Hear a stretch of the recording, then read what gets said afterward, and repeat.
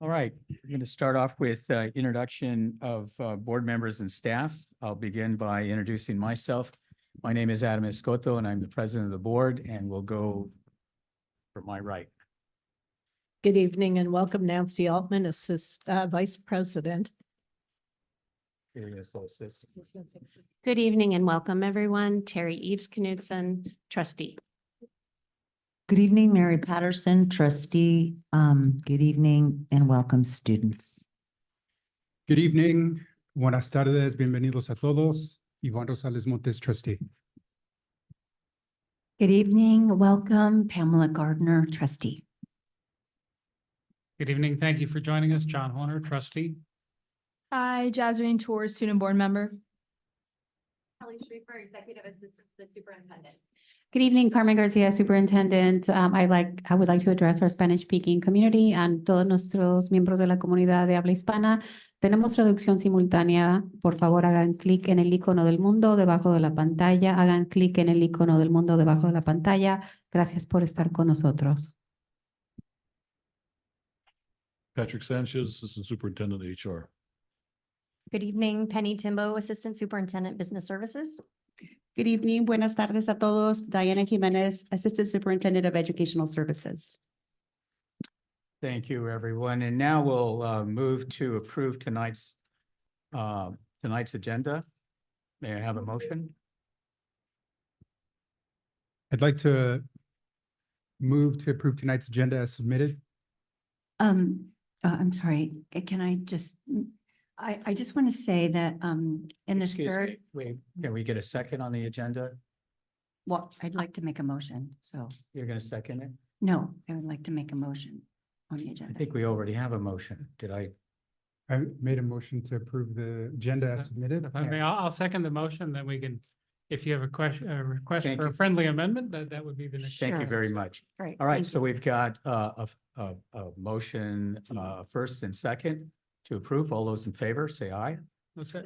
No, I'm sorry, I have a, So, That's If okay. the motion maker will accept. got it. a All right. Yeah, Friendly I'll, amendment. Please excuse me, trustee Gardner. Please. sure, no problem. So I just would like to, make a motion to table agenda items H2, superintendent staff reports, and H4, board member reports until after agenda item 12 budget has been shared and discussed with our school community and the community at large, in a spirit of transparency and an effort to keep all of those in our audience who have attended either in person or on Zoom, hopefully not waiting that late into the evening.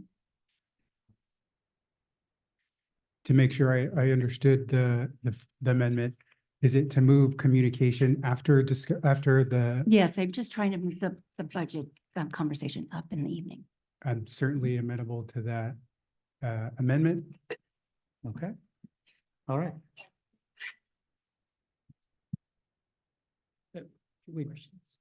Oh, Yeah, and H2 and H4, H2 and 4, correct. is that it? Okay, got that.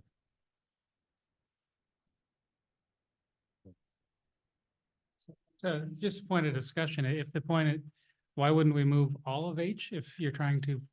Well, I'm fine with that. I just didn't want our student board member to get home too late. No, it's okay. Okay, I'm okay. all right, that's fine. That's fine with me. So what I'm hearing is there's a request to move the H items to after the I items. Point of discussion, how many employees are in the audience for H3? Do we have employees waiting besides, I see Mr. Levis, Ms. Vandeventer. Do we have other employees waiting for H3? Understood. Okay, so we do have people in the audience for H3. So, Well, that's why I did leave it at before the budget. So I'm just, all I want to accomplish is moving the budget topic up as much as we can. Just for clarity, then it's moving, keeping the unions able to speak school board member if she wants to, and public comment where it is. And then the board reports and the superintendent and staff report are what would come after, correct? Correct. If I may add, you would be moving the student board member till after the items, which is not what you were Well, intending. and that's fine. Again, I just wanted to be conscientious. So for her my sake. recommendation would be to move all of H to after the agenda. If I'll withdraw my motion. Yeah. All right, I'll make a new motion then. I move to approve the agenda with the exception that H be addressed after I rather than before, so that we can get to the other items more rapidly. Thank you, trustee Horner. Can I get a second? I'll second. Thank you, trustee Altman. All those in favor say aye. Aye. All those opposed? And I'm sorry, student board member Hua. Aye. Thank you. I apologize for that. All right, motion carries. Regarding closed session, there's nothing to report. Item F, approval of minutes. I'd like to move to approve minutes, Mr. President, from March 5th. Thank you, trustee Patterson. Can I get a second? And second that motion. Thank you, trustee Rosales Montes. All those in favor? Aye. I did it to you again. Didn't I? It's okay. But, well, I'm going to ask you right now. Aye. Thank you. Sorry, trustees, all in favor? Say aye. Aye. All those opposed? Thank you.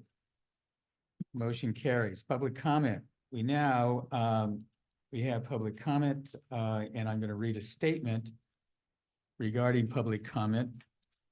Members of the public may address the board on any topics not listed on the agenda. However, the board may not discuss issues raised that are not listed on the agenda.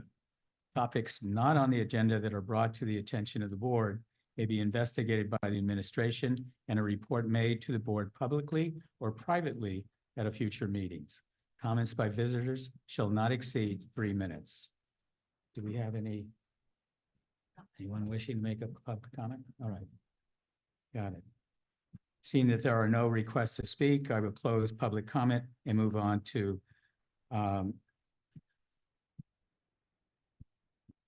because we changed things. So we're going to go to I. All right, I'll catch up. So we're going to start off with general business, public session items for board discussion. Vamos And we'll a start off with- discutir lo que son los temas. I think that was our concurrent translation. Moving right along. Item I1, Career Technical Education, Dual Enrollment Presentation. Assistant Superintendent Jimenez will introduce and staff will present this item.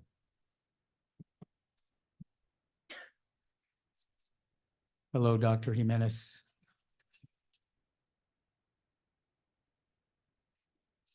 I'm going to ask my team to get ready because we're going to tag team this presentation. We have a lot of people eager to share what we're doing for college and career readiness and career and technical education and dual enrollment. So I'm going to wait for the slide to come up. That way we can view it together. Do we need to dim the lights or would that be helpful? That's different one.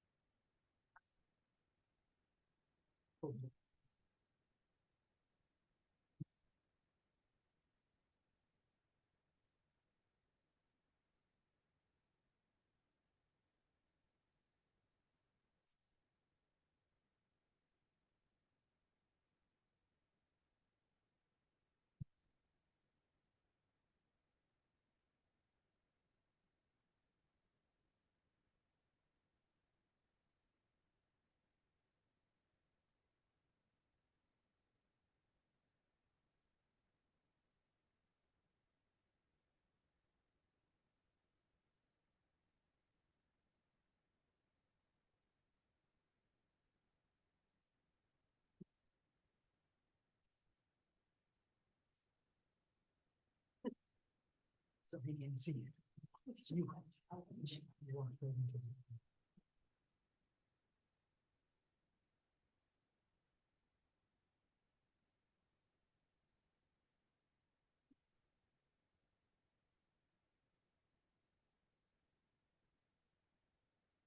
All right.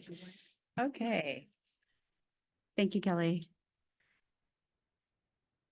Well, tonight we bring you an update, and we have a lot of folks that have participated in the creation of this presentation. I wanted to make sure that we give the folks at our staff and our administrators who are at the site doing the heavy lift every day on all of these programs and services that they have an opportunity to share with you. So you're going to see a lot of people come to the podium kind of back and forth. And so I want to make sure we give them credit for the creation of both the presentation and then what they'll be sharing with you today. So if you can go to the next slide, please. So I'm doing just the introductions and then we'll get started. Well, one of our goals on the LCAP is related to advancing college and career readiness, right? It is one of the 8 state priorities, right? Increasing achievement and making sure that every senior who walks across that stage is prepared for whatever opportunities they want to pursue, right? Whether that is hands-on, right? 4-year institution, 2-year institution, whatever career, right? That they're ready with the skills that they need to be successful. It's also college and career readiness is also one of the indicators on our California dashboard. This year, there is not a dial like they normally is for all the other areas, but I do want to give you a little bit of runway what is going to be on that dial beginning this coming spring after students complete their end of the year assessments. So if you can go to the next slide, I won't read every single detail. Oh, forgive me, I jumped ahead. So we wanted to put go ahead. Sorry, Kelly, that was me. I'm just excited to have all the speakers. They're like, I just met with them upstairs. It's really exciting. I can't wait for them to come and share what they're doing because I think every time I meet with our fabulous staff and administrators and I get to see what happens. I come from secondary, so perhaps I'm a little bit biased, right? CTE and dual enrollment really have a really special place in my heart. I was a dual enrollment teacher who taught at a high school that also taught, those college courses. So I'm very excited for this presentation. And so we wanted to give you just a little bit of background. As you know, all of our presentations to trustees, they're also become tools that we can use to share with the community, right? Why we have programs and services. And so this is a list of the top skills for 2025. And I think as you hear today's presentation, you will know that these skills are deeply entwined and embedded in the work for CTE and dual enrollment, right?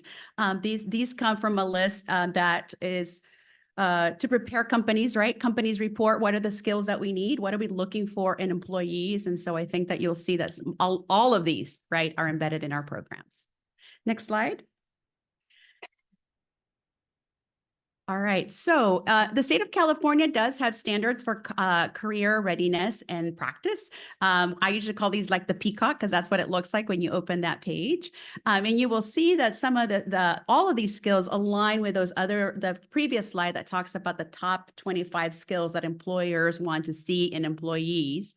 The career readiness and practice are fundamental standards that students need to be able to transition to post-secondary education and the workforce. So there's a nice weave between what employers are telling us, right? And a variety of reports and also what we have to guide our conversations about our getting ready, readying all of our students for post-secondary life.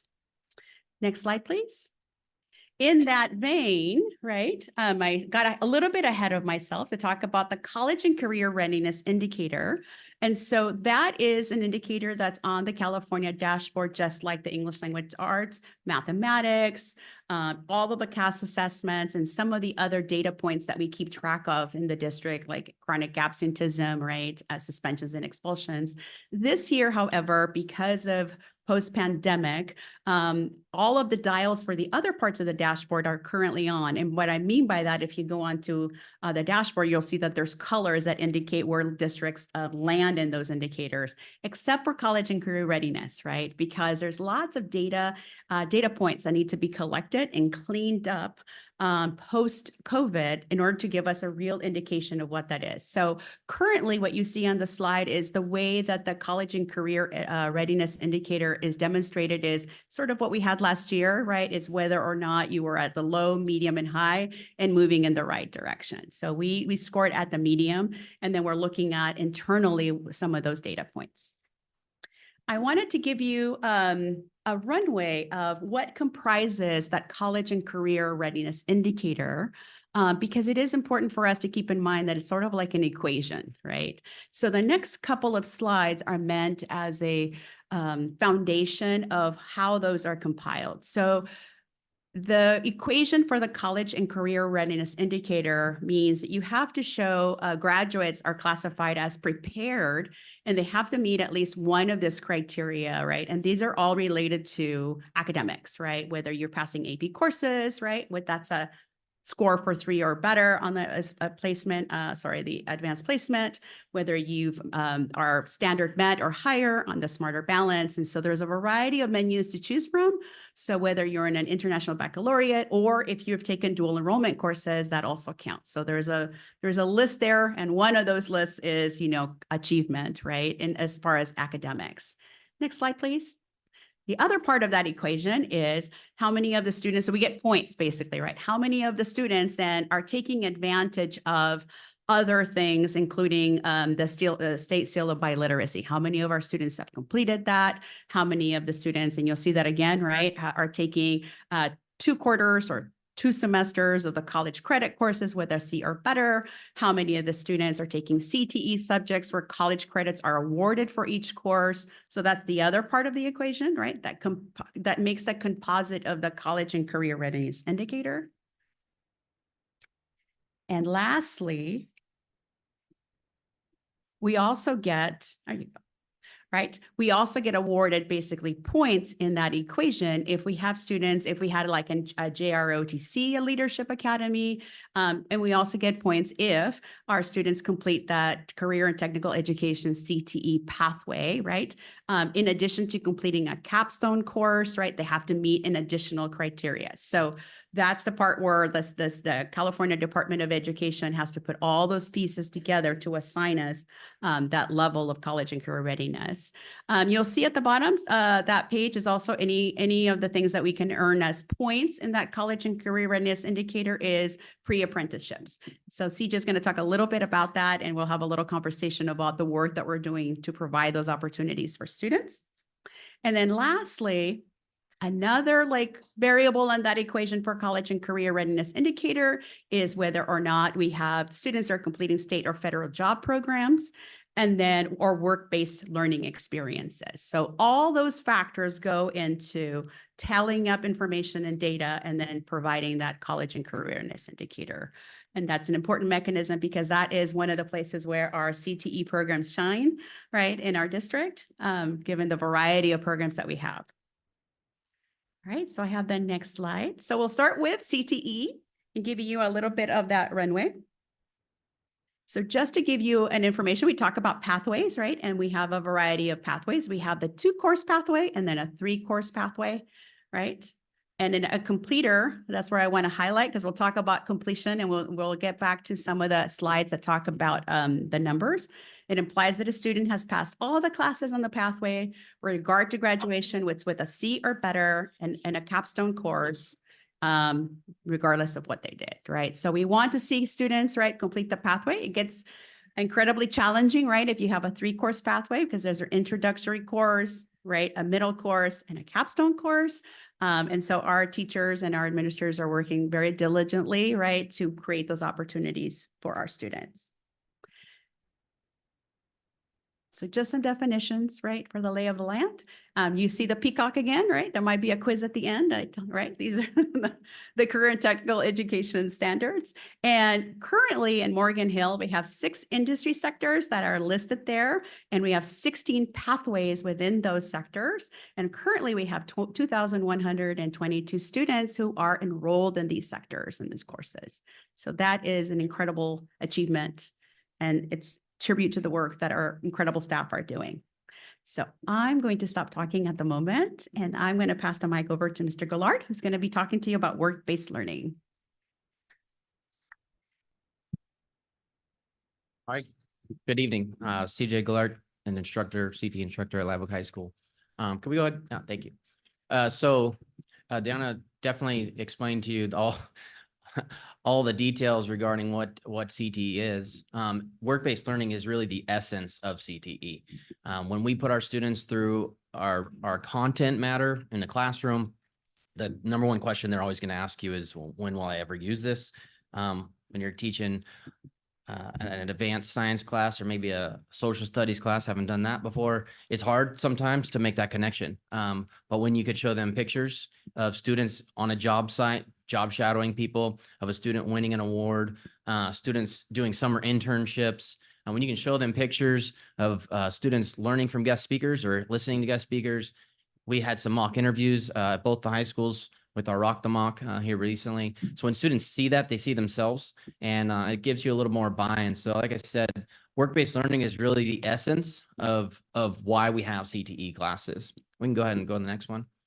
To help bring that essence to the classroom, we also need to make sure that some of these industry experiences. It's very difficult to bring people from the industry to then bring them into education, right? So oftentimes what we have are people in education with some industry experience, and we want to get them more of that industry experience. So personally, I was able to do an externship a couple summers ago, which is really, really great. Spent a couple weeks shadowing superintendents of residential and commercial construction programs and picking their brains and learning a lot from them. We also have teachers in our district and at both high schools who they themselves work within the industry in their spare time or part-time. Mr. Abiam Alvarez has already done 4 different shows this year. So when we talk about the essence of CTE and work-based learning, we want to make sure that the teachers themselves have opportunities to grow professionally. And we've seen some of that. Thank you.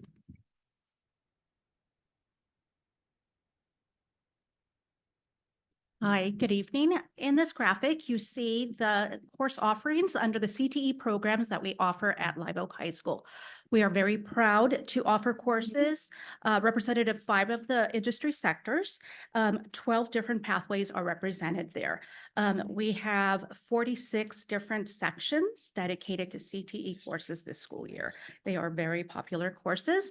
Some of our more popular pathways are within the construction and woodworking options, also in the food services. But at the same time, we are also moving in the direction of including new pathways. For example, the 3D design and product development. Another area in which areas in which we are expanding, we already had, for example, maybe an introductory course, but now we're moving into the concentrator and then the capstone are in the areas of performing arts for drama and also for information technology with our introduction of intro to computer science. And then we have the 2 AP course offerings to back those up. And now Teresa.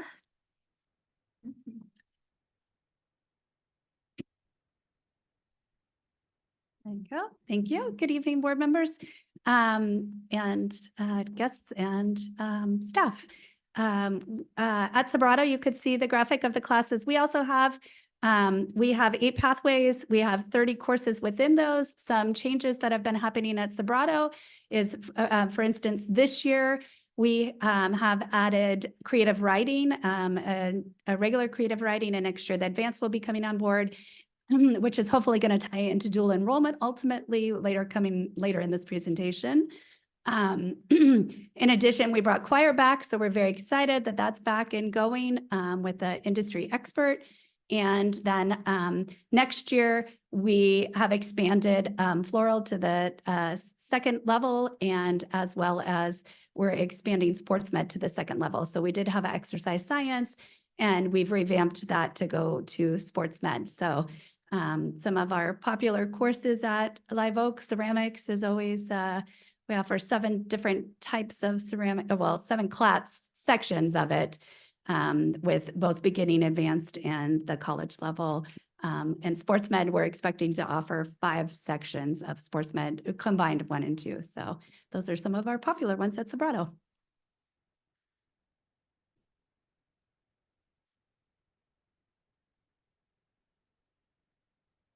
Good evening, everybody. My name is Nicole Jorgensen, and I am the teacher at one of the 3 teachers at Live Oak High School representing agriculture and natural resources.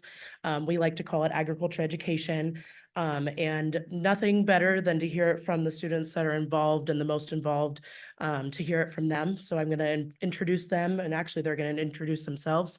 But they're coming up behind me, and give them a warm welcome. And then if you have any questions for me, please let me know. Hi, I'm Emily Glenn, and this is Abby Ellingston, Gabby Benitez, Lily Hansen, and our ag advisor, Ms. Jorgensen. And we're here today from the Morgan Hill FFA chapter at Live Oak to discuss with you the importance of the agriculture pathway at both high schools and the impact that FFA has on us and our peers. Did you know that nearly 1 million students nationwide are enrolled in agriculture education and participate in FFA, making it one of the largest youth organizations in the nation? We are lucky enough to have this popular education pathway through agriculture and natural resources sector at both high schools at Morgan Hill Unified School District. Agriculture education has been a part of Morgan Hill's education system since 1929. That's nearly 100 years of agriculture. Classroom activities include diverse opportunities such as A through G accredited courses, as well as hands-on work experience and the development of life skills, helping our students discover their career paths. Floral design, for example, at Live Oak allows for students such as myself to create floral design arrangements and sell them to the community. In addition to our classroom opportunities, education allows for students to be able to realize success through our vast opportunities offered through leadership events, work-based projects, public speaking competitions, and career development events. Ag education, by nature, is designed to be an efficient, high-performing, work-based entity. As part of our curriculum, includes SAE projects. SAE projects, which are defined as supervised agriculture experiences, are where students are able to experience diversity of agriculture industries and gain exposures to agriculture-related career pathways. Collectively, FFA members earn more than $4 billion annually through their hands-on work experience. This is able to look different to every student, catering to their needs and interests of each student. Popular outlets are raising livestock through our county fair, working at a local agriculture-based company, or even acting as entrepreneurs and developing their own business through the vessels of agriculture education. Ag education goes far beyond the classroom setting, between allowing for career-ready and leadership practices through competitions, such as public speaking and complex competitions, such as floral judging and poultry judging, which has respectively been very successful for our school this far. In addition, Live Oak's very own chapter president, Isabella Jeffrey, won and qualified the state finals in the rigorous competition called extemporaneous public speaking. This is where she was tasked with picking 3 agriculture topics out of a hat and then selects one to have 30 minutes of prep time and then perform a 4 to 6 minute speech on the topic. At the regional competition, she selected urban farming as her topic and highlighted our very own Fright farms and vertical farming techniques, showcasing our local community at the regional level and connecting the bridge of our agriculture education at Live Oak High School to the broader agriculture industry. Career technical education and ag education allows for students to excel in something much larger than just themselves, all while allowing for students to get hands-on experience or further their own education and prepare for the workforce. Thank you for your time this evening. Thank you.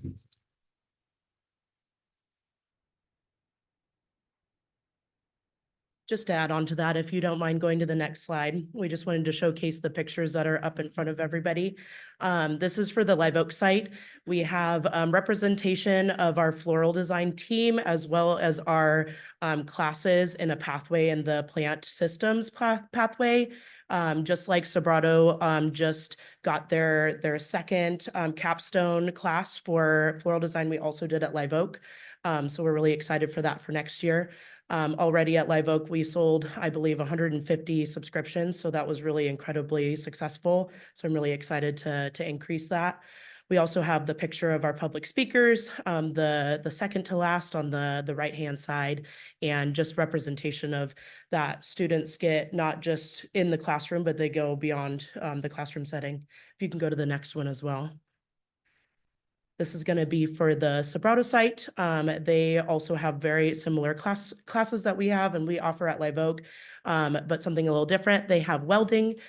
We are actually at Live Oak going to be adding farm to fork next year, which will be a really unique class as well. And then they also, again, like I mentioned, have floral design. Thank you so much for your time. Thank you. By the way, is Isabella Jeffries, is she here tonight? She's actually so diversely talented. She's at a lacrosse game, so she's pretty. Well, we certainly want to extend our congratulations to her. What an amazing accomplishment. Please. All right, it's going to be hard for me to follow up Miss J and her amazing students. You guys are incredible. Okay, so I'm going to be help representing the arts, media, and entertainment. So I'm filling in for Miss Ray today, who's covering, was it photography, graphic design, and yearbook? If you wouldn't mind going to the next slide. And would you please introduce yourself? Oh, I'm sorry. See, I'm already not as good as them.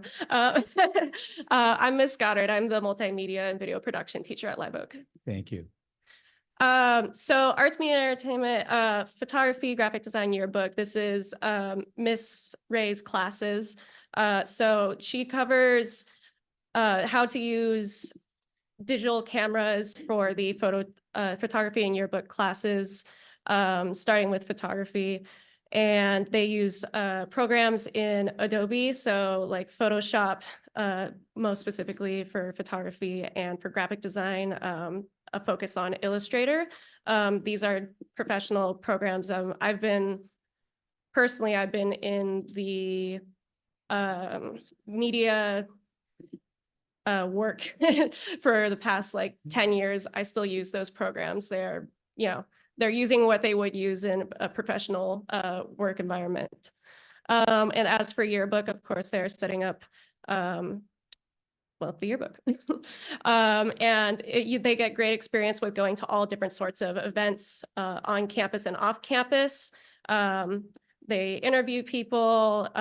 It's just a great way for the students to get a taste for kind of everything that goes on campus. And this is also, all of these classes are great for collaborating with other sorts of CTE programs, which if you move to the next slide. Thank you. My class is one of the classes that works great alongside our photography, yearbook, and graphic design classes. So for example, in multimedia right now, well, I guess I should first explain what multimedia is. Multimedia is the use of various mediums to create things such as film. We have an emphasis on creating films. So they learn things like how to make everything from like music videos to short movies to promotional work. And right now we're working on creating murder mysteries, which has been a lot of fun. Yeah. And we're collaborating with Miss Ray and her graphic design classes to help make movie posters for their movies. So it's an awesome opportunity to get collaborative in that way. Other ways we've gone collaborative with other CTE courses is we had a guest speaker not too long back, I think like a month ago. And he's a professional voice actor, which worked well with both multimedia as well as drama. So they got to learn about, not only just like how to create a voice, but also how you would fit those voices into your film work. So it was a nice collaboration between those two. And then video production, that's the second course in my pathway. Video production, I guess a better way to explain it would be it's like a video journalism class. So these students create our news program. I have teams assigned for every day of the week, and they will go out there, get the news. So if there's events going on around campus, or they interview, like if sports events are going on, they might interview some of the teammates, which you see on kind of those pictures on the right side there. They also get to work in more professional settings, like they have an anchor room where they work with lighting and reading off prompts. And I feel like I'm missing something. All those things. They interview, and it's really great actually too for promotional work, which I feel like is important in basically any walk of life that you decide to go through, any career that you decide to take, no matter what it is, great to have that knowledge behind you. So whatever you're doing, you're able to promote your work. And I think that's it for my slides. Yeah. Thank you.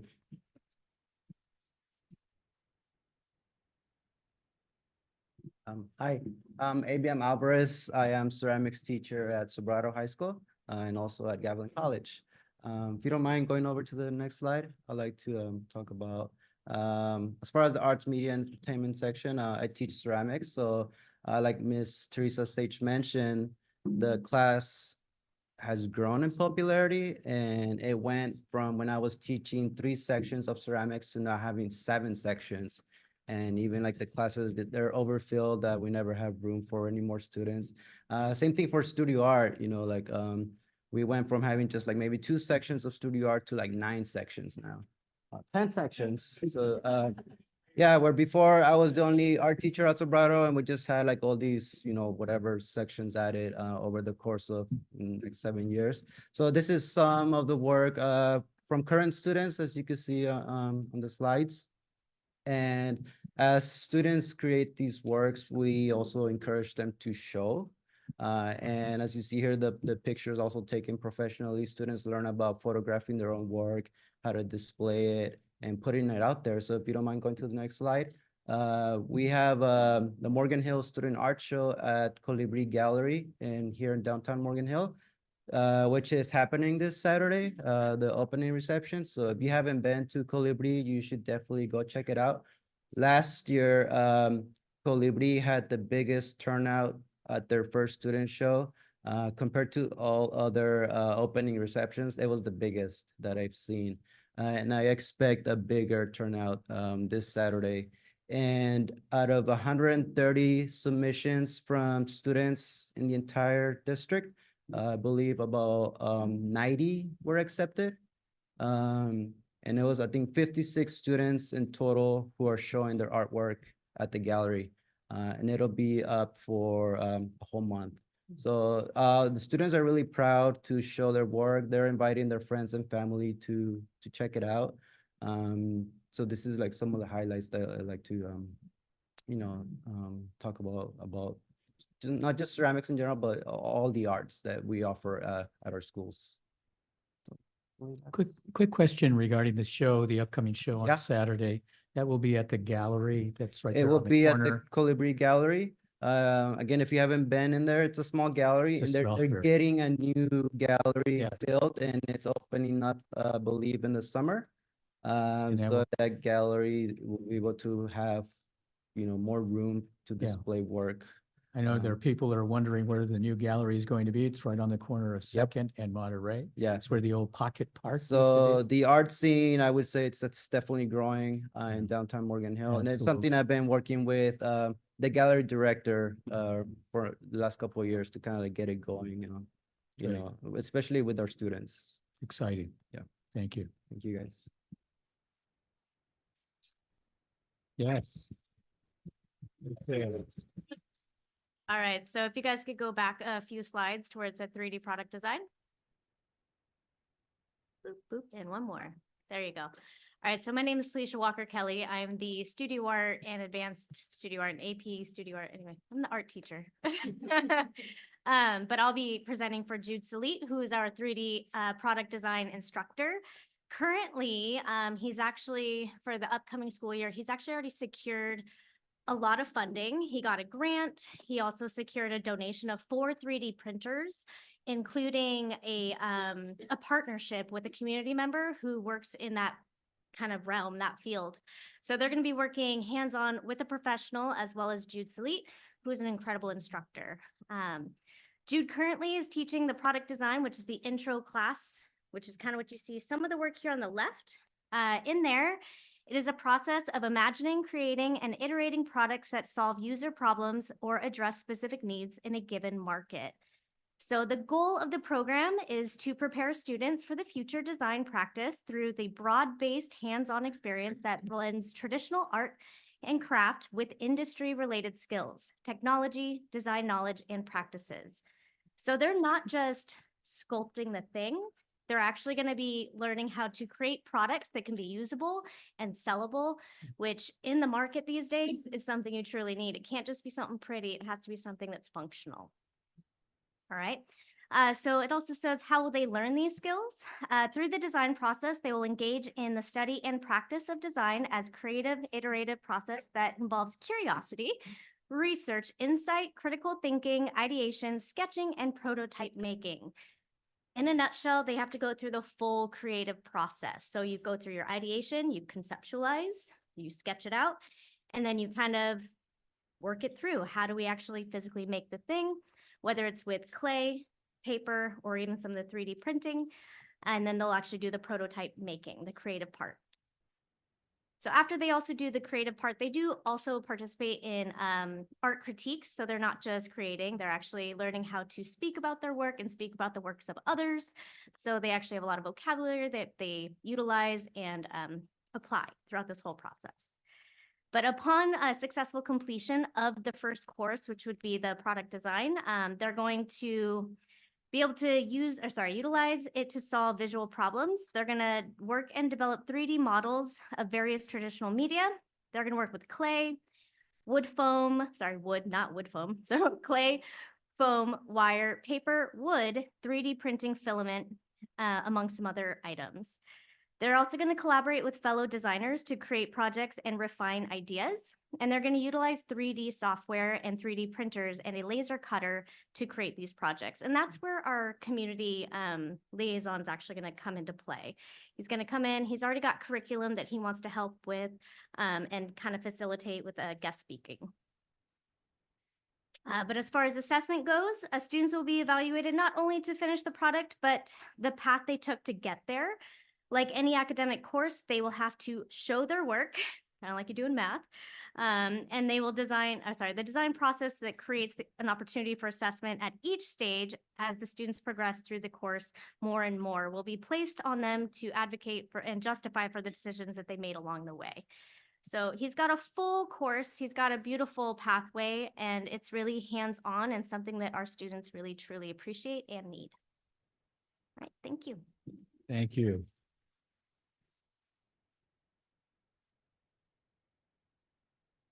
Okay, good evening again. CJ Glark.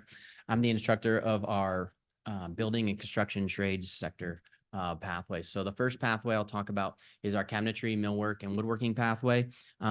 What's really fun about this is it's an opportunity for students to create and learn a skill set, learn to work with their hands. When you think of high school wood shop, you probably go back to your own days of being in a shop class and maybe made a cutting board or a keychain holder or something of that nature, and you probably still have it and it's probably tucked away somewhere and you look at it and remember your woodshop teacher. But anyway, you're laughing because it's true. But so when you think of the woodworking program and the woodworking pathway, what you're going to think is that that's our level 1 class. But in our level 2 class, we take it to a whole nother level, and that's our focus on cabinet making. So we secured a CNC last year. So students are currently being trained how to run the CNC. We have some software. We talked about teachers going through industries, and so I was able to do some training on our software. And I did that last summer. So we have software, cabinet making software, which is pretty spectacular. It partners within SketchUp. So it works, it's an extension inside of SketchUp. So students are trained in SketchUp. Students are then trained in Aspire so they can create the tool paths to cut out cut out these parts. We're currently rebuilding our shop, so to speak.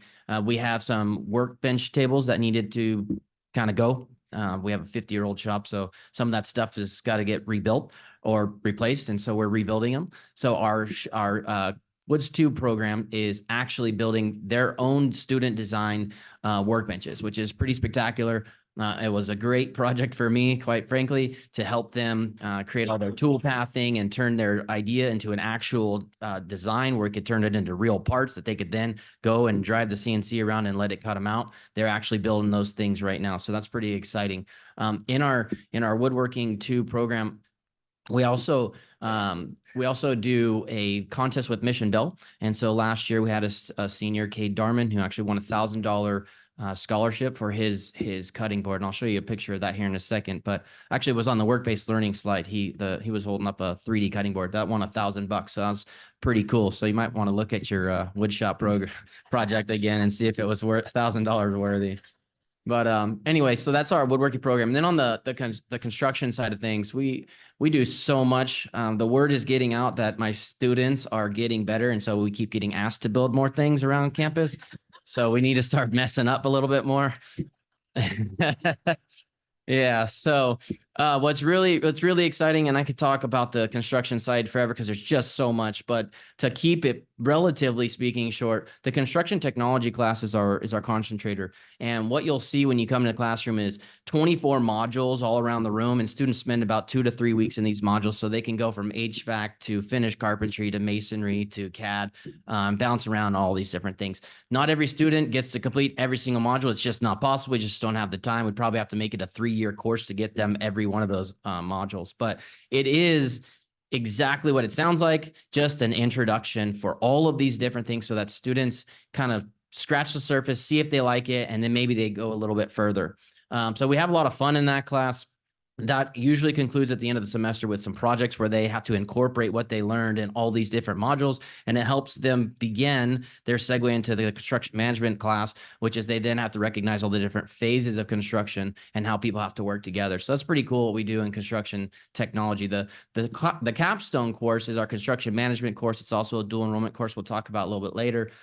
In that course, we spend a lot more time talking about commercial construction and phases of construction and degrees you can get, or the construction management degree you can get, and the many job opportunities out there.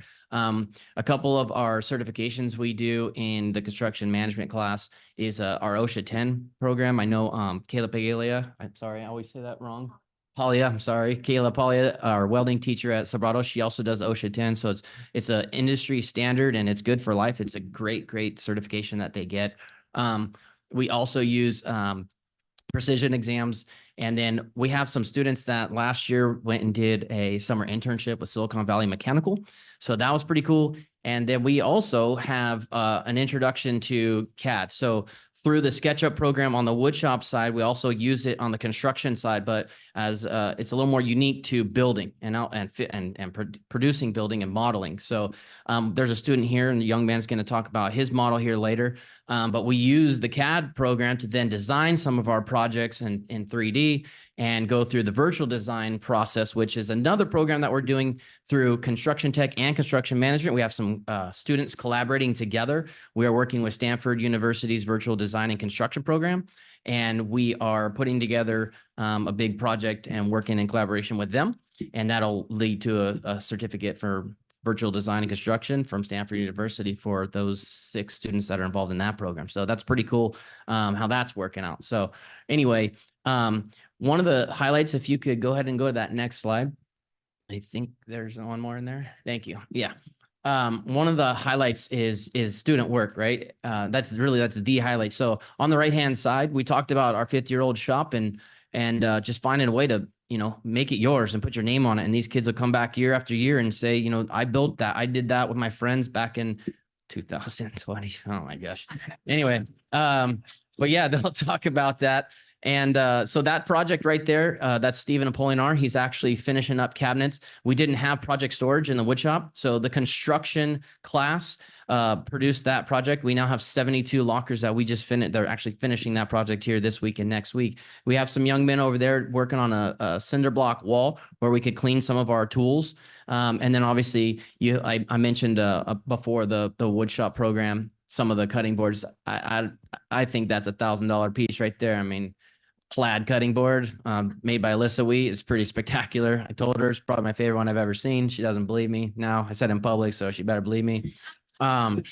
And then that bottom left-hand picture you see, very, very proud of that picture for all of our students and proud of our program and the growth we've had. When I first took over, we didn't have 2 separate pathways. It was Woods 1, Woods 2, and then a construction class. They didn't really jive. It was kind of weird. We split it up. We've worked pretty hard to create 2 very distinct programs. And that picture there is a barn that we built out at the farm next to the greenhouse. And we're very proud of that. That's took 2 classes, 2022 seniors or construction 2 class and the 2023 construction 2 class, built that thing from the ground up. And I got so many other pictures to show you, but I'll spare that for another time. So thank you.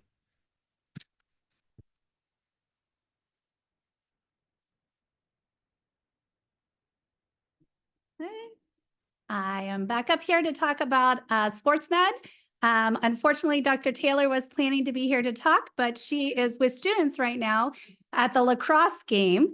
And with the schedule change and with a timeout for a medical, she is working with students. She's literally putting her sports med into work. So she has students go and she supervises them. They help get athletes ready for matches, games, whatever they're doing, and including like wrapping, taping, those types of things. And so she supervises them. So it's real world experience for them. In addition, her students become CPR certified in CPR and first aid. So they walk away with that, which is also very helpful, particularly if they're going to work at like the aquatic center in town or whatever, that it requires that training.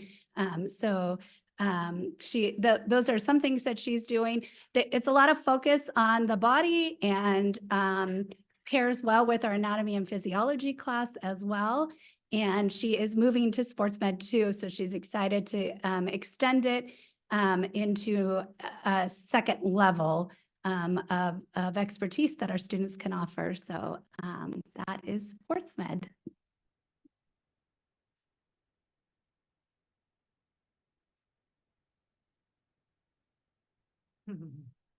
Hi, I'm Terry Rounds, and I am the teacher for the advanced foods class and culinary. And we are a 2-course pathway. When I started teaching at Live Oak, we didn't have that, and now we do. So it's something to be proud of for our kids. Advanced foods is very popular. We're looking at what we call reverse verification lists right now, which is looking at the students that have signed up for next year to make sure that they're, qualified. Anybody can come into the first year, but the second year, should they be there? We have almost 300 students signed up for 180 slots in foods. So it's everybody from students with autism through AP students. They learn to work together collaboratively in teams. It's personal nutrition, it's personal finance, it's technique and terminology, safety and sanitation, kind of things you need to know to be an adult. And so that class is very popular. Some kids choose to go on to culinary, which has more of a focus of the culinary industry. And those students take the ServSafe exam and get their food handler's license. And then they're able to go out and get employment. They contact me sometimes after graduation saying, can I get a copy of my license because my new job needs it? And the district funds that. So we pay for the 3-year license. So that's useful for them. And I have articulation with Mission College. What that means is that if a student takes culinary twice, which they're allowed to do, and then they decide to go to Mission College, which is the Santa Clara County Junior College, which focuses on hospitality, tourism, and management. They can, if they do it twice and they pass with a passing grade, they can get credit for the first year course at Mission. And so that is a nice benefit. We haven't had anybody actually do that yet. I've had some kids take the class twice, but it's more about the food. So. And I guess the relationship, we have a good time together. What you're seeing there is on the left side, The first lesson of this new year for the second year students was learning about salads. And so they did a variety of salads. They made homemade mayonnaise, they made bound salads and plated salads and salads with vinaigrette and all of the different classifications. The plate in the middle, eggs Benedict, and they made the English muffins, they poached the eggs, and they made homemade hollandaise sauce.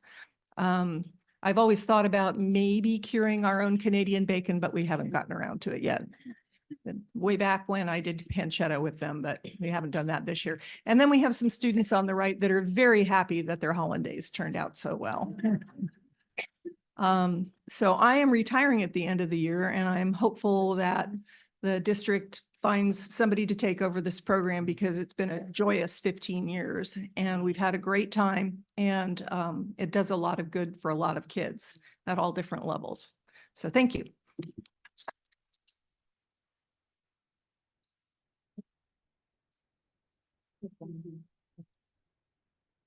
So more pictures of the wonderful creations of our students. It really smells good on campus. We really know when the students are in the kitchen and cooking, and we always kind of just sneak in to say hi and to see if there's any samples. Mrs. Rounds is really good about bringing to the office, though, when there are some leftovers, and we definitely do enjoy them. Next slide, please. Both Live Oak and Sobrato offer the pathway within the sector of information and communication technology. Sobrato has offered the computer science course, which is like the introductory level, and then they have the option of the AP courses for the students to complete the pathway. At Live Oak, we are gladly going to be next year offering that introductory level course for the first time. So then now it's a pathway for our students, hopefully in the next 3 years then to follow up with the 2 advanced placement computer science options. In the next couple of pictures, you see the examples of the work of the students. Especially, it's really fun to go into this class when they're coding and trying to do their projects in order to submit, especially for like the AP placement. The kids are having fun, but at the same time, they get frustrated when we write one little error in coding and that it doesn't work.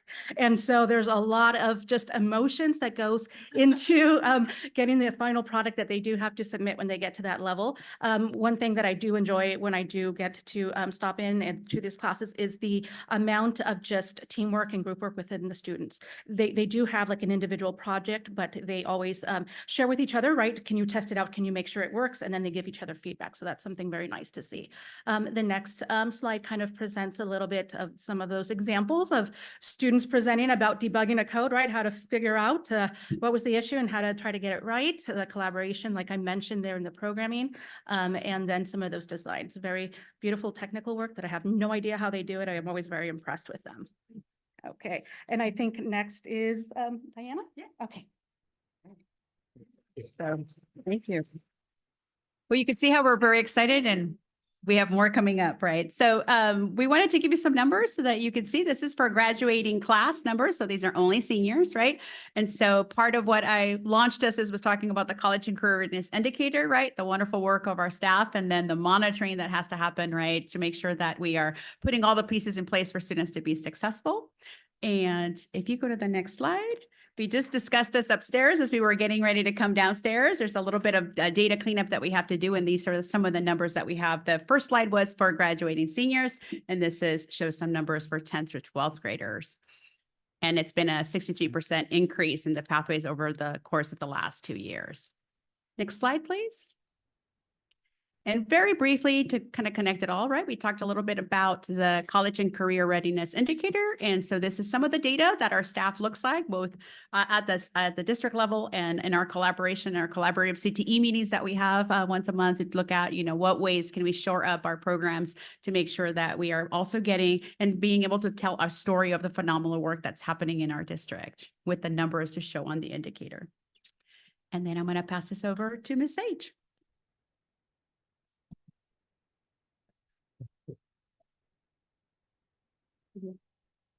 And I'm back.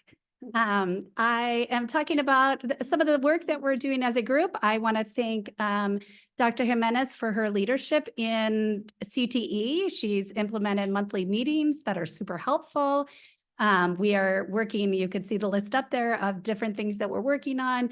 One that I'm excited about is a handbook, kind of a playbook of what CTE looks like, what are the different components to it, and how to make it sustainable regardless of who's in whichever position. So that's something that we're working on with the department chairs and the for CTE, as well as the principals and Deanna and several other district office folks. So we're excited about that.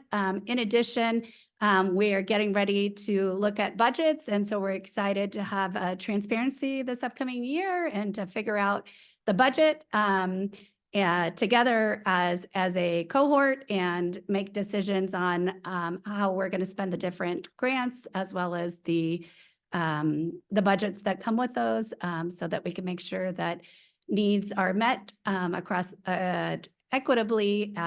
Some years there are expenses in certain groups.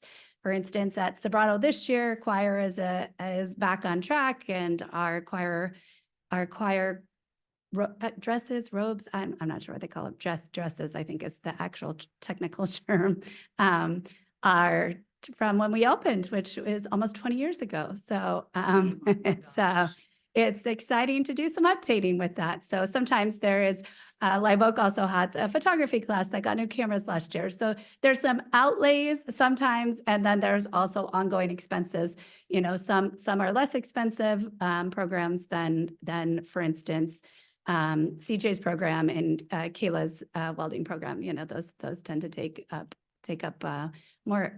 So you have to disperse it depending on what people are having to pay for. So those are things that we're working through with the budget and grants, hopefully upcoming grants and things like that. So that's what we're doing with that.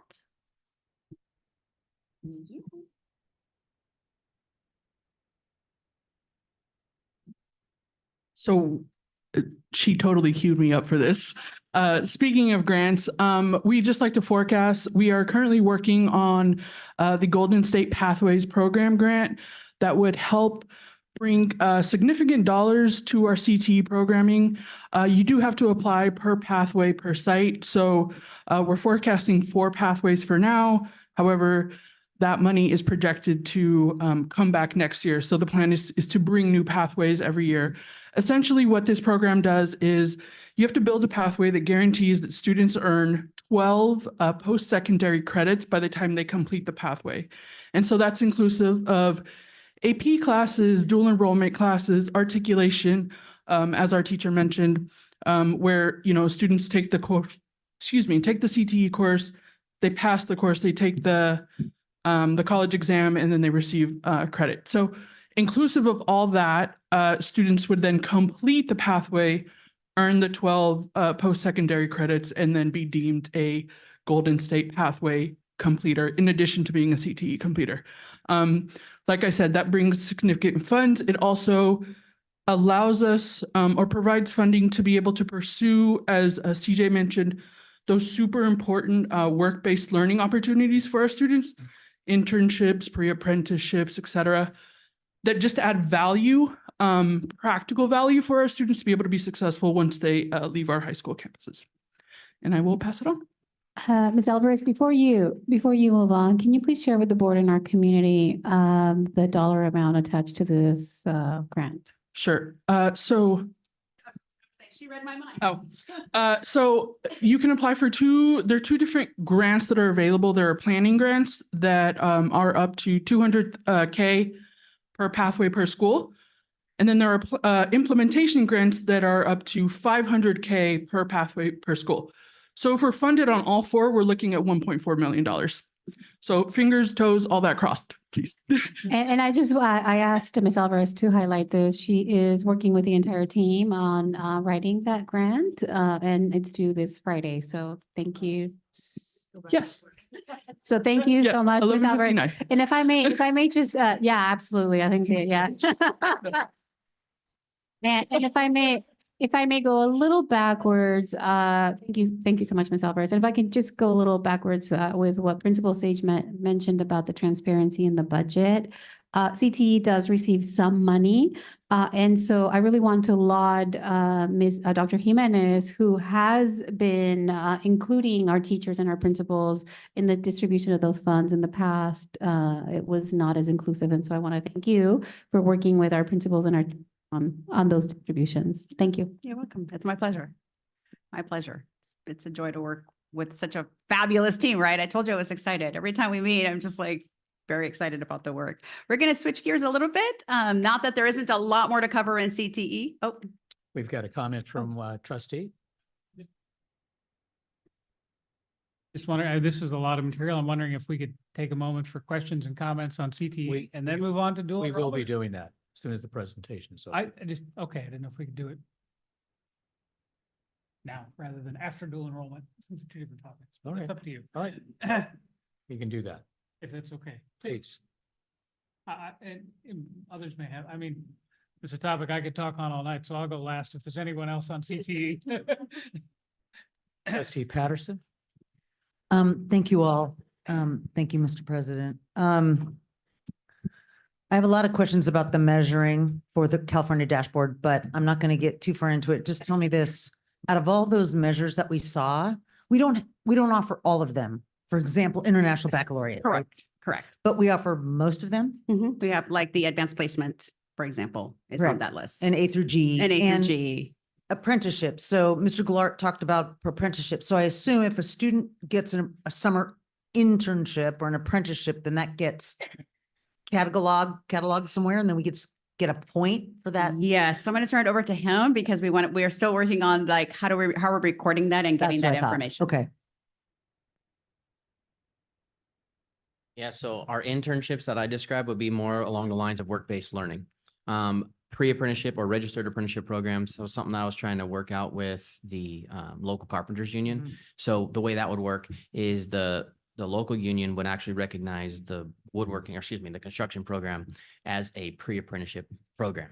If that were to occur, there'd be a registered pre-apprenticeship, and then that would meet one of those indicators. So what you're asking, what I was talking about falls more under the category of work-based learning.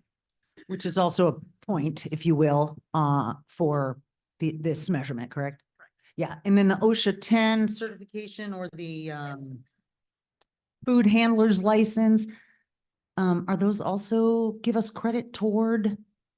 No. That's not on the list. Okay, got it. And then my last question is, Ms. Jorgensen, did I hear something about selling subscriptions? Yes. To floral arrangements? Yes. Offer our floral subscriptions each year. My program will speak on that since I'm a teacher for that, but we do one for a full year, and then also we do semester-based. My personal program runs off of the 6 major holidays within the year. And so I have collectively with some individuals. I'm sorry if I can just interrupt you for a moment. If you come up there. I think We- I got we- the we've gist got- of it, but that we- there is a holiday-based and otherwise based annual subscription to floral arrangements. Asking for a friend, how does one sign up for that? Yeah. I'm sorry. I was remiss to make sure that our Zoom Sorry. audience is able to hear. We'll make sure that when the parent squares come out in early August, we'll forward them to you so you can click on the Google form and I have a subscription. Thank you. Trustee Rosales Montes. Thank you, President Escoto. Thank you, Doctora Jimenez and team for the passion, excitement, and sharing all the tremendous accomplishments with us. 63.3% growth over the last 2 years is tremendous. In looking at the LCAP mid-year report, one of the things that I honed in on were our students who are identified as English language learners and their or at least completion of the pathways relative to other identified groups. What's only reported in that document is the completers, but I'm wondering if you can speak to participation in how that compares? Right. So the last, like, for example, 3 years, we looked at that data together, right? Both the administrators and as a team. I think we've seen an increase in the number of English learners, right? If they are still English learners and they're taking ELD, that sometimes takes the place of one of your electives. So it becomes a little bit more difficult to complete. But we definitely is something that we're tracking as far as data. Also, the students, not just who are English learners, but also students with IEPs. We track that data because we want to make sure that they have opportunities to fully participate in the programs that we have in our district. So what I'm hearing is, sometimes because of courses for English language development, that your schedule just gets a little bit shorter and you have one less elective. So the sooner those particularly long-term English learners can be reclassified, it frees up that period for them to explore other elective courses in our high schools. Thank you, Dr. Jimenez. And my next question is, could you speak to, tremendous successes all around.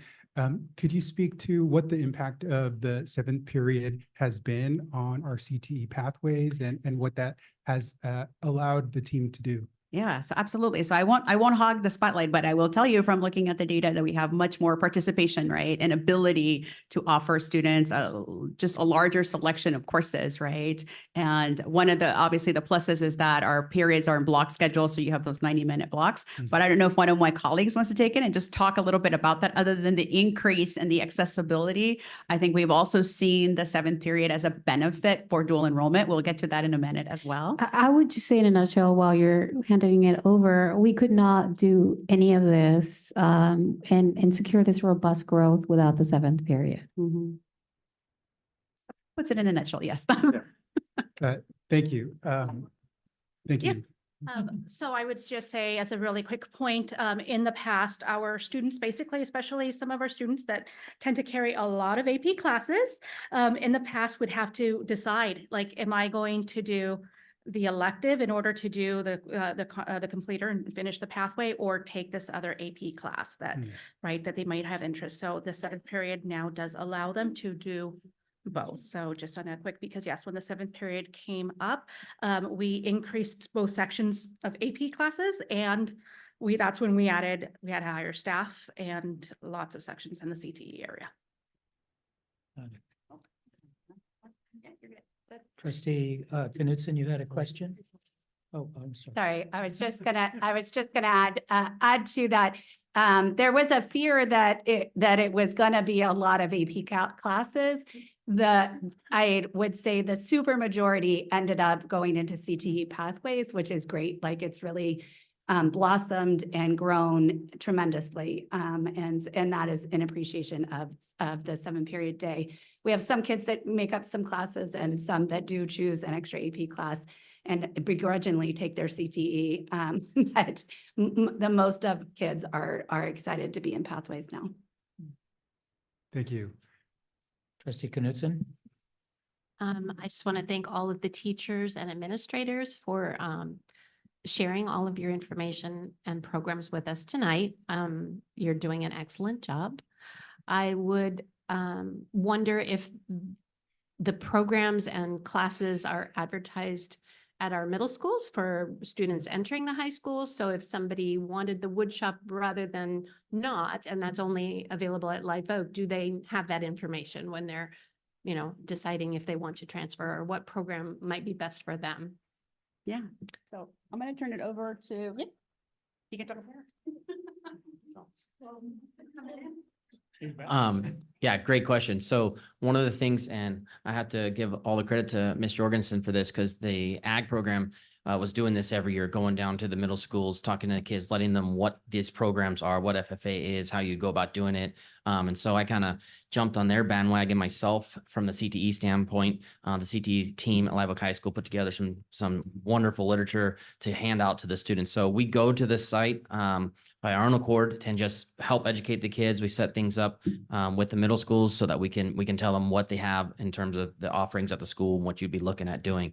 We try to do that before the counselors go or sometime within that time period. So that way it all kind of starts to click. They're thinking about A to G requirements, classes they need to take, and then electives, what they would get to pick. And then usually Sobrato will do the same thing at some point if they can organize it the same day, great. If not, it it's fine. And they would do the same thing for the kids. Most of the time when we go there, the kids are like, I'm going Live Oak, I'm going to Sabrado. They already know. So it's more about what classes they want to take and what we have to offer. Thank you. Trustee Altman? Thank you. If there's a quick answer to this, and I'm looking at Penny and Lisa, I think on this one, back, I'm really old and I used to be an ag teacher. And we got paid by the Smith-Hughes Act federal funding that was directed at vocation agriculture. We used to have ROP, which I think is gone.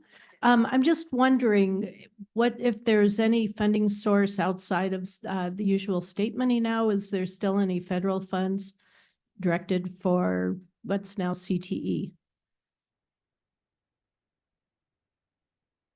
Sure. So go ahead. I think Deanna mentioned a few of them. There are some funding sources, but I think they're very minimal compared to what all of those other areas that we used to have. So additional grants and the dual enrollment will definitely increase. Okay, but not because it was a whole different Right. finance stream and things changed. Right. That's okay. And Yeah. I'm just gonna, Lisa might have some concrete information on exact resources that CTE has. So, no.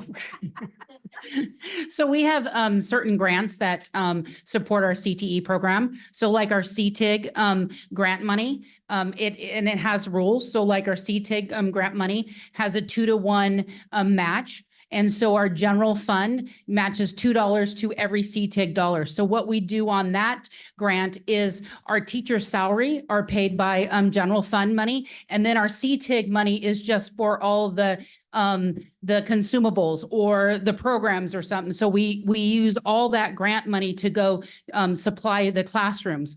Again, we have our AIG grant. That's a 1-to-1 funding. So again, every dollar that we spend on that grant, $1 comes from general fund money. But again, we try to balance it out. So all of the grant money goes to establish the nuts and bolts for the classrooms. Does that answer it? It does. Yeah, things change. And we still have our Perkins grant, which is small, but it's still there. Trustee Horner? Thank you. Yeah, thank you for all this work. The first time I was in this building, it was 2010, and I was meeting with then Superintendent Wes Smith just as a local business person, talking about how we need to do more of this. And it's just so exciting to see how much has transpired in the now, oh gosh, 13 years. I'm getting old too, since then.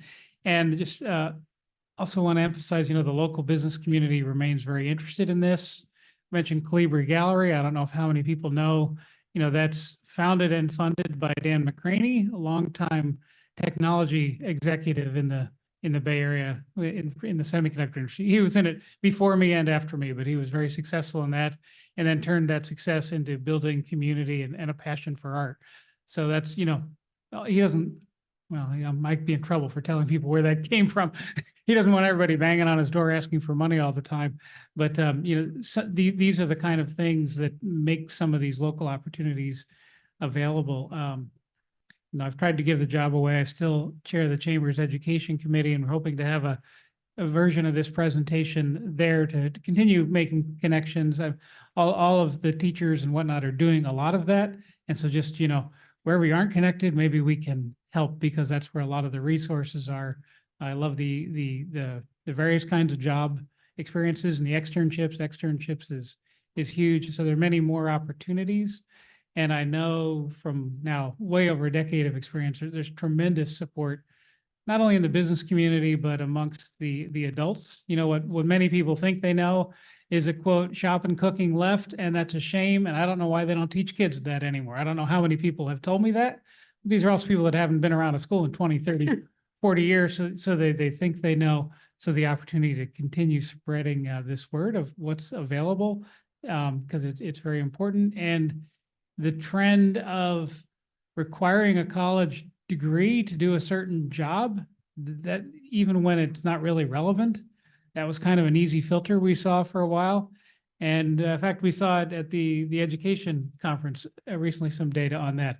Many companies are rolling that back and are relooking at, okay, for a given job, what do you actually need to have demonstrated knowledge of don't say I need a 4-year degree or a master's degree if it's not applicable, but the industry certifications and those kind of things you're featuring in there, that's huge. And what we want is every young person to be able to grow up and pay their bills, right? And there are a lot of ways of doing that. So just thank you so much. I appreciate all the effort and growth, and continue just to commit whatever I can do, outside of this role to be supportive. Call me, text me, grab me at Nob Hill. I'll do whatever I can. Thank you. Got it. So on that note, having grown up here my whole life, it takes a village, it takes a community, really. So you're happy to know that Kayla Polya and I pronounced her name correctly this time, sorry. We both attend the Rotary Club's vocational committee meeting monthly. So they have a monthly meeting. It's just a small committee. The vocational committee has met with us and talked with us, and they reach out constantly. That is a tremendous asset. So those wheels are already turning, just so you know. I've also presented to the Rotary Club as a whole about work-based learning and where they can get involved. We have a lot of people willing and able and ready to jump in and support us in that. As you know, the Chamber of Commerce comes to both the schools and supports us in a lot of different ways. So we have the resources within our community. The next step for us on these grounds is to actually lock them down. Former trustee, Ms. Roscoe, and her husband, Michael, they own an electrical engineering company.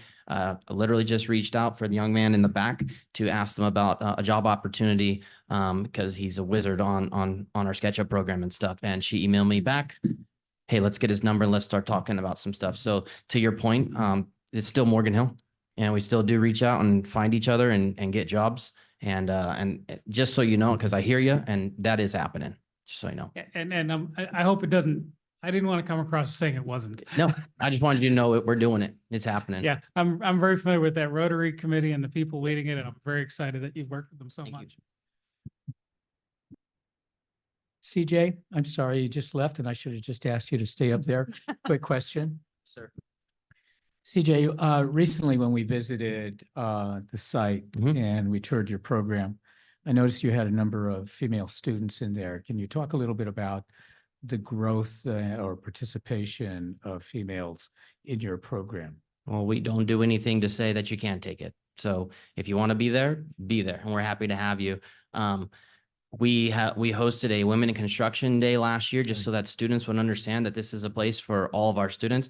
I spend a great deal of time during our construction classes talking about the many different career opportunities in the field or in the construction industry that are completely unrelated to actually doing something physical and are still just as important. Right. I come from a construction family, so I've seen women do tremendous things. So it's not that we're out there directly recruiting and saying we need more girls to enroll in this class. We just make sure we let everybody know that this place is for anyone who wants to come in these doors.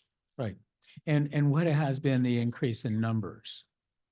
In our construction program, we had, let's see, in the construction 2 class, that's an easier count. We had 3 the year before, and then it increased to 4. And then this year we're down in our level 2, but we're up in our level 1. Yeah. So it really kind of just depends on what the students are choosing to do. The Carpenters Union had asked us to put together a full plan to try to increase enrollment of female students so that we could secure their apprenticeship.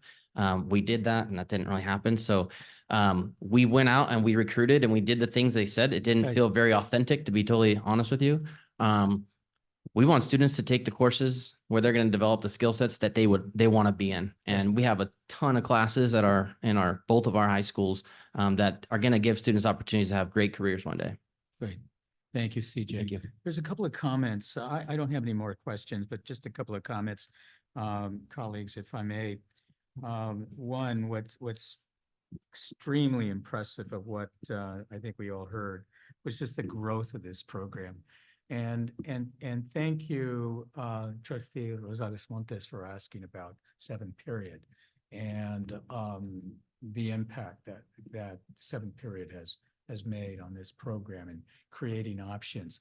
Thank you for sharing about the fact that students have had this dilemma of having to pick and choose whether they were going to take advantage of the opportunity or an AP class. And now the options seem to be there, which is priceless. The other thing that I wanted to share or simply say, is Terry Rounds, I think I know the answer to this question. What can we do to get you to not retire? Take your time.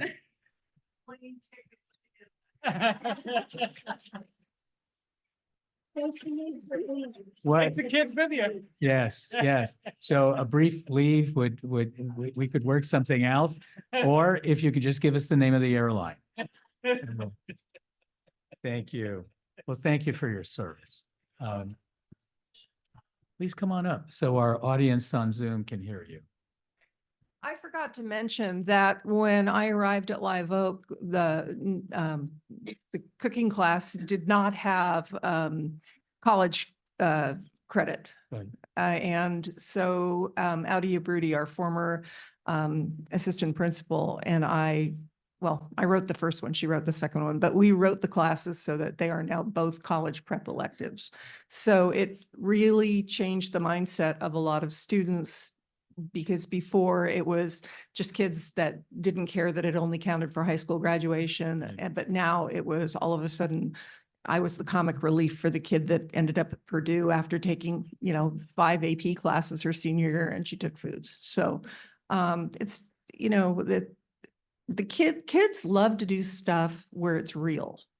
And it doesn't feel real necessarily in a classroom where you're doing the English or the math or the science or the other things that we all know they have to know and they have to be able to do.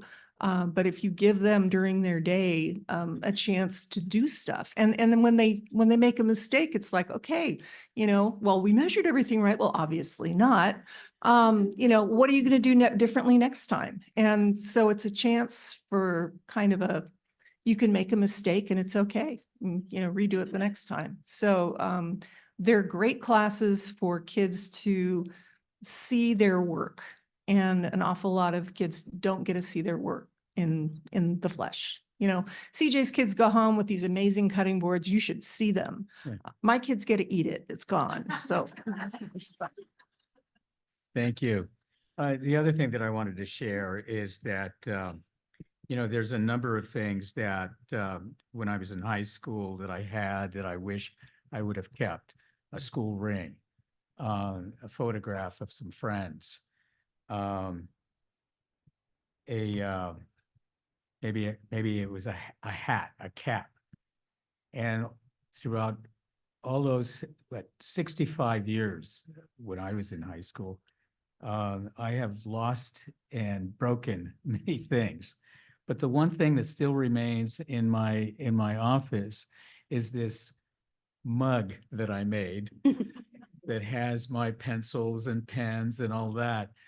How and why that lasts, I was asking myself that question, and I think I know the answer. So thank you for the presentation. Thank you for what you shared tonight. And I think we're ready now to shift gears. Mr. Scotto?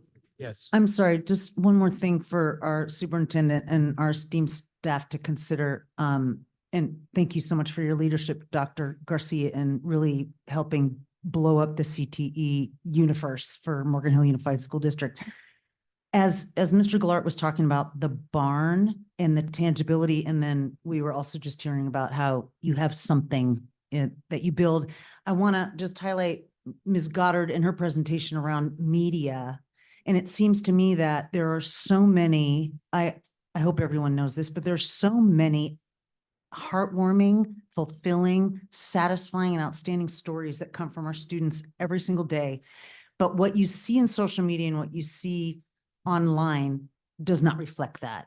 And if there was some way that we could utilize and harness the power and the voice of the individuals in Ms. Goddard's class to publicize the riches of the Morgan Hill Unified School District, I think it would be tremendous. And to leave behind something tangible like the barn, like the food, and like the flowers, our media students also have that capability to leave something behind. So putting them together with Ms. Bays, our communication coordinator, or something to really start getting the message out there when the social space and the digital space is so crowded with negativity. I would love to see our students be able to blast their good works in the in the digital sphere. Trustee Patterson, that's excellent. And idea. just so Thank you know for that. too, there are multiple Instagrams by both schools that will highlight a lot of that student work. So we have a Live Oak CTE Instagram, we have Morgan Hill FFA Instagram. So you will find some of those social media outlets. We are actively using that and putting the students' work out there for everybody to see too. The promo videos is what I want to see. Thank you, Ms. Goddard. All right. I think we're ready to move now. All right, we're shifting gears to dual enrollment with some of our same staff, wonderful staff, sharing some of where we are at the moment. If you go to the next slide, Kelly, please. So obviously, all of you know that in the summer of 2023, the board approved the CCAP agreement that allows us to have dual enrollment classes. So listed there on that slide are the 8 courses that we've had this school year. Some have been in the brother or sister course in the spring, right, that follows. So welding 201 and now welding 202. We're hoping to have welding 203 in the summer. That's a little bit tricky. So we've been having discussions. I can't tell you how much I really appreciate, just like we're doing with CTE, we're having monthly collaborative conversations with the principals, our CTE instructors, right? And really talking about next steps and how do we need to shore up some of these classes. So we're going to give you some like facts and figures, and then we'll highlight a little bit about the dual enrollment courses. And I'll turn it over to Mr. Paredes. Hello, everyone. Jorge Paredes. I teach mathematics at Sobrado High School. And I also teach a dual enrollment course. So we're going from CTE that's like, you know, rolling and growing to a baby, something that's new. But I'm really glad and excited that we have this program here and that our community gets to tap into this potential here. It provides students with a unique opportunity to take college courses other than just APs. Students can potentially earn college credit, and it also, some schools take that transfer credit there. They also are enrolled both in high school and the community college, so they can tap into the resources that are available in those community colleges. And these are college classes taught by us, teachers from the district, but are also hired through we go through a hiring process through the community college. So we're tapping into this wealth that we already have in our district. And to me, that's super exciting. Like I get really excited when I get to teach this class. Next one. So here's some benefits. You know, classes are free. They're students, they are within their schedule. They don't have to drive to college during the day to go to these classes. It just fits right through their 1 through 7 schedule. They earn credit, and some kids like that. They also get that GPA boost. It helps break down the barriers to college entrance for first-generation college students. And teaching math, I know math sometimes is that barrier or hurdle that kids need to either break if it's a barrier or just jump over it so they can get into the field that they like. And students are more likely to complete a certificate or degree when they transfer. So here's Mr. Alvarez to continue talking about. Next one. Mr. Alvarez, ceramics teacher at Sobrado and Gavilan. So this is just some information about what our research says about dual enrollment. So normally like higher rates for high school graduation, which is a 7% increase on average. Also higher rates of college enrollment, which is 15% increase on average, and higher rates of subsequently completing a college degree, about 25% increase on average. If you don't mind going to the next slide. So this is what the dual enrollment program looked like for this year. For the fall semester, there was 148 students enrolled across the 4 courses. 47% of those earned an A in their course, and 93.8% earned a C or above in their dual enrollment course, which is pretty good.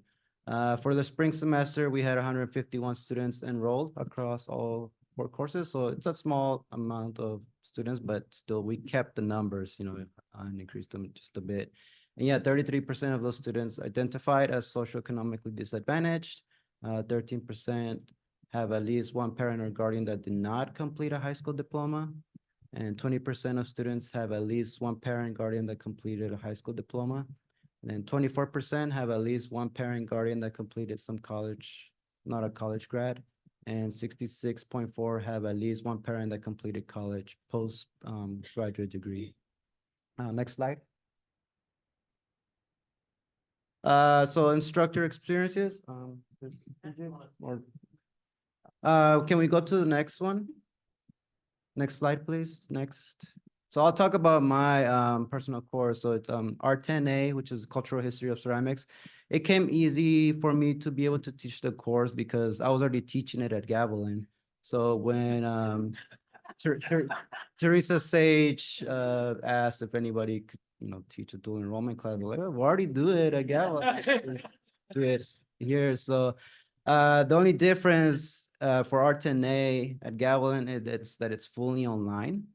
But at Sobrato, the kids get the experience to be in the classroom, which is totally different from doing it online. Think about Zoom, how that was, and how difficult that could be. But students in this class for the fall learn about history of ceramics and how, the different cultures experimented with ceramics, pretty much how ceramics came to be all the way from culture of Africa and all these different ways of making ceramics and how it came to be. So these are some examples of projects where first students are drawing, making a hybrid of an African inspired vessel, and then Peruvian moche vessels, and then also tiles, like European tiles. So they're learning all these techniques from different parts of the world. They're learning more than my regular ceramic students are learning about. And this is for the fall semester. And next slide, please. In the spring, they move on to do Art 7A, which is the beginning ceramics course that I teach at Gavilan. And students are creating projects. They're more advanced than the actual beginners from Sobrato. And because these students already have the experience from Art 10A, when they come into Art 7A, they do a lot better compared to my Gavilan students. So the assignments, I challenge them to create assignments that are a little bit more advanced than my Gavilan students because they already have this experience. I don't want to bore them with like a coil pot. Like instead of a coil pot, you're going to make a sculptural vessel that could be a representational of something. So these are just some examples of works. The first one was it was a cultural statue because they already have the history that they learned from history of ceramics. The student on the left, she created that figure inspired by Aztec culture. The one in the center was also inspired by, like European statues. And two of these pieces are actually at the Colibri student show that got in. So, and they're doing really well, compared to Gavilan students. These kids could, if they decided, they could move on, go to Gavilan and start by taking my Art 7B class. And they would succeed because of all the experience that they're coming in with. A lot of these students have also had previous experience from previous classes. So they're coming in with like already years of doing ceramics, doing really well. So I expect them, if they wanted to continue doing ceramics in college, they would do really well because of all the experience they've gone through. That's it for me. Thank you, guys.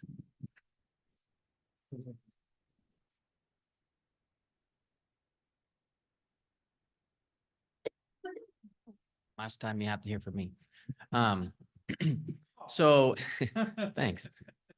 About, let's see, what was it? It was 2022, about November, December, 2022. I had reached out to Gavilan Community College. There's a professor there who teaches construction management, and talked to him a little bit about how we can work together and set my students at Live Oak High School construction course up for success. And the ball just kind of kept rolling. We kept talking, and we went from articulation agreements to dual enrollment, and now the kids have to call me professor when I'm mad at them. So, But yeah, so anyway, the construction management class, if you didn't already know this, Gavilan Community College offers a 5-course program. It's a construction management certificate program. They actually adopted the program or the curriculum, excuse me, from Chico State University. Former graduate and student of mine, Jacob Conlon, was a big part of that. Again, we keep it in the family here in our community. The Conlon family's been here forever. And Jacob went to Chico State and he tied a lot of those professors to Gavilan. They brought that curriculum down. In the meantime, he was kind enough to get his old teacher involved in that process as well. And through Jacob Conlon, he also is a superintendent with SC Builders, so another one of our industry partners.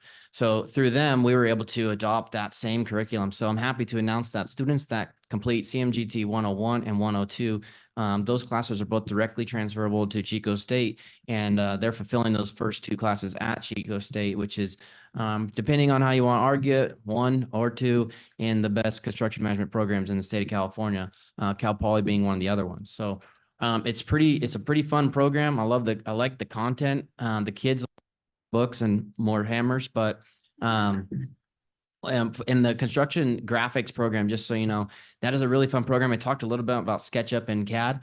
We will be starting here soon our Revit training. So Revit is a building informational modeling software that they use in the construction industry. And you can literally tour an entire building in 3D before the building's ever even built. It's pretty spectacular. The kids will be working on that here soon. So just so you know that's where the industry is pushed for, is more the virtual design and construction and BIM modeling. So that's what we do in construction management. It's been a lot of fun. It's been a bit of a juggling act to get them outside at the same time as get them in a book too. So it's a little tough at times because they would rather sit outside and read the book, but we do our best. That picture on the top left corner there, if you know Mr. Green, and if you're sitting up there, you know Mr. Green. Jim Green over at Britton Middle School had reached out to us and asked if there was any way the construction management kids could support rebuilding the long jump and high jump pits for the middle school track program at Britton. So we actually have a construction management group of kids that goes down there, and that's an old picture. They're almost done with the project now. So that's pretty fun. They had dirt delivered just yesterday. Actually, they'll be getting done with that. So, and then on the bottom, you could see one of our pictures there on the bottom is a tour at Paragon Mechanical, and coincidentally, not so coincidentally, because I put the picture there. The picture that you can't see is on the TV screen is them learning about BIM. So that was actually a field trip we did last year. Next week, we'll be going back to Paragon, taking a different set of students, and then we'll be heading up to Palo Alto for a job site walk at a Google job site that SC Builders is hosting. And once again, those industry partnerships coming in pretty handy. I'll go ahead and talk a little bit to welding there for Kayla. She's again wearing one of her mini hats. She's at state conference, right? So the kids in her welding program and also in my construction class, they both get their OSHA 10 certifications. And then Kayla teaches them 7 different types of welding. I can't speak a whole lot on all the different types of welding that she's doing over there, but I know that her students love it, and I see a lot of their work because we share some pictures back and forth every now and then. We'll see some of their work and stuff. So I'm not sure the exact arrangement. If Teresa, if you had anything else to add for Kayla's benefit here, but I know that the 201 and 202 programs, she and I both did the same thing through GAP. So those are also through Gavilan Community College. We're both adjunct professors as well as Jorge and Avian. Thank you.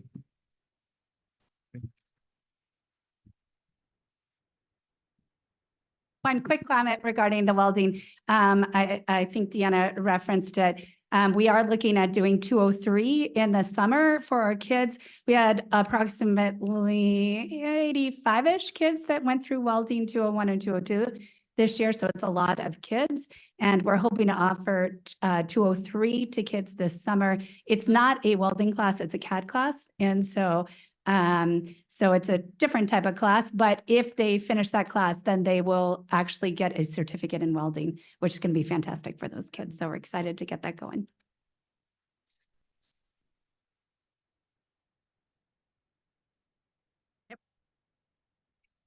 All right, I'm back. When I was looking at the slide, maybe you guys can look at this and see how much of these you remember from high school. Yeah, Common Core did it again. No, I'm kidding. No, this is a college course here. And it was an opportunity for me to take my major in mathematics, what I studied in my master's degree, and really just throw it at the kids through a really surface area level that you get to experience all the range of mathematics at a conceptual level. You know, you don't get to go deep into, you know, the practice and everything, but you get to see a little bit of everything. And yeah, it's sold to the kids as, you know, once you get this math course, this could be the last math course that you need. Of course, I try to convince them otherwise, but they don't usually know that. You know, I try to, you know, teach it and, you know, develop that passion of mathematics to flourish on their own. But yeah, you got some fractal projects here, which I think about it as geometry, and then you teach it to a student and he thinks it about in a different way. And he takes like a drawing of a hand growing into another hand. And I put it in my classroom, and like my younger kids, my IM1 kids are like, what's going on over there? You know, they're interested. And like the program is growing, and it's all because of my students. My students go and talk to other students, and then I see kids walking around and they're like, hey, I'm gonna take your class next year, or like, and I don't even know them. They're excited for this class. So I'm really glad that we have this opportunity to bring this to them. Thank you. I'm still here. So here's some comments that some students said about these classes that they taken. This class was a great experience, and I would definitely recommend. Maybe one back. I think they said recommend. Yeah, recommend this program. And like I said, student voices is spreading through the class, and now I have twice as many kids, you know, trying to take this class next year. This is from an Art 10A student. I really enjoyed this class and the projects we did throughout the semester. Those projects look really great when they walk around with them. For welding, thus far, this course has been extremely satisfactory. And then for my Math 14 class, we covered 11 chapters in one semester. And like, you know, when we finished the whole semester, kids were like, can't believe I just did that. Like, and it's like, you know, you challenge them, you put some support in them, and they're proud of what they're able to do. So the speed for this, the speed was more, for sure, more than a regular high school class. Yeah, I'm done. Sorry, so just to add to that, part of this feedback, we're always looking for feedback. How do we improve? What do the students think and feel? So we partnered with Gavilan College to collect student surveys at the end of every semester, just like students do. If you remember in college, you took those anonymous surveys. So this is part of that. We receive the feedback, and then we can sort of go through it and make adjustments as necessary.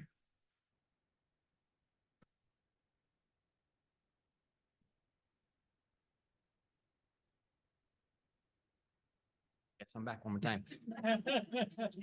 So I'm very, very happy to present tonight's student speaker on behalf of the construction management program, young man who put together this model of the farm. I mentioned the project that we're doing out at the farm. And so that is all, that rendering is built by him from the ground up. So our guest speaker tonight is Justin Coughlin.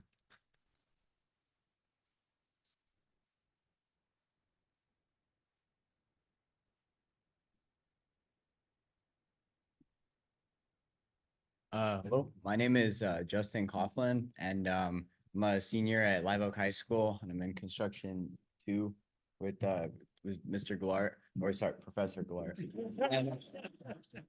And I designed this 3D model of the farm of the project we're currently working on for the Stanford BDC project, and I built it in SketchUp for schools. I had to open it under one of the free tutorials and then delete the tutorial in order to make it so that I didn't have to pay for the program. And then so all the models and the textures were either included with the program or I found on the internet.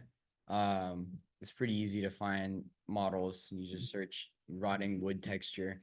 And so in our project, we are replacing the electrical appliances at this farm. So all of the the entire model is to scale.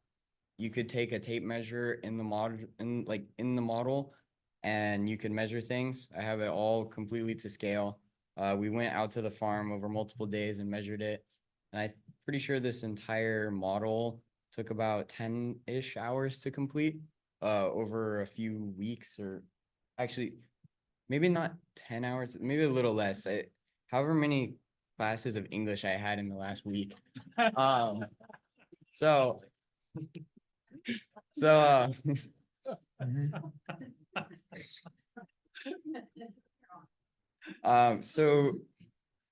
all of the conduit is to scale as well. So currently, we know exactly what we need to be replacing and with what size. And I've researched how much wire and what gauge of wire we're gonna need for all the conduit. And we have a full material list provided by Mr. Gillart. And then our tradesman, Ryan Julian. And so we've all worked together to make this project happen. And so this is all SketchUp. And so I'm very excited to be getting into the new Revit program because it will allow me to make more accurate models, and then I won't have to delete the tutorial every time. And so if you ever see a large bill from Mr. Gillart, then you know that it's going towards better programs for our students. So, thank you.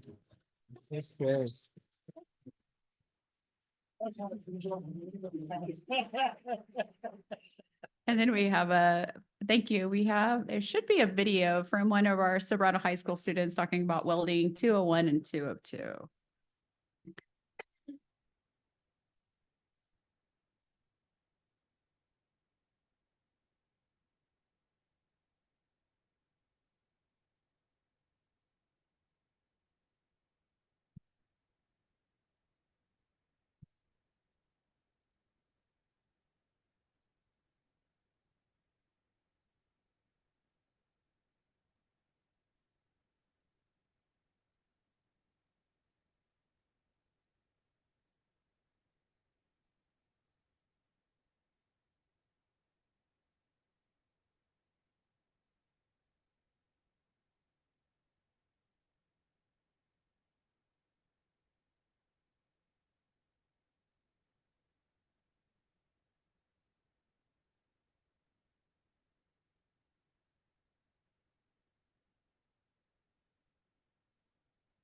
Is that a LA Dodger sweatshirt that he's wearing?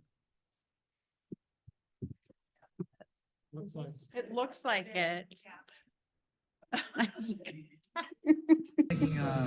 Welding, and I usually want to take dual class for ag welding. So ag welding, it just helps a lot of people with you can be really hands-on. I'm really hands-on. I didn't have an option for after high school, but now since ag welding came, now I have a bright future ahead of me because of this. And the GPA boost, it really does help with grades, especially for people that are doing sports, especially because sports is pretty hard to get on the grades. So the GPA boost does help a lot. So yeah. Hi, my name is Braden Oswald. I'm currently enrolled in welding 201 and 202, and I really like it because it gives me an awesome GPA boost, and I really like learning hands-on things. What I like about being dual enrolled with GAB is that I get a GPA boost, some college credit, and it's really a hands-on class. And I also get to learn more in depth about welding experiences, and I really like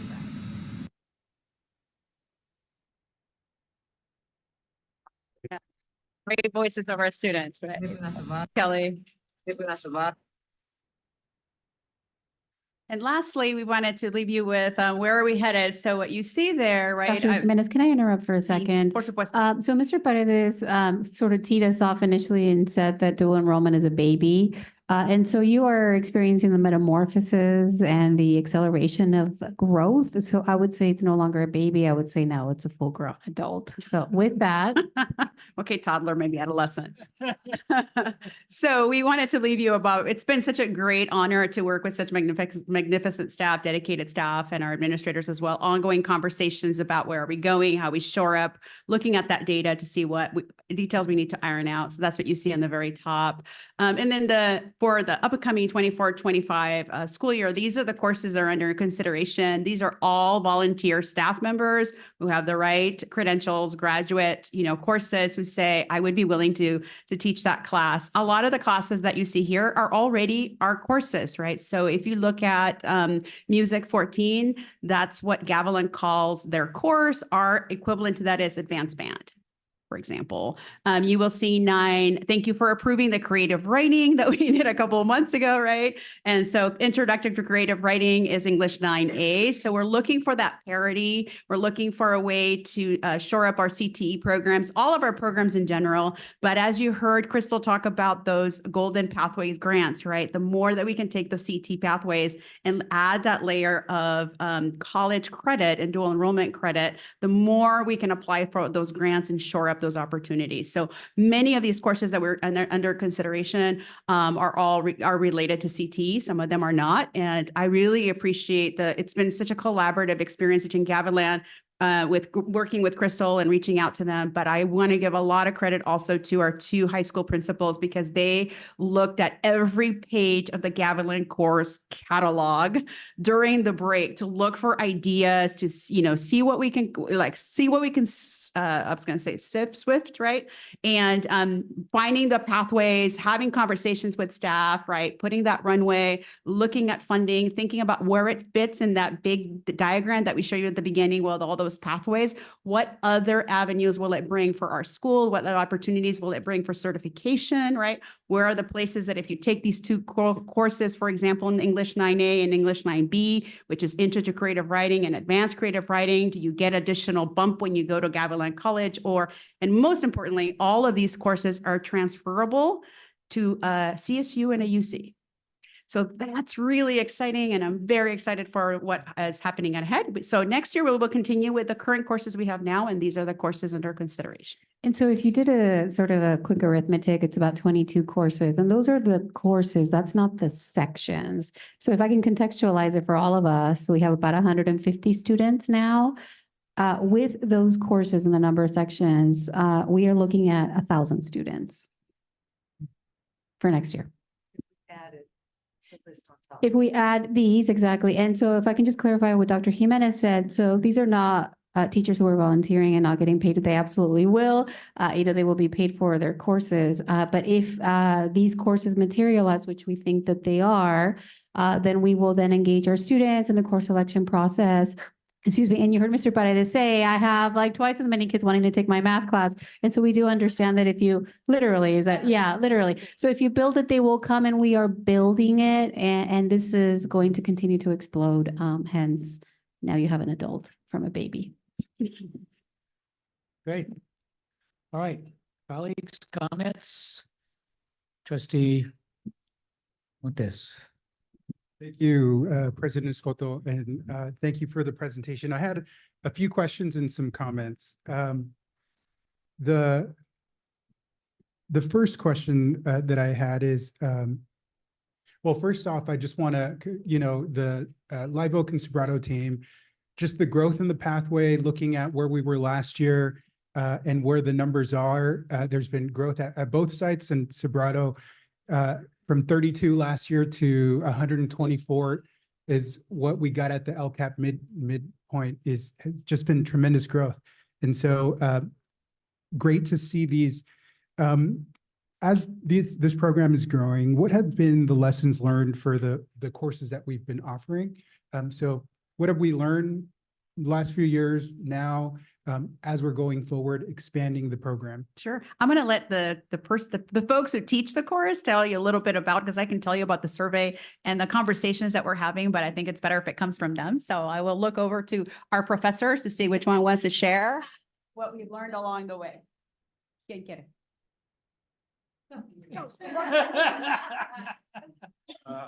I can go first. I think the thing that I've learned this semester from like when I first introduced this course last semester, Ms. H was like, try to recruit some students. And it's like, hey, who wants to take math? And they're like, no. But like once like they're themselves start talking about it in the course, they alone like start recruiting their younger classmates that look up to them. Also, I learned, some of the last year when I told Ms. H, I was like, they need to take math 3 and get a B because of the pacing of how fast it is.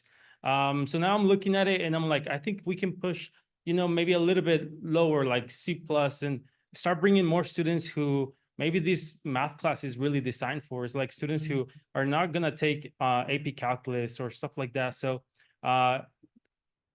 testing it 1 year has allowed me to do that. And then next year I'll have a larger group of students that I'm going to learn more and more about them. And, we'll see how this develops. And yeah, that's one of the things that I learned. Okay. There we go. One of the things particularly about that class is I worked with Jeannie Wallace, who's a Sobrato Bulldog and retired, and also a Gavilan board member. And she very succinctly said, math is the stumbling block for kids going for the 2-year college. And a lot of them that will stop at that point. So if we can get them through that first math class, and sometimes the only, even though Jorge does make it look attractive to take a math class, but they could get to that math class, then they've mastered that hurdle and can go on and do the rest of it and not get stuck there in a college level. So that's really was the impetus for bringing on Math 14. When we first started it, we had just one set of kids. So they did actually get to take a second math class, finite math. I was like, surprise, you got another one. But because we're trying to figure out, well, what do we do with this, right? So what we ended up doing for next year, one of the learnings was, what could we back it up? So we're looking to back it up with personal finance class, econ for business 14, yep, or econ 14, I think they're the same class.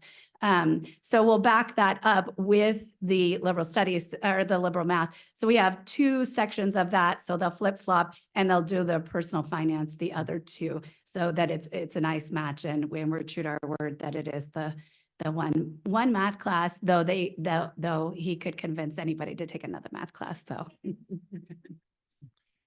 Thank you for that. Helpful to hear the sort of vantage point about enrollment, accessibility and criteria and reevaluating that for the courses. You also highlighted a 93.8% C and above grade within these courses. From the experience thus far, what factors have you identified that have contributed to this percentage rate? I'm going to call them back. Why they're so engaged and they're doing well in those classes, right? I can tell you it's like the dynamic nature of those courses. I think kids may be taking, just from what we've gathered in our conversations as a group, right, that they're taking it seriously, because as you heard from the videos, they know there's a little bit of a GPA boost. But I'm going to let the teachers the professors really talk about, like, what do they see in their classrooms that's engaging students to that higher level of achievement. I think the easiest answer to that question is just transferable skills, right? They look at what they're doing and they can see that this is going to apply somewhere. And so they're more motivated to do it because it's applicable and it matters and they're interested. I mean, you don't spend every English period. You don't spend 10 hours outside of your course, your actual course doing something, unless you don't recognize, like, this is kind of interesting. It's kind of fun to play with this and I could take this and move it around, literally in ABM's class, taking things and moving them around. So when the kids are seeing transferable skills that they can then project themselves doing and making a living, I think it's easy for them to buy into what you're doing in the classroom. And whether you're great at teaching it or not, they're more motivated and they care more to read just a little longer or stay in tune a little bit longer, take a couple more notes and learn a couple more answers to a test. That's the difference between, that 68 and 72% on an exam. I could speak for the CTE department at Live Oak High School. We use a 0 to 4 grading rubric. And I think sometimes when you talk about grading platforms, that could come into play. I use the same rubric system in my dual enrollment class as well. Thank you for that. President Escoto, and I think we've got another comment. To that question too, I would honestly say like 99.9% of the students want to take that class and they want to succeed in the class. So I would say that's the reason for that high percentage. One more thing. Yeah, I think it's also helpful that they're taking these courses in high school with teachers they know. Like sometimes I have students that I had before, and they're it's easier for them to approach me and ask me questions that they don't understand something or something is not clear than it would be to a professor in a larger campus. Also, we have tutorial or sometimes they find me after school and stuff like that. So that high school setting helps them as well. thank you for that. President Escoto, my last comments, and then I'll yield. Dr. Diana Jimenez. Monday. I appreciate you talking about the strategic management of knowledge and developing the handbook as this program is growing. How do we sustain these programs beyond us so that they can continue to live on, we can codify our learnings. So it's great to hear that that's work being done as a collective team. I'm also wondering about in this partnership with Gavilan College, if we've explored a possible relationship with the Accessible Education Center, specifically for our students with identified disabilities. Are there ways in which we can fortify a pathway or some sort of partnership there to enrich our offerings? Absolutely. That we meet with Gavilan probably twice a month, and that's one of the topics of like, how can we expand these courses so that all of our students can take advantage of the offerings that we have? Absolutely. It's on our list. Thanks. Trustees, any other comments? Questions? Trustee Horner? Thank you, President Escoto. Thank you all professors and other presenters. And it's so exciting to see how this is developing. I'm wondering when you talked about, looking at the coursework and the talent we have and what Gavilan has in the map, that's an excellent step. Now I'm wondering, are there talents our team has that are applicable at the community college level that Gavilan doesn't happen to have, for not this coming year, but maybe as our adult grows up into a senior, we can continue to enhance what's available. And is there ever a time, and maybe the answer is no, but is there ever a time we would invite not our students to join some of these classes? So adults in the community, we used to have a Gavilan campus in Morgan Hill that closed for financial reasons.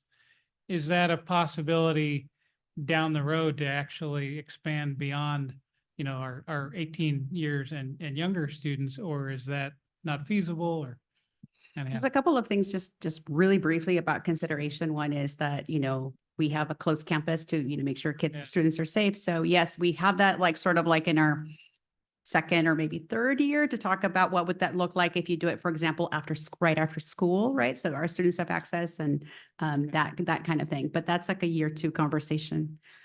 Yeah. So you're looking down that. I'm looking down that road right now. Yeah. If I may, Trustee Horner, certainly, and I'm looking at Karina Sapien, who oversees the adult school.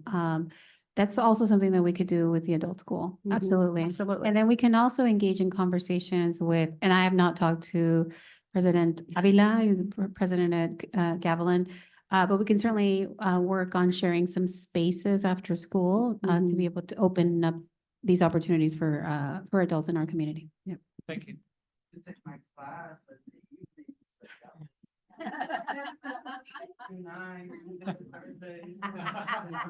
Is that the online one or in person? Oh, good. I'm kind of done with Zoom. All right, I'm going to have to gavel all of these now. So, trustees, any other comments? Yes, please, Trustee Knudsen. Thank you. Thank you for the dual enrollment program. I think it's fabulous. I'm glad we're testing the waters with small classes. Just seeing this long list of potential classes for next year, I'm wondering at one point, would it be too many and it would start to displace our requirements? I know we wouldn't go there, but there's a balance, right?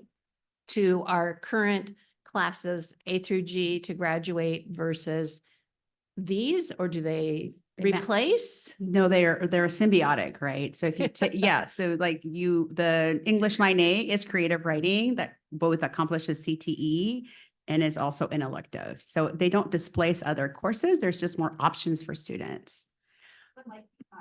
But econ, for example, that would be one that students would have the choice whether they take it through dual enrollment or the regular or college prep course. So right now, the students are taking 4 years of English. So this creative writing Is an elective. is an elective on top of that English. Yes, right. So, yeah. Okay. I'm just thinking it's a lot of courses. It's a nice Master dilemma. schedule dilemma. Yes. It's a nice dilemma. Okay, thank Any you. other comments, questions? Mr. Horner, are you going to say something? All right, I Mr. just saw you Soto? go for that. Mr. all right. Soto? Well, yes. I'm sorry, I just want to know student board member tour has anything to say about anything that's come up or any experience you want to share. We would love to hear it. I've taken 1,000 AP courses. So as someone for like 7th period, for me, it wasn't really, oh, let me take kind of an elective. For me, it was, let me take another course to kill myself. So I like the rigorous courses and the rigorous schedule. And I know a lot of people are going to be happy, especially with the new AP courses that Live Oak is having and the honors courses. The financial algebra, I know my sisters are really excited about that. So I'm actually really glad to see the courses being added from a student's perspective. I know it might seem like a lot, but I think the options just make it easier for everyone to kind of have something that they enjoy doing. Thank you, student board member. And if I Wonderful would be, Wonderful insights. Yes. may I be so bold and say, can we say a round of applause to everyone who came out tonight and helped Absolutely. present and create the presentation? And they're super dynamic. Thank you, guys. I appreciate it. I'd just like to make a couple of comments. You know, what I'm going to share with you, I've actually shared in past board meetings when we were talking about social emotional supports, wellness programs, that sort of thing. And I think this comment is still appropriate. There's lots of studies that have been done on what are the factors that contribute to young people having a high level of resiliency. And lots of studies about, you know, what's the difference between one individual that has a high level of resiliency compared to somebody who doesn't. They're living in the same community, same neighborhood. And so what's come out of this research essentially is that there's certainly a lot of factors, but the three constant ones is friendships, doesn't matter how many. The second is healthy adults. And the other is that the student, the young person, is engaged in something that they really, really enjoy. And as a result of that, there's a level of competence. And as a result of that, a level of confidence. And then back to the healthy adult. Traditionally, healthy adults for those young people would come from, say, family. Well, not anymore. Now it's somebody in the community, and more than likely, it's in a school setting. So not only am I hearing all of these wonderful opportunities that students have to either learn a trade or to be inspired to go into a particular area, I'm also hearing that we're laying a solid foundation for that resiliency that they're going to need throughout their life. And for you teachers, you administrators, you're the healthy adults in these children's lives. And so for that, I thank you. I also want to thank you, Dr. Jimenez and Crystal, for your leadership and support of our sites. I want to thank our principals for your leadership as well, and for fighting the good fight regarding these opportunities.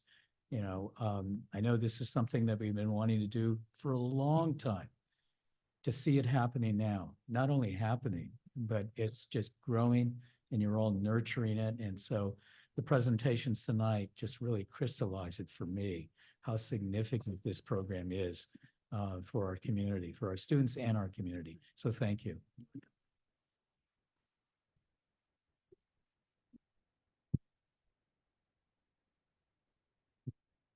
So colleagues, I'm going to ask that we take a 10-minute break, bio break, and then we'll come right back here at 8:25.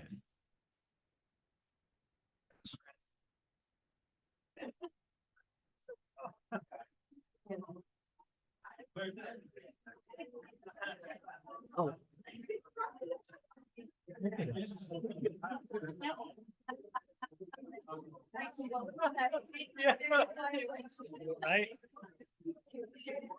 Yeah, I have, so mine, I have it, so, it's back to back, so it's a little easier to read.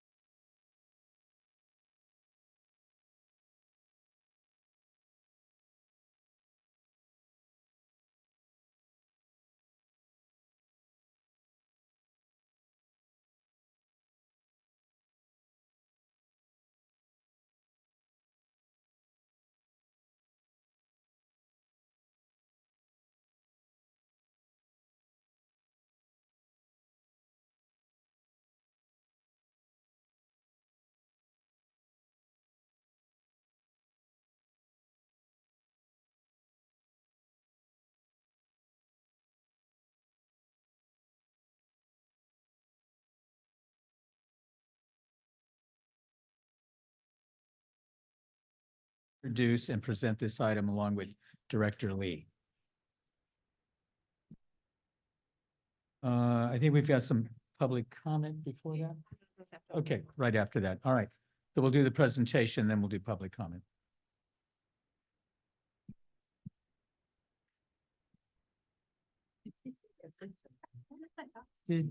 I thought nothing. Oh. Point of clarification, President Escoto. Yes. So we'll hold our questions and comments until after public comment. That's correct. All right.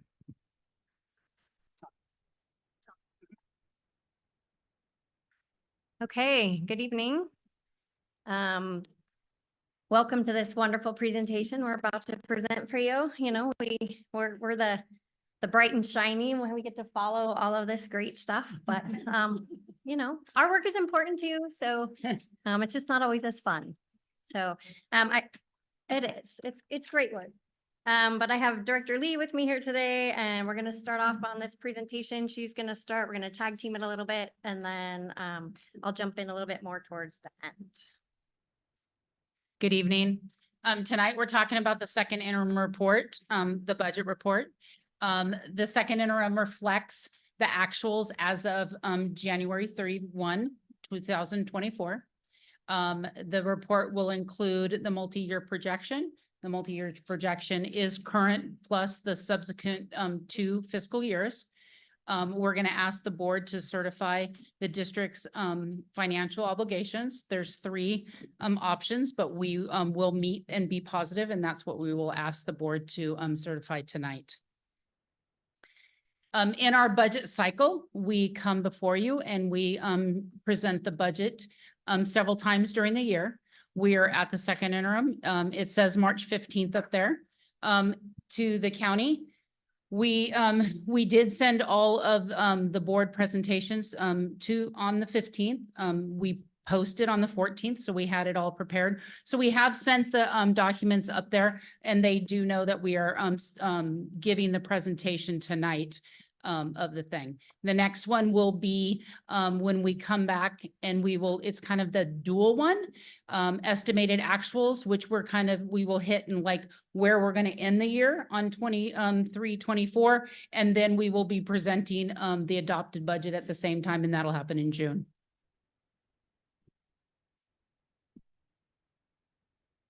The overview, there's some things that have happened since first interim that we're going to highlight tonight. One is that the J13 from 22-23 has been approved. What happens was that is we had some ADA that we were able to recuperate from 22-23, and this was from we put into the state to recuperate from the floods and some COVID absences. So we filed that last year on our P2. We just got notification from CDE that we got approved. We recalculated last year's ADA, average daily attendance, from our P2. And it generated 37.2 more ADA.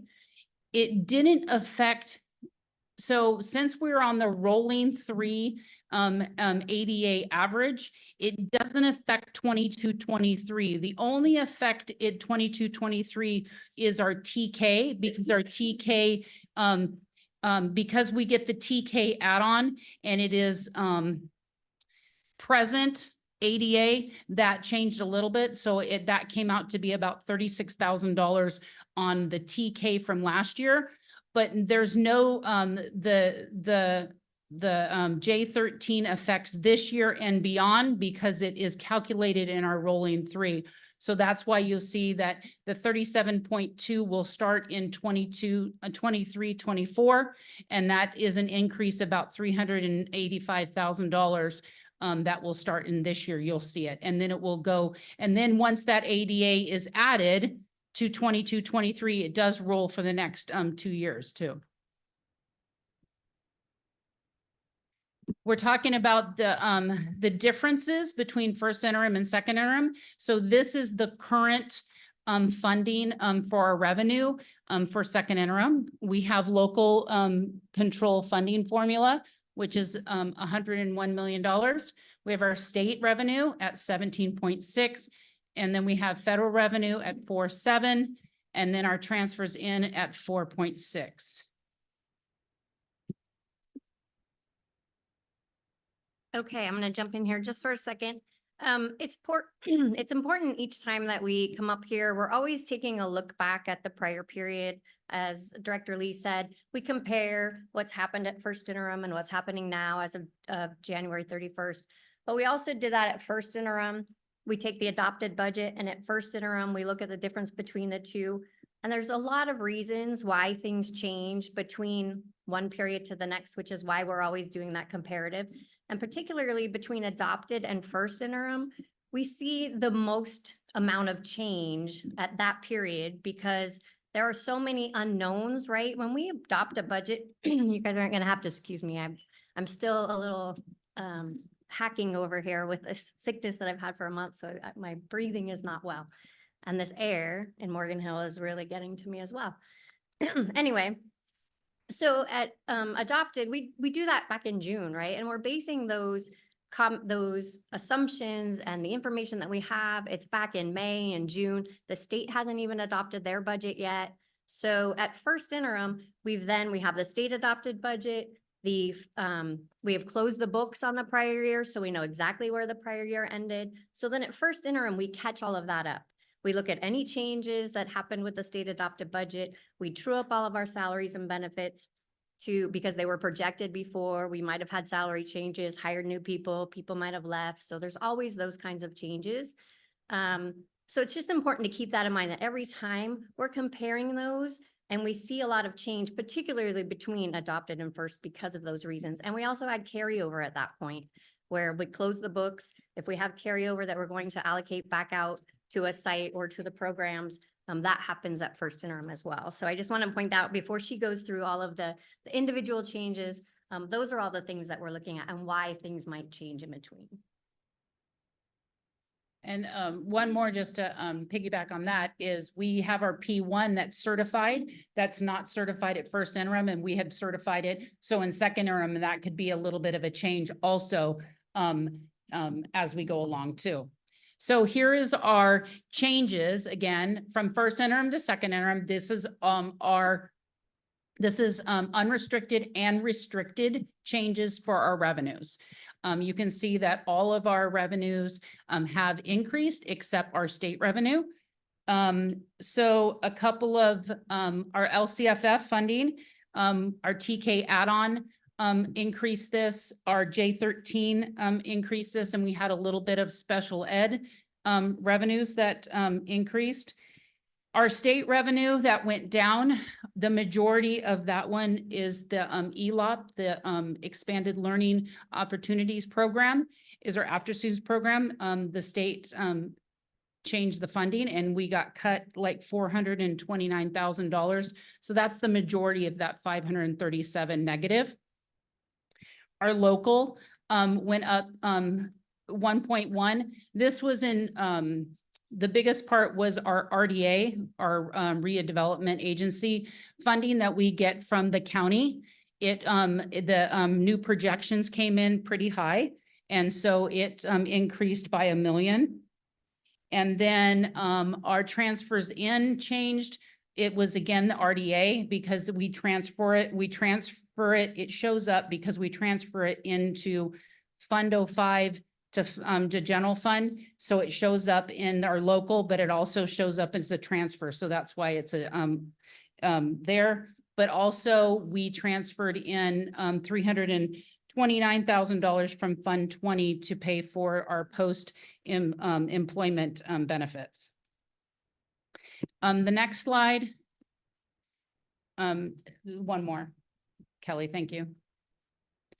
This is the graph. This shows the expenditures from unrestricted and restricted. and the percentages. Now, this is unrestricted and restricted. And if we were just taking the payroll for the unrestricted side, it's more like 89% is our payroll on our unrestricted side alone.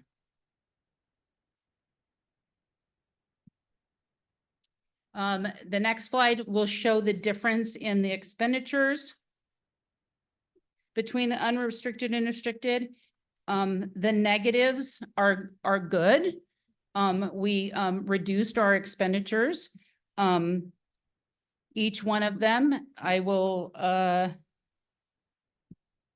the personnel, we reduced it by 8.65 FTE. The books and supplies went down $36,000. We had capital outlay decreased by $1 million, and this was more projects that are scheduled, but we in realistic, we look at what is going to be completed by June 30th, and then we reduce that amount. This amount will come into next year's budget because the projects will cross fiscal years.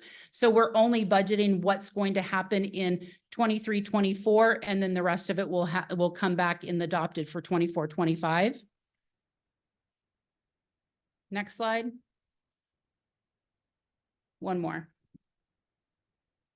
So now this is the changes in the unrestricted general fund only. We were just looking at both unrestricted and restricted. So these are all positive also. To the revenues went up by $520,000. Expenses went down by $1.1 million. There is a correction on the slide, and I apologize. The net increase to fund balance is actually 2.23427, which is the same number, 2 down. If you look at the math, I found that tonight. I apologize, but that is the change. So the ending fund balance actually increases by the $2.2 million. And so on the bottom, I know we've discussed Fund 17, and the board has wanted to incorporate Fund 17 into general fund. And so since this is our first presentation where you have asked us to incorporate it, I still wanted to show, because at first interim, we had 20%, 0.57% of the reserve, and that was only general fund. So this time I wanted to show that. So the 20.57 went to 22.04%. But really with Fund 17, it goes to 24.7. So the next time we won't show just general fund, we'll just incorporate, but I wanted to show the difference. And so it would be a transition on how we will present it going forward. So in reality, our unrestricted reserve, just general fund, increased by 1.47%. Our next slide shows the difference, the changes in the unrestricted. So you can see that $520,000 of revenue, that increase, and this is how it's broken down in LCFF, your state, and your local. Again, the expenses, how that $1.1 million decreased, and it was in the specific fundings, and then the contribution. So the restricted maintenance contribution is so that RDA, there's a portion of it. So 43.3% of the RDA funds goes into the general fund, where 56.7% of that RDA has to be used on facilities. So when that comes in, that RDA makes up for our restricted routine maintenance contribution, because we are required to put away 3% every year. So that RDA helps the general fund fund that 3% that is required to do to give every year. The next slide is an overview of all of our other funds. our beginning balances, revenues, expenditures. We always want to look at our cafeteria fund. It has a really healthy ending balance, which means there's no contribution from general fund over to the cafeteria. Always in our report, we have the COVID report is included. We have the criteria and standards is included. And then, of course, we have the multi-year, which Penny's going to talk to.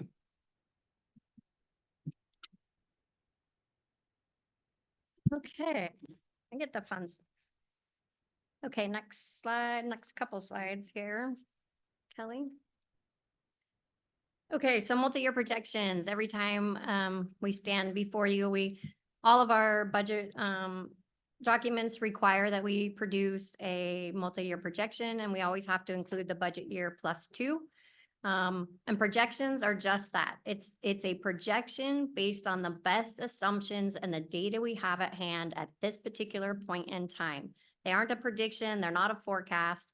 They are based on the best data. And with that data, we're looking at economic factors, we're looking at what's happening with the state budget, we're looking at the COLA projections, we're looking at our staffing. Those are all of our assumptions. Any revenues that might go up, any revenues that might go down, new grants, all of those things based on what we know right now. And that's how we build that multi-year projection.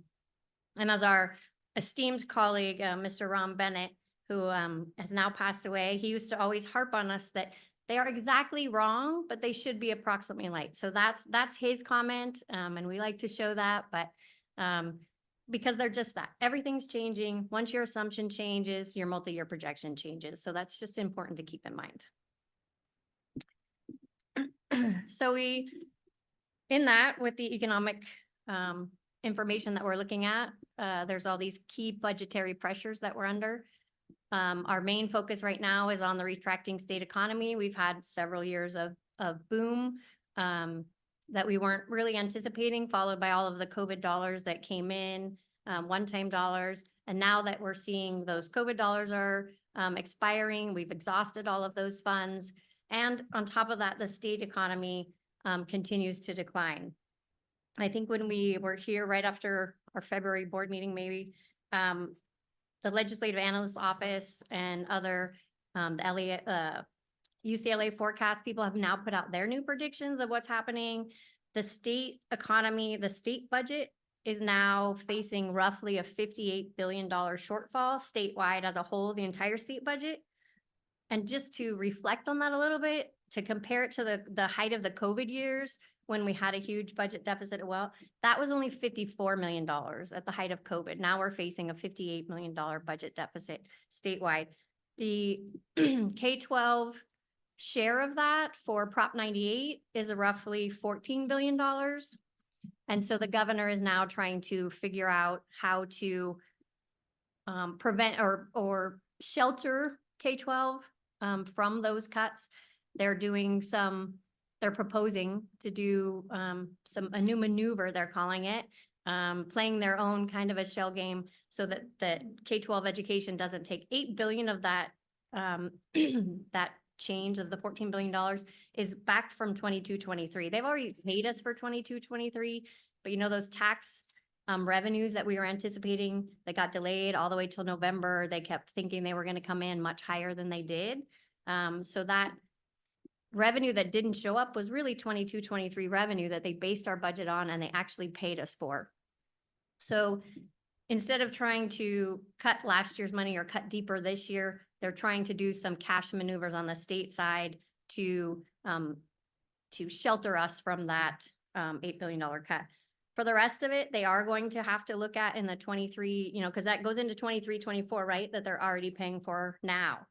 So unless they do mid-year cuts, which we're kind of late for that now, they have to look at what they can cut next year in order to make up this budget deficit. So we'll be looking at, and these are all just concepts out there right now, and this is where the negotiation comes in with the state and the legislature between now and the May revise about what they're really going to do to cover these budget shortfalls. And the things that they have, the tools that they can use are the rainy day fund, which they brought that up. They can take that state reserve that we've been paying into over all these good years and use that. They can, the one funding maneuver is complicated, but they're just changing the way that they record the payments to us, and they're spreading it out over the next 3 years on their books. So it's just an accounting maneuver. We possibly may not have COLA. You know, that's another thing that they can do. They can cut any new spending. They look at what the governor has proposed for next year. So any new things, they can put a halt on that. They can reduce existing programs that they're already paying us for. I know that the Expanded Learning Opportunities Program has been one of the governor's biggest funding mechanism. That's his baby. That's his big initiative. And so he's funded that very well, but that's one of the things that they're really looking at. That and universal meals is probably the top two, because those are really recent programs that increase the state budget significantly, but they're also very hard now to maintain. So those are just things that they could be looking at, that we may see something like that at the May revise. We won't know until that comes out. The other thing that they can do is they have unallocated funds from some of the COVID money and things that they never allocated out, or grant money that hasn't been paid out to anybody. They could sweep that back in. So it's not taking money away that was already promised to people, but it was sweeping things that they haven't allocated out yet. So those are the big things, you know, that we're really focused on. There's some other things on the slide, and we all know the one-time funds are being exhausted. We've already been having, you know, multiple conversations about what that looks like in our budget. We've taken the first steps to make reductions for next year because of those one-time funds being exhausted. So, all right. So here's just a quick look at some of the assumptions. Again, like I said, these are the things that we're looking at and how we project what our expenditures and revenues are going to look like. So you know that we had last year or this year, we had an 8.22% COLA. We've had large COLAs over the last few years, and we're dropping from 8.22 all the way down to 0.76. The final COLA is not officially out yet, but right now it's being projected at 0.76, maybe a tiny bit higher, but under 1% really doesn't generate much revenue for us. So, and then it pops back up in 25, 26, you know, because it's really that's too far away for them to really do too much reducing and knowing what those COLA factors are going to be. So that's a significant drop for us in revenue going into next year. We've kept our enrollment flat for all 3 years, as we've done this over the last few years because of the rolling 3 average. Really, our enrollment projections can stay relatively flat, and because it doesn't, a little bit of enrollment gap or decline doesn't change that funding mechanism, because we're being funded on that average. So our current year ADA right now is projected at 1413, but you'll see the funded ADA is at 7701. That's with the new J13. We got to add 37 to that. That changed the average. The actual ADA that we generated, excuse me, from the J13 equated to an 111 ADA in 22-23, but by only using that average, it only increased the average of the 3 years by 37. And so that does increase the next 2 years, though. You know, we get to bank on that for a little bit. So we have 7512 and then 7437. If our enrollment and our attendance rates continue to go, we're projecting about even for next year, even at looking at all the enrollment that we've done so far. But as we look at that all the time, we're working with enrollment almost weekly now to try to see where our numbers are and just make sure that we continually look at that number and we're capturing it wherever we can. So then next slide, on the expenditure side, again, these are the normal things that we look at. We look at step and column increases. We look at employer contribution rates. None of that has changed so far. STRS and PERS rates we don't have an indicator that those may go up at anytime soon. So that's been nice that they've stayed relatively stable. Even though PERS does see significant increases year over year, at least they haven't increased them since, I think last year was the first year that they started bumping those up again. Routine restricted maintenance, as Lisa said, we are required to contribute 3% of our total operating budget. We have to contribute that much for routine restricted maintenance. And then the one-time funding, we've included that they're partially moving over now. Anything that we are going to maintain gets partially moved over to the general fund, and then we have to figure out where those reductions come from. So contributions is another piece. We talked about it, Lisa did in her earlier slides. Our contributions are actually, they're both special ed and routine restricted maintenance. Of that total 17.5%, about 16, I think 16.3 of it belongs to special education, and the other over $1 million or so is for routine restricted maintenance. If we don't, and the RDA funds that Lisa was talking about, that new, it's not new. The redevelopment agency funds, the piece that goes to routine restricted maintenance, those tax collections have that specification that a piece of that has to go to facilities. And really what that helps us with is our routine restricted maintenance transfer would be more in the range of $4 million. And with that increased, with that RDA funds, we take that and we put that to routine restricted maintenance off the top, and then we only have to contribute the other $1 million. So if that redevelopment agency dollars decreases, then we would have to be making that up by the in the unrestricted general fund. So that those funding sources really help us. And so that was the tax collections came in, the projections are much higher than we had originally at first interim. So just want to point that out. And for special education, you know, we talk about the encroachment, or we talk about the contribution all the time, but it's really, you know, special education is sorely underfunded, but it also, and we talk about, we have to pay for it with the unrestricted general fund, but we have to keep in mind that special ed students, special education students are general ed students first, right? They all belong to the same pot of money. So the fact that we have to contribute general education money, they belong in that same pot.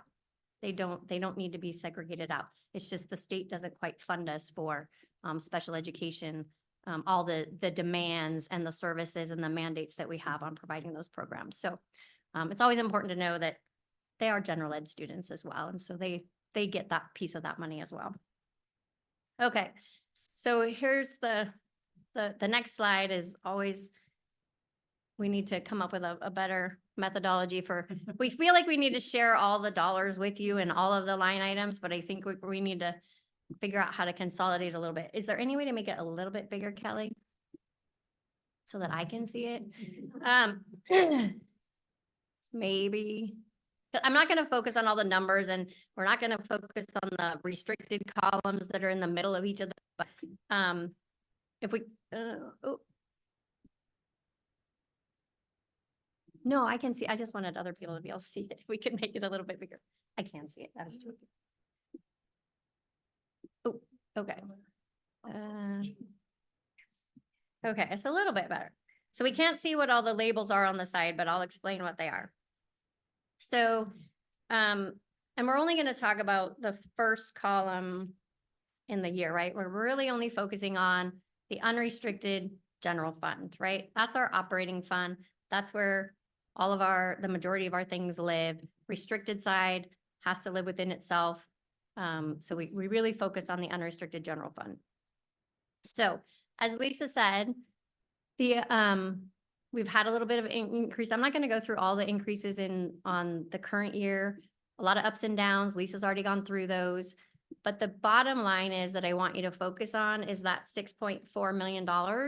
That's the current year deficit spending. If you remember back at first interim, I think we were at 8.6 or $8.4 million deficit. So we really have been able to make up a lot of ground just in this year to help with that ongoing deficit, right? We've reduced, I think, as Lisa said, 8.65 FTE that were positions that had been out there for a long time, positions that had been budgeted for. We either hadn't been able to fill them or didn't necessarily have the need. So we really looked at every single one of those positions and decided as a team whether or not we needed to keep those in the budget. So we ended up reducing about 8.65. And then we also went ahead and we know we had several vacancies that we've had a really difficult time filling, bus drivers to be the biggest one. And we knew that we weren't going to fill them. We hadn't filled them at first interim. We still hadn't filled them in January. So we were able to really like move as much of that out and just take the budget out. We usually don't do that until estimated actuals. We don't reduce those budgets for vacancies. So that saved us a lot of money. You know, we dropped that deficit. And then I think those are the two biggest things that we did. $1 million of extra revenue that reduced our contribution. So that really helped us drop down to 6.4. So it's just really important to note that we are looking at every single budget line item that we can. We are trying to save as much money in the current year.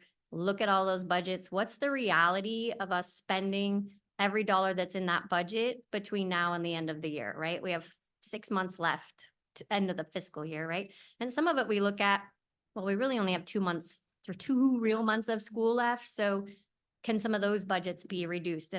And Lisa will continue now that we'll get second interim over it. As we go to build budget, she'll continue to, you know, look at those budgets and reduce those as we can. So one of the other things I just want to talk about before we move items in the projection is a lot of what, a lot of the concerns and a lot of the comments that have been made are about contracts and about why do we need all these contracts and what is it that we're doing with all of these contracted people? First of all, I'd say every single contract that we sign comes to the Board of Education monthly, right? You get a list every single month. It's available to the public of every single contract that we're spending money on. The other thing is the 5,000 object code that's called other operating expenditures. It's the catch-all for everything that we do that's not a salary and benefit related or a consumable supply. It's basically everything else falls into a 5,000. It's not just a contract for service. It's not just a contract for a contracted like employee. We have our utilities in there. We have liability insurances in there. There's a little bit of travel and conference.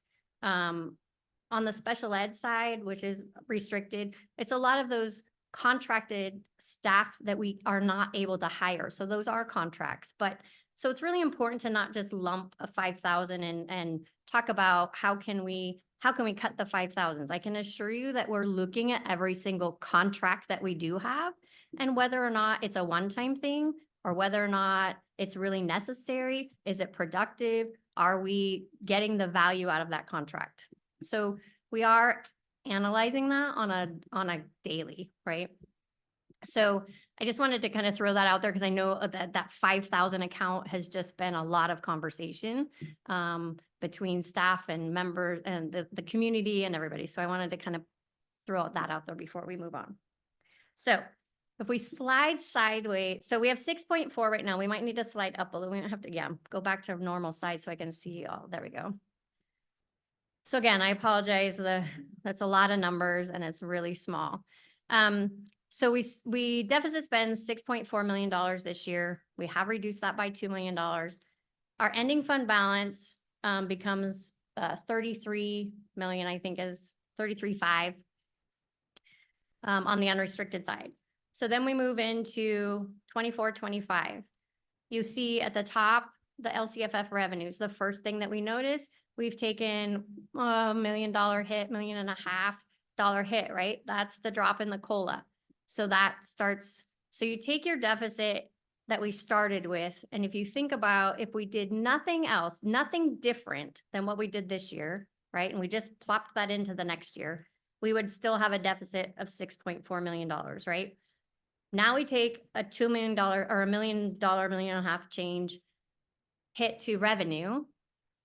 Then you look at your line item, your salaries, right? Your certificated salaries go up a little bit. Your classified salaries go up a little bit. That's stepping column, right? Those go up on the natural. Even though we've reduced expenditures and we've reduced some of those salaries and benefits, the people that are still here move on the salary schedule. Stepping column, we roughly go 1.75, 2%. is about what our average step and column costs. So that's going to increase. Again, you're naturally increasing those things. We look at books and supplies and operating expenditures. We look at, for the most part, we try to things keep the same, right? We figure, yes, costs are going up, but we've had some things in the prior year that may not get spent this year. They might have been one-time things. So we kind of just analyze how much we really think that we try to keep it as static as possible. Yes, the cost of goods are going up, but there might be other things that we did in one year that we won't do the next year. For operating expenditures, again, we'll look at, were those contracts, were those other things that we did one time in nature? The main thing that we look at going up in the contract side or in the other operating expenditure side is the utilities, because that's another big piece of what's in that 5,000. And we all know that PG&E went up 13% this year. And then I think they just now got a second increase last month. Did that just happen?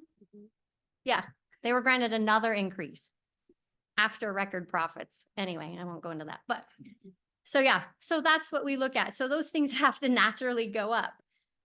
So then we've made, in this second year, we've already agreed to about $5.5 million worth of reductions, right? And all of that is in there. And yet we still are sitting at a deficit of $11 million.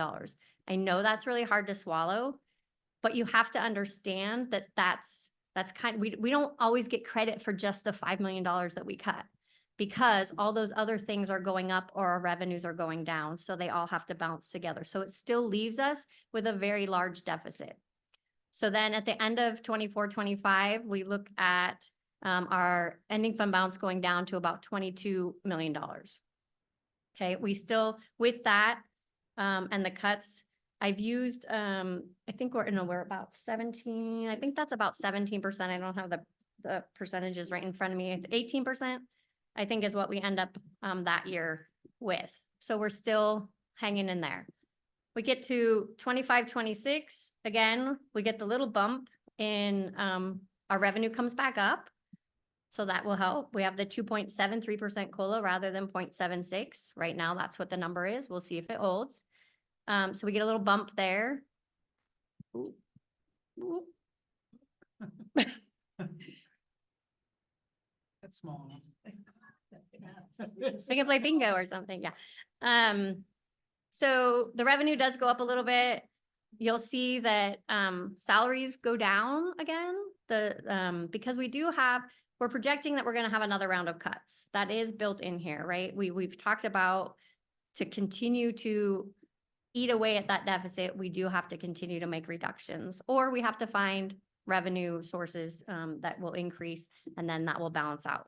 We're hoping on more revenue increases to reduce that number that we have to reduce. But right now we have to plan with what we know. We can't hope. Hope is not a strategy. I always like to say, we can't hope for new revenue. We can't actually build it into our system until we really know that it's going to be here. So we'll keep our eye on that. You know, we have great grants we're going after. That Golden State Pathways grant could do wonderful things. So we'll keep looking in that direction. So anyway, ins and outs, we do have, like I said, it is projected in here for about $5 million worth of reductions that we have not discussed yet. Also, one of the things that I put in the notes is the TK, the changes to the transitional kindergarten are fully in effect as of 25-26. So the class size for TK, when all 4-year-olds can come to TK, goes down to 10-1.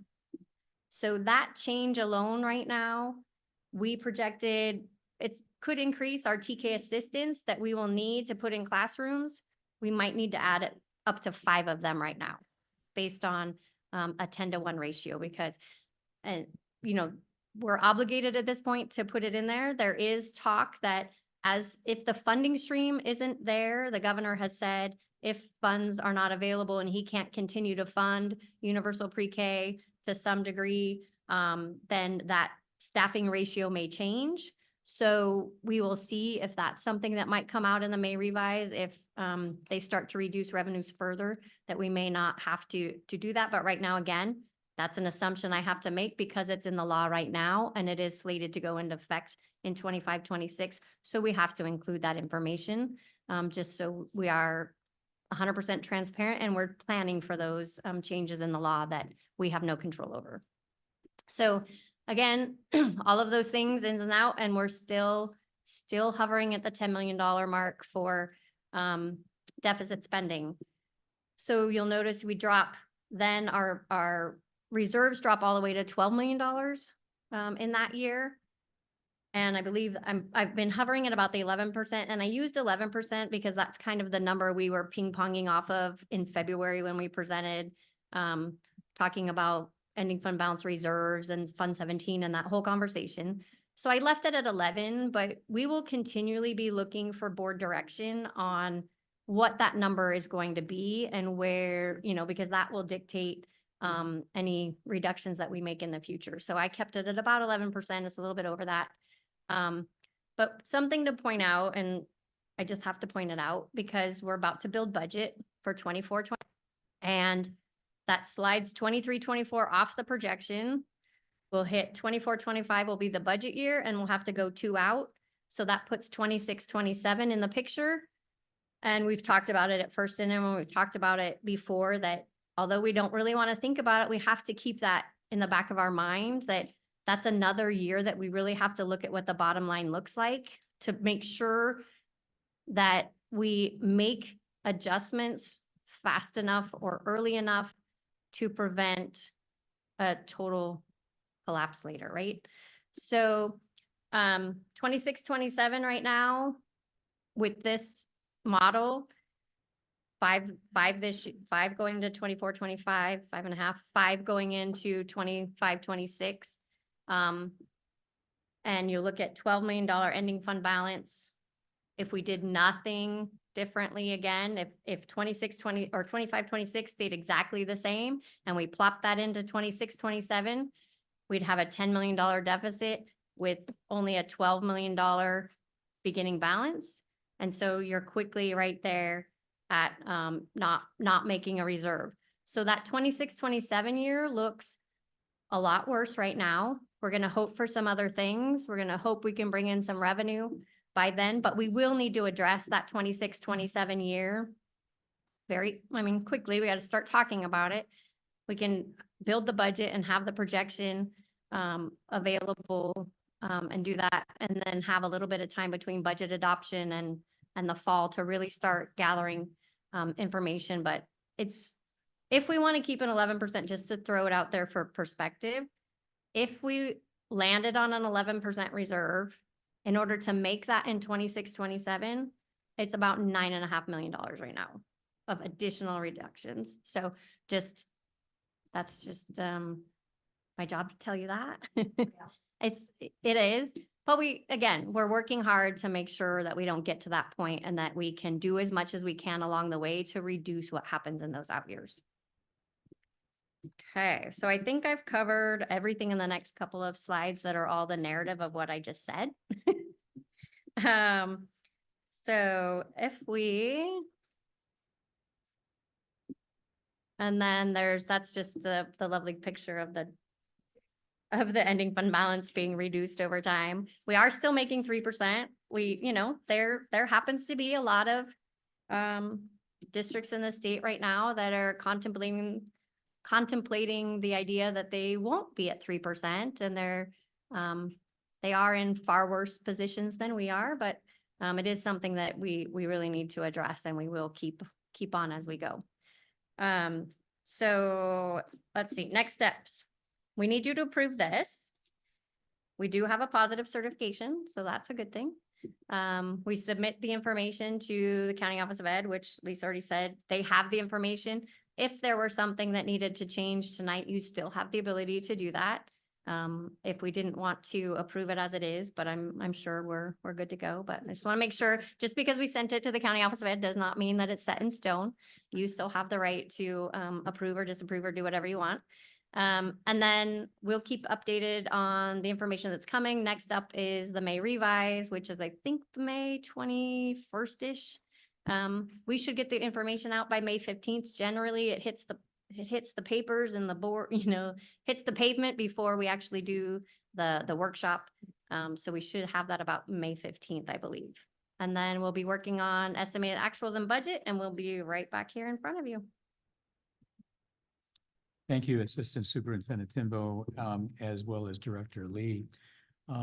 Colleagues, before we have an opportunity to ask some questions or make some comments, we do have two individuals that would like to make public comment at this time.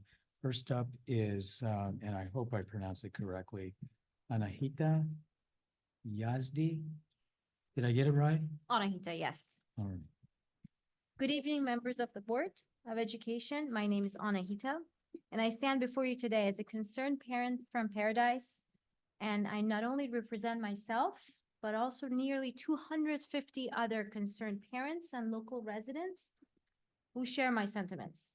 With our petition gaining momentum as we speak, we are here to oppose the proposed budget cuts that threaten to compromise the quality of education of our students and imposes hardship on our hardworking teachers and staff at our schools, including those teachers on special assignment.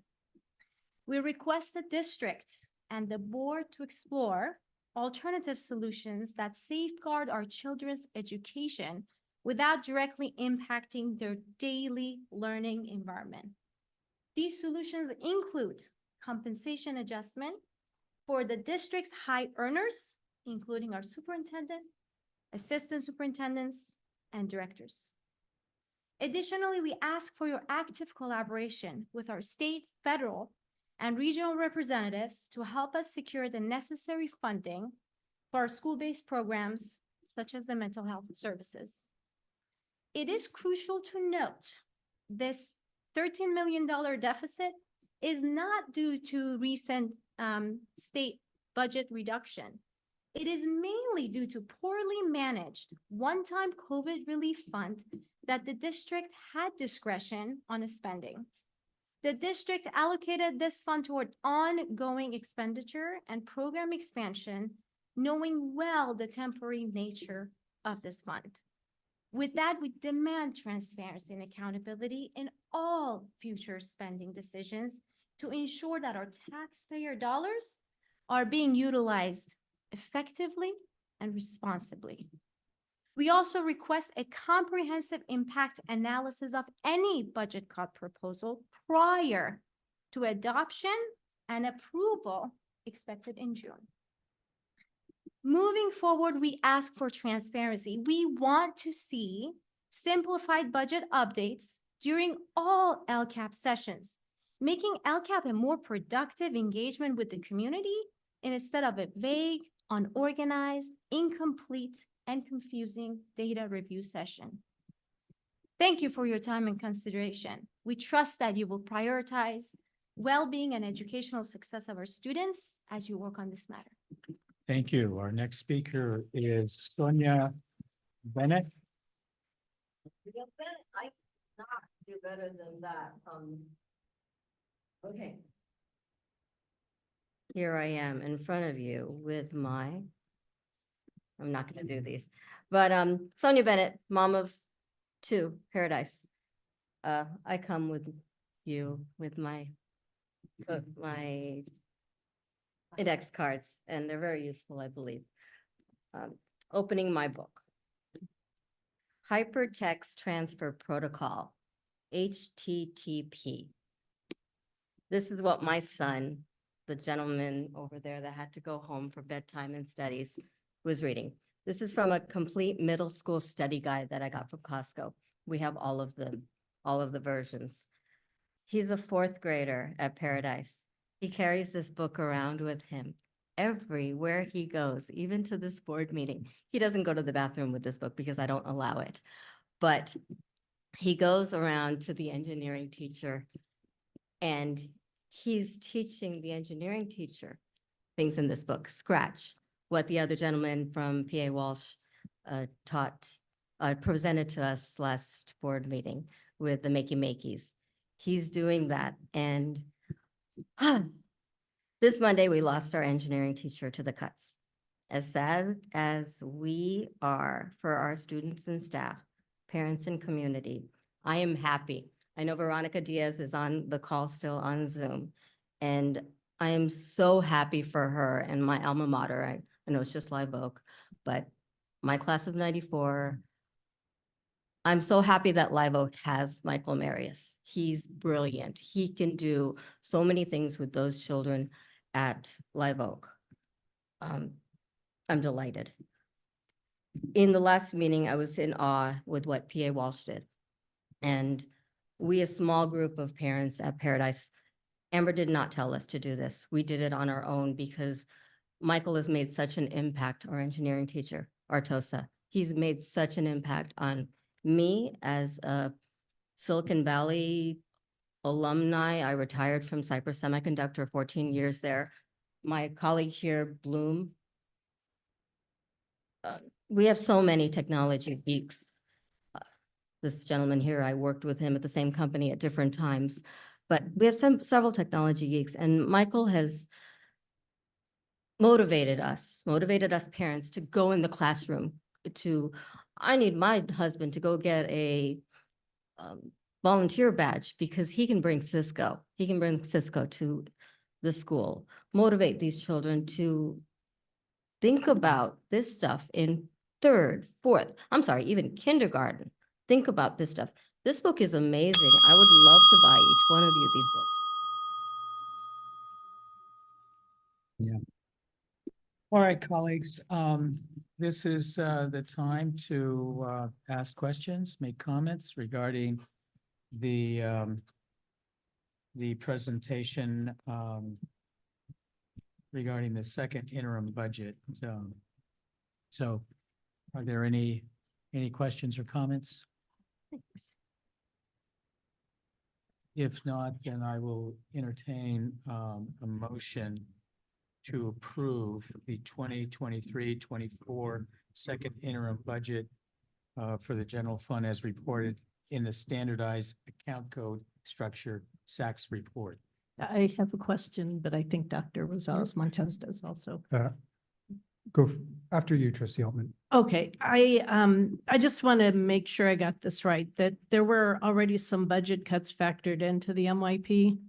And I think those were listed then as like 5-point-something million, but not specified what they'll be. Or what areas were they showing up in?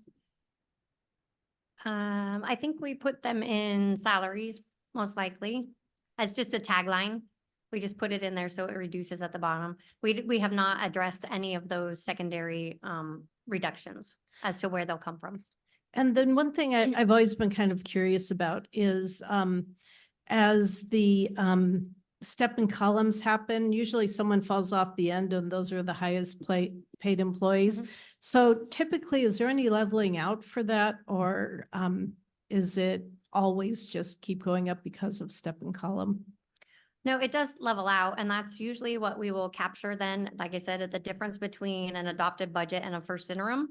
We will look at how they actually true up, but it generally runs about the 2% range.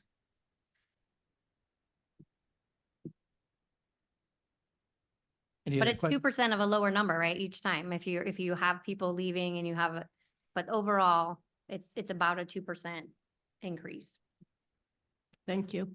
Trustee Rosales Montes. Thank you, President Escoto. I appreciated, in the iterations of this presentation that have come before us, how we talked about increased revenues and how that's been impacting our overall budget. One of the comments that I made at a previous conversation around the budget was specifically around the grant allocations. And I know you talked about the application of grants that are going to be turned in this Friday. Can you speak to, as we're looking at those grant allocations, one of the wonderings that I had is, these are just a temporary influx of revenues. What's our thought process approach of factoring in these funds long-term, specifically when we're thinking about 2016-17? So I'm just wondering if you can speak to, or Superintendent Garcia, we have increased revenues. How will we, what's the oversight that's taking place in terms of our budget processes that we're thinking about when these revenues end?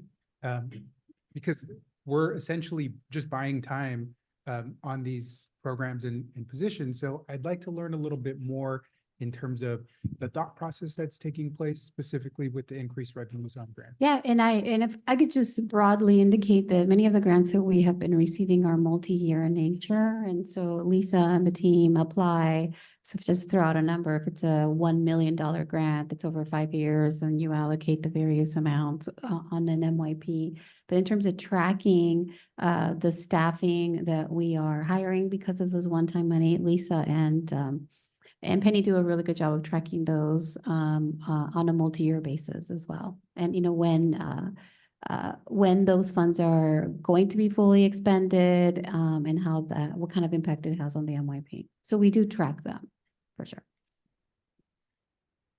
Do you want to follow up on that? Sure, but And I think I would just add to that, I think to your point, is we do have to be careful with just applying for new grants to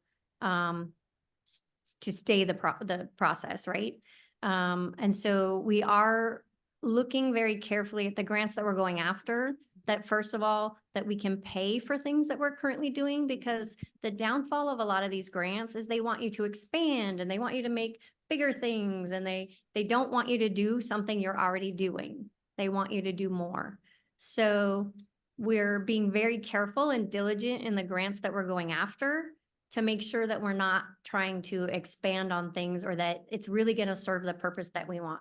And we know that they're only 1 or 2 years, and hopefully we'll be able to bridge that gap by other funding sources. We're still looking at, I know we've had a lot of conversations about the Medi-Cal billing and some opportunities there to increase revenues, and are we maximizing those revenues? So if we can begin to find those funding sources that may level that out, so that these grants are kind of a stopgap until we can get some of those other things in play that could help sustain those programs long-term. And then also, if I may add, you know, when we think of additional revenue, we don't just think about grants. Grants obviously are, you know, are a major factor of additional revenue. But if we could piggyback on the dual enrollment presentation, so for all of those dual enrollment courses, you saw the amazing professors who are our teachers, but for the courses that they are teaching under dual enrollment, Gavilan gives us money for those courses. So when we talk about 1,000 students, think about all of the courses as pass-through money that Gavilan is going to pay for us, and so that's less money that we have to contribute, if that makes sense. So yeah, we're trying to be very creative with the additional revenue. That's certainly helpful. What I'm thinking about is we've come to the end of the year of a grant, multi-year grant. What is the criteria that we would be considering to continue to cover those costs versus, and I know we have we look at our LCAP presentation tonight, a lot of the metrics were in our LCAP, but it will come up, right? And so I would encourage us to continue to think about, and I know you all are doing this work, but that's certainly top of mind for me as we're going out and securing additional revenues through grants is, okay, but then what is our long-term plan for these programs? Should we not continue to have funding? We know that, yes, it's funding things that we're already doing.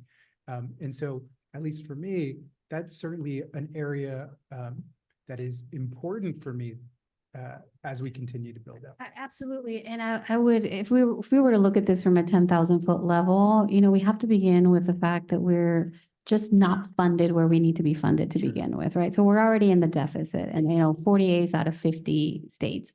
And to add on to that, absolutely, our kids with disabilities are part of our general ed. They are first general ed students, absolutely. but the federal government does not fully fund us, right? The state does not fully fund. And so the contribution, almost $17 million, is coming from our general fund. Can you imagine what we can do if we were to be fully funded with $17 million? We would not be having this conversation right now. And so I know, and I do need to laud, I know that several of you have been very actively engaging our elected officials. Congressman Panetta, I believe that the meeting is coming up this week, but you all have sent a plea, for please, look at public school funding and help us out. And so I want to thank you so much for reaching out, not just to our local elected officials, but also to our state elected officials and also to our congressman who represents our area. Trustee Altman? Yeah. Oh, I'm sorry. Here we go. I have a couple comments. First of all, I have a question on how can we be more transparent with our community? Our staff, our parent community are surprised at budget reductions and changes that are happening at their schools. So I'm trying to figure out how we can communicate that it's not just this year, it's the next year, and it's the next year. So I would like us to think about it and everyone to think about how we can make it clear to them that we have to cut somewhere. I think we need to look at the programs that we've started over the last few years and see the data to show the progress and say, we value this, we're going to keep it, we're going to expand it, we're going to get more money here. But this program doesn't get the results that we want. And so that's where we need to cut, or it won't, or the funding is gone and we absolutely can't carry it anymore. So we need to be more thoughtful next year, be more transparent with our community and our teachers and our parents. I understand all the proposed budgets that we're moving forward with this year, but I don't think they do. So I also want to make the comment that we've had a discussion that our superintendent will be meeting with principals and going over their budgets. And if she can find extra money at the district office level, that she will help support those teachers and staffs and maybe save a couple TOSAs if they need saving, if that is essential for that school. So I'm hoping that we can squeeze a few more teachers to help in our most needy areas. I think that's it. Thank you. Thank you, Trustee Knudsen. Trustee Altman. So I do appreciate the comments about the special ed students being everyone's students. My wheelhouse here, it's expensive. I will contend, I always have contended that the best way to help control costs for special ed is a real strong MTSS program. And I'm really concerned we're just gutting it right now by the removal of the teachers who are providing that really intensive support, and that's the TOSAs. I'm wondering what the backlash is going at many sites that, there was reading specialists, and maybe we shouldn't call them TOSAs, and maybe we should call them reading specialists, are the teachers who are providing the direct math support in some classes, I believe, like Barrett, I believe they have it. But the teachers who are providing the real intensive support, and I'm not sure what they call them at all the sites if we're keeping one reading specialist, and yet our math scores are concerning also.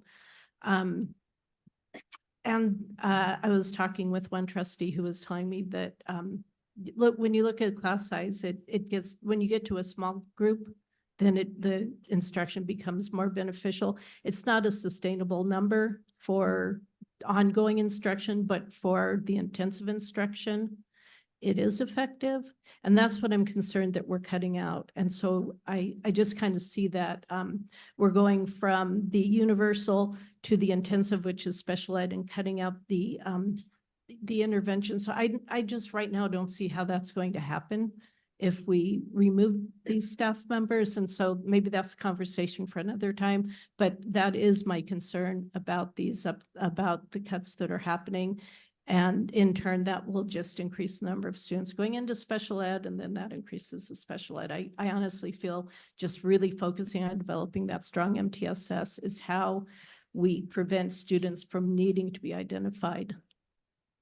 If I may add, our approach, at least since I've been superintendent in this district, is to focus on strong first time tier 1 instruction.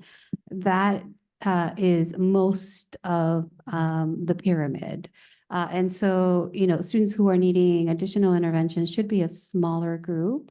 And so as we continue, and Trustee Eves Knudsen, to your point about some of our district-wide reform efforts, our work around curriculum alignment, our work encouraging our teachers to continue to be high-performing professional learning teams, where they're working on the rigorous curriculum and the formative assessments, the role of iReady as, some summative assessments, and to Trustee Altman's comments about multi-tier systems of support, that is also the place where teachers are discussing who needs an acceleration. Kids that got it. Sonia's 4th grade son at Paradise Valley, he got it. Let's keep pushing him. What's another book that he can read? Whereas those that might need additional help, where are those interventions? So that work remains. We are not accessing all of our TOSAs. It is about 9 TOSAs, and to Trustee Eves Knudsen's point, by applying an equity factor, certainly not over-promising. So our community that's currently listening to us, I'm not saying that we are returning our TOSAs back. We will be very precise with making sure that our neediest schools are able to get the support that they need. That is not an overpromise. I want to be super crystal clear. But with respect to your concerns about MTSS, that continues to be the heart of our work. By strengthening tier 1, when we do that, then our referral rates will be decreasing. Any other comments? Trustee Horner? Thank you, President Sco. Thank you for the presentation, all the dialogue, comment, and then some questions. It's interesting, as been mentioned, reaching out to multiple levels of government, which many of us have been doing a lot of, including myself. And it's interesting when I talk to federal, state, and county people, they're all like, "Whew, I'm really glad I'm not a school board member." But my upset there, really going back to Prop 13, which everybody wants everything, but nobody wants to pay for it. And then what's gone on since the federal government passing IDEA, requiring us not only to provide services to children, but also to do a level of paperwork and documentation that is expensive and, from some of the experts in the field, not always productive. And then promising to pay for 40% of it and never coming up with more than 10 or 15. So it's interesting too, the legislature doesn't take public comment.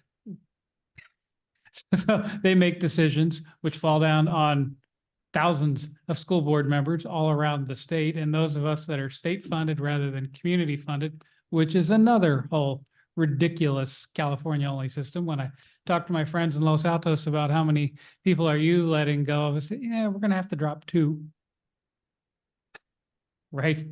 Because of our, I don't want to swear, bad. I'll just use bad funding model for public education in California. So, now, so we end up on the very tail end. We have a state PUC that keeps giving out huge increases to the power companies amidst record profits. And one of my questions, I still can't find in our documentation, exactly what our utilities and fuel bill is, because I think a decade ago, that wasn't necessarily top of mind. But I know as a business owner, it's now my number 3 expense. Where it used to be like number 5 in the rank. So the question, I really like to see that number called out. What are we paying for electric, natural gas, and fuel? We run a lot of buses, a lot. And I haven't been able to find that in the reports. I don't know if there's anything we can do, but that's just one of the things that's eating us more and more all the time. And there's no revenue for. So that's one of my questions. And then another question going back, the RDA funding, is that an ongoing thing? I thought of the RDAs as something that went away and we get money for, and that was eventually going to phase out. So maybe I'm misunderstanding the redevelopment. Does that mean redevelopment agencies, or these are things that died a decade ago? And how long do we keep getting manna from the county out of that? That's a great question. I don't know all the ins and outs of how that funding works.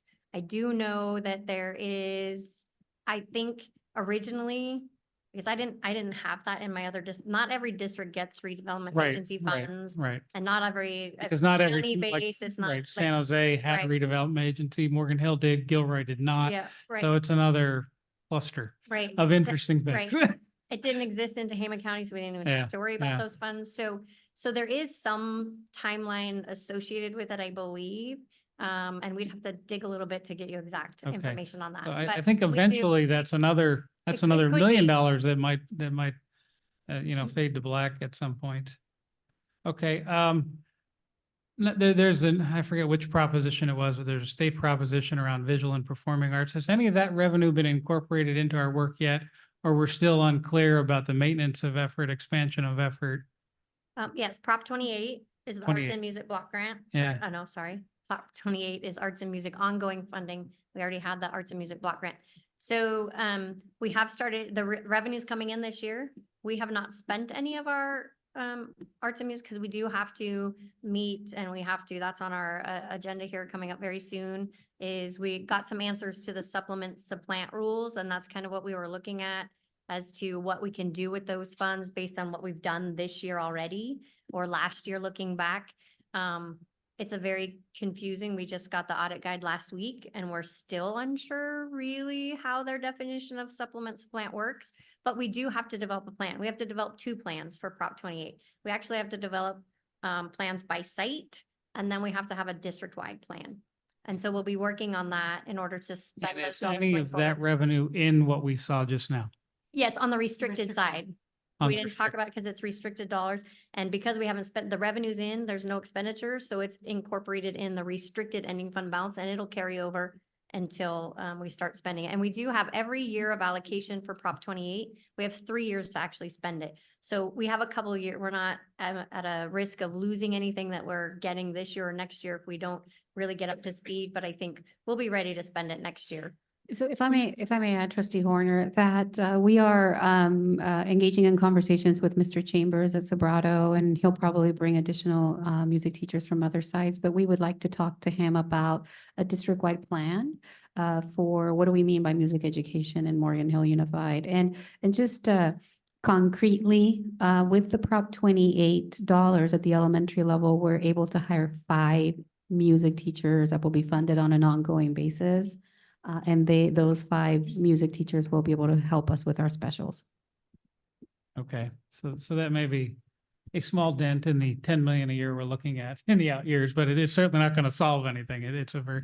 It's $1 million. Right. Right. I said we have a $10 million Yeah, a year right, problem. Right.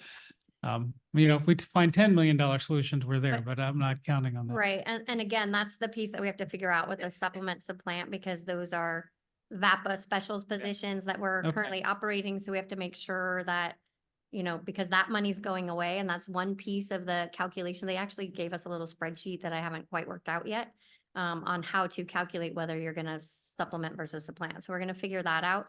But also there's a requirement for Prop 28 that 80% of the funds has to be spent on staff. Right. And it has to be new staff. So again, that's why they're saying you can't supplant something that you're already doing and pay for a staff member that you already have. Even if we paid for it out of a VAPA grant that went away. Yes. So, but that's the one caveat that I'm still looking at is arts and music is going away. So if we were paying for 4 teachers out of that VAPA in arts and music and half of it's gone now and we can't afford those teachers anymore, could we then shift them to Prop 28 right. without the supplant rule? So that's part of the calculation that we're working on. We're not going to solve that tonight. No, worry. So I just want to let you know that we are having ongoing conversations with Yeah. our music teachers at the sites. Yeah, I appreciate that. And then it's a question, really an observation, right?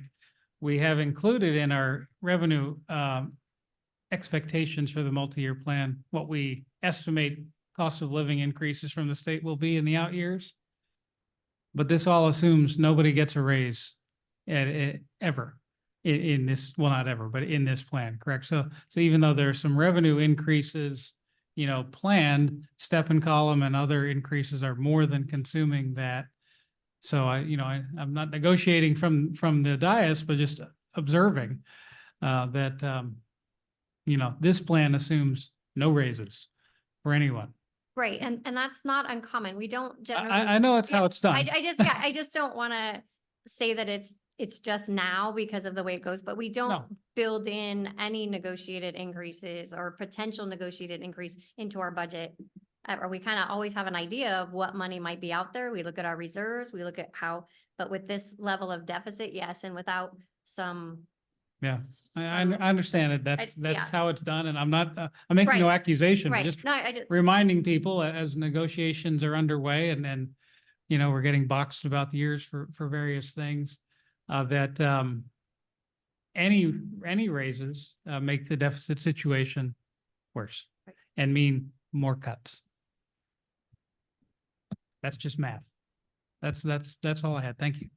All right, I'd like to move us along. Do we have somebody over here? Trustee Patterson? I'll try to move us along, Mr. Escoto, but first, so we're looking at the 23-24 budget right now. This is the year that we're in. We've been looking at this budget for a year now since we started formulating it last year. So thank you for all the good work, and I'm prepared to adopt the second interim report, or if you will, budget for 23-24. In the 23-24 budget, obviously, in the multi-year projections, we're looking at the cuts and then what's going to happen in the future. Thank you, Assistant Superintendent Timbo, for kind of prepping us for the years forward.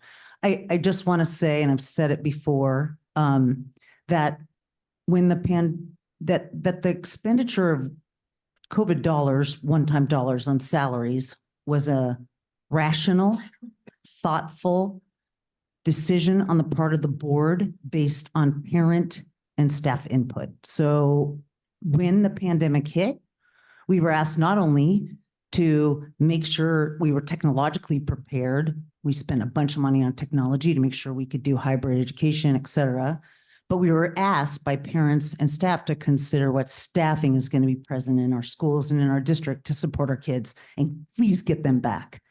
And in April of 21, we brought staff back voluntarily. So we got, I don't know, $5 million in one-time dollars in 20 and $13 million in one-time funding in 21 and another $8 million in one-time funding in 22. And every single time we were responding to the needs of the kids as voiced by the kids, the parents, and the staff.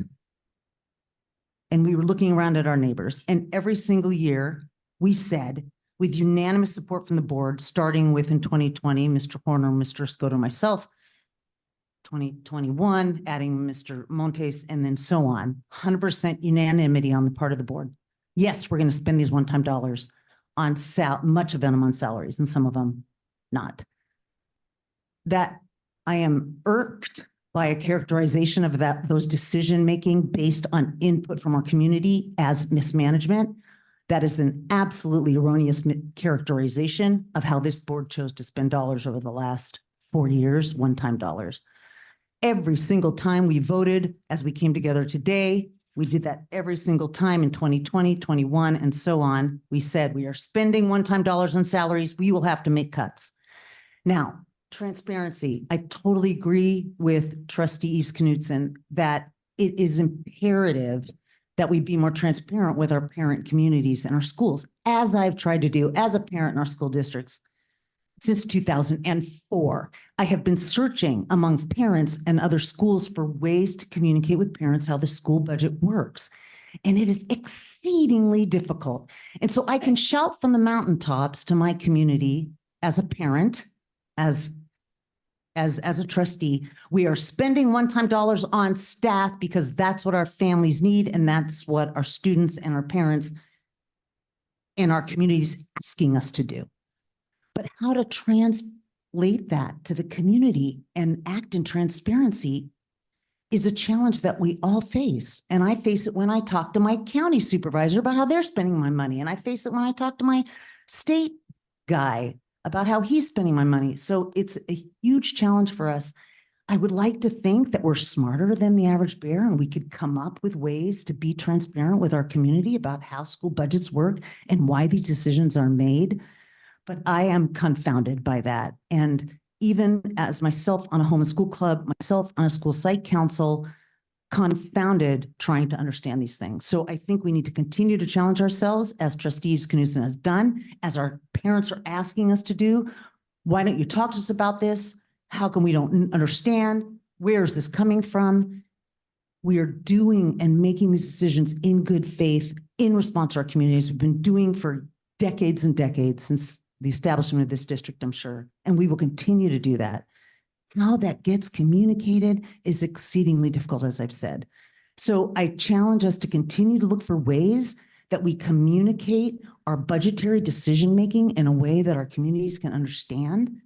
We have not gotten there. I don't know any school district that has gotten there that can explain these things in a way that makes sense and in a way that input gets taken and then incorporated, documented, and spit back out to our community. Yes, we heard you. Here's what we did. And now look, this is what we did. That's what we're doing all the time. How to communicate that, completely confounded by that. But I challenge us to continue to working in that direction. Finally,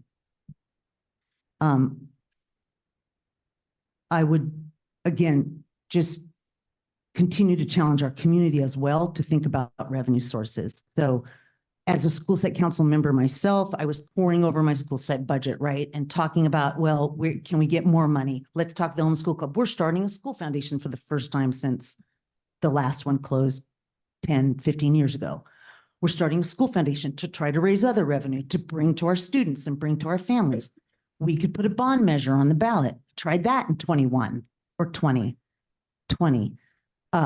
Couldn't pass the bond measure. Like, there are other ways to raise money, but we need help. And to get the help, we need to build confidence from the community. And to build confidence in the community, we need to build transparency and communication back and forth. Thank you, Trustee Patterson. Did you want to make a comment? I'm sorry. Well, I appreciate that, but I am going to ask Trustee Gardner and our student board member if they'd like to weigh in on any on the Trustee Gardner. Yes, thank you. So I appreciate the healthy debate that's going on here. I guess maybe we'd consider this a debate or an exchange of ideas, because I do feel that there needs to be a balance that's struck somehow, some way. And it'd be nice to get out ahead of this instead of kind of playing defense all the time. And that's why whenever we have our questions that we get turned in, I always repeatedly ask, what are the strings attached to these grants? Because it seems like it feeds on itself as far as spending. And I am very concerned about class size. I'm concerned about losing TOSAs. And I really do feel that support at the classroom level so that our kids can learn is, in my opinion, one of the most important things. So I appreciate the dialogue that's happened tonight. I really look forward to having that happen and continue. And I think, there's been a lot that's been said. Some of my colleagues have shared, it's like you're reading my mind. Thank you. And I just really want to see this continue. Thank you, Trustee Gardner. Student board member Toro. I don't think I have anything like specific to say except for kind of adding on to the transparency thing. I think it's really important as a student to kind of know exactly what's happening. I know especially being in this position and making these decisions, I know there's only so much that I'm able to find out. And I can only think how other students and parents feel not knowing what is being voted on and what's going to kind of happen to the district, to their students, to the schools. So I know that, everyone kind of has different opinions, but I think that transparency is really important. Thank you. All right. So we're going to now move on to approve the 23-24 second interim budget for general fund as reported in the standardized account code structure SACS report. Can I get a motion? I so move. Thank you, trustee Altman. Can I get a second?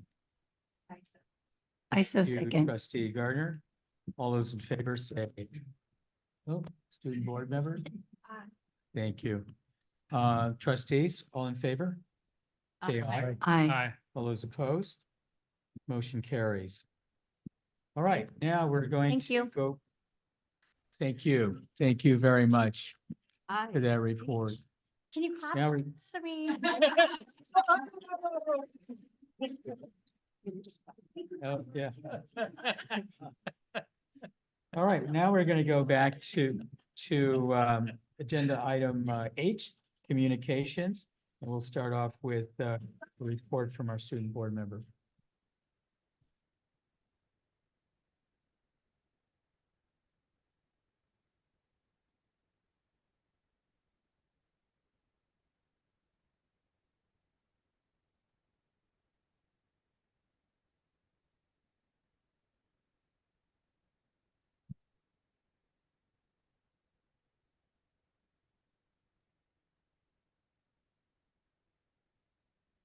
Okay, so this is my update. I'm gonna try to make it a little bit quick because I have a lot written down.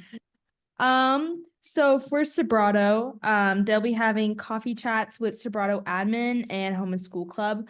Their last one was on March 15th, and they'll also be having an upcoming coffee chat on April 26th. Sobrato ASU is doing a hygiene kit assembly on April 19th. So on the next slide, here is some information about it. So it'll be April 19th from 5 to 6:30 p.m. They will be having a homeless care package assembly that will be distributed to Asian Women's Shelter in regards to Women's History Month. Since ASU is a student-led organization, they need all the help that they can get, and anyone is welcome to come. So that'll be April 19th, 5 to 6:30 p.m. On the next slide, there's a QR code and information on anyone that is interested in like volunteering or contacting. Okay, so Live Oak recently had a grad night meeting for seniors and will continue to have them. Our FFA team will be attending state conference from March 21st to March 24th. National Honor Society Pie Day event has been moved to March 28th, and teachers will be eating gross toppings out of pies, so it should be a really fun event. ASB is hosting a March Madness basketball tournament featuring student-led teams and a staff team that is competing for the championship title. So I know Mr. Hazel is very excited about that.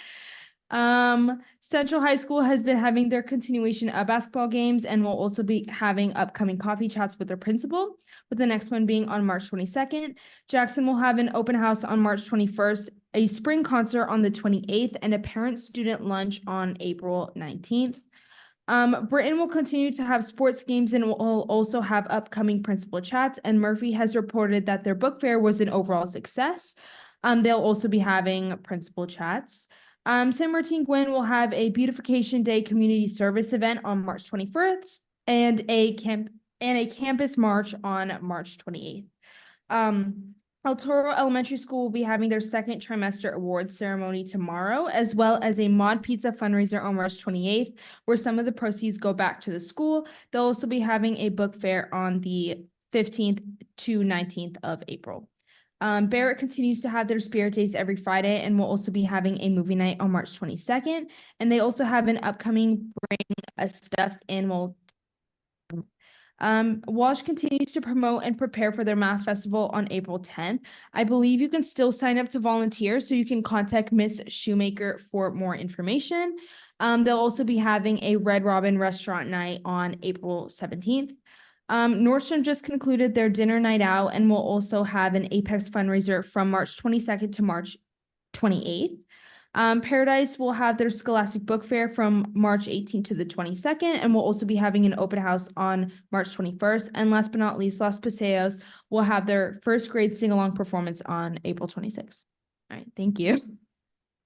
Thank you, Student Board Member Tour. And colleagues, I've asked the Superintendent Garcia, if she could forward all those dates and times of activities so we can have that. And in fact, it's something that I know trustee Horner has always encouraged site administrators to let us know when they are having these special events, and so we can either attend or support one way or the other. Next up is our superintendent and staff reports. Thank you so much, President Escoto. I too will be brief. This is a review and a look forward, a review of the past 2 weeks and a look forward for some of the upcoming things. And as I began last time, I've connected a lot of these activities directly to our local control accountability plan, directly to each of the goals, and you see the goal on the bottom left. We hosted yesterday at El Toro Elementary, we hosted the Santa Clara County Office of Ed. They provided a sample lesson on a sample TK lesson, and it was wonderful to see our students incredibly engaged with the entire life cycle of bees. You know, it's always such a happy place to be surrounded by 4-year-olds. Also, I attended on Sunday, St. Patrick's Day. Happy St. Patrick's Day. The Lions Club in San Martin held a fundraiser, and so their sausage was amazing. I need to find out where they bought that sausage. It was fantastic. But part of the proceeds are to benefit San Martin Gwen. So it was lovely to connect with the Lions Club in San Martin. And just a separate note, our personnel commissioner, Victor, he's part of the Lions Club, et cetera. So he helped to put this breakfast together. It was lovely. We also, I saw some of you there as well, the ribbon cutting for a brand new Valley Health Center in Morgan Hill. So thank you so much to our local elected officials for making that happen. Also held our LCAP community forum. This was our 3rd forum. And as I have said before, and many of you saw it multiple times, really want to thank Assistant Superintendent Jimenez and your entire team. I know that that was an incredibly heavy lift. It was a lot of work, and thank you for your clarity and your transparency around, you know, what we're doing with respect to our LCAP. Also attended a Project Cornerstone breakfast. This was on Friday, and oh my goodness, I did not know that Steve Young was such an amazing public speaker. Holy cow, he was fantastic. And if you see the top right picture, that is our very own Trustee Patterson, who was recognized as the former executive director for Project Cornerstone. So thank you. Thank you. That was a lovely, lovely, lovely breakfast. Also attended the State of the City address. Mayor Turner did a great job describing a looking back of sorts and some looking forward of sorts with respect to our city. School site visits, again, our happy places, freshman awards at Sobrato, if you have not seen this once, it is available to you. I highly recommend that you see a short movie. It's called The Unbroken Sky, and it's based on Dr. Francisco Jimenez's life. If you do not know who Dr. Jimenez is, oh my goodness, his life story it embodies what a quality education can do to uplift our students. And he is a former professor at Santa Clara University. Wow, what I want to bring this movie to our students. I want to bring Dr. Jimenez to our students. And so the balls are rolling on that. Attended the Chamber of Commerce breakfast, where on a monthly basis, we provide our local Chamber of Commerce updates on our school district. And I want to thank former Trustee Sullivan and Trustee Horner, who presented our Education Foundation, our inaugural Education Foundation, to our Chamber of Commerce, and had them fill out a survey and ask for volunteers, and, you know, why not if they wanted to donate. But I'll let Trustee Horner talk a little bit more about that. Just today, we had held our monthly curriculum alignment with Angie Freeze. And what I really appreciate about the beauty of today is that our district-wide guiding coalition worked on a playbook, right? So it will ultimately become our onboarding of sorts for our teachers and our administrators, where we say, here you go, this is the Morgan Hill Unified Way in terms of what we mean by high-performing professional learning teams. So I want to thank our district-wide guiding coalition for this heavy lift. Additional items, I'm continuing my site check-ins, zero agenda, you know, how are things going, et cetera. We also held a meeting with the city manager and her team, with my executive team, On the alignment, we sort of created a Venn diagram of sorts in terms of what the city's goals are and priorities versus ours, and where is the connection, and where we can continue to work together. And so we had that meeting, and we will have ongoing meetings with them. We continue our data chats with our administrators. And I held a couple of chats with Carmen, one here at the district office and one with our community in Morgan Hill. And that concludes my report. Trustee Alvin, you're probably going to say this, but please, please, please come to our AAUW Wildflower Run. It's on Sunday. I will greet you as I show you where to park. So please come and join and support us. And thank you to AAUW for everything that you do. Thank you. Great, thank you. And now we'll move to H3, reports from our employee groups. First up is the Morgan Hill Classified Employee Association President, Cheryl Van Deventer. Hi, Cheryl. Thank you. Good to see you. Thank you. Good evening, President Escoto, trustees, Superintendent Garcia, student board representative, colleagues, and guests. My name is Cheryl Van Deventer, and I'm honored to be the president of Morgan Hill Classified Employees Association. As the president of Morgan Hill Classified Employees Association, I come before you tonight with an area of great concern to classified employees of this district. At your last board meeting, you voted to adopt Resolution 026. You resolved that as of June 30th, 2024, 4 6-hour school office assistant positions would be eliminated. You neglected to add the fine details to that resolution. Those fine details are the reduction of 4 school office assistant positions supporting our secondary wellness centers, as outlined in an email to district employees from Superintendent Garcia dated March 12th, 2024. The omission of those very specific words, supporting our secondary wellness centers, in your resolution caused a great deal of anxiety for all of the employees who hold the title of school office assistant in our district. Once the email from Superintendent Garcia was received by district employees, most of those school office assistants were still left with anxiety, wondering how these eliminated positions were going to affect their jobs. They had good reason to be anxious. As the president of Morgan Hill Classified Employees Association, I believe that the district has violated the rights of the 4 secondary wellness center school office assistants, and here are my reasons for believing this. Your resolution, as understood by the public and district employees, was intended to lay off 4 secondary wellness center school office assistants. We understood this to be the case because your resolution clearly states that you eliminated the positions. That's a layoff. Unfortunately, for those 4 secondary wellness center school office assistants, they were not laid off. They were involuntarily transferred to a different school site for next year. That may seem like semantics, but I assure you it is nothing but.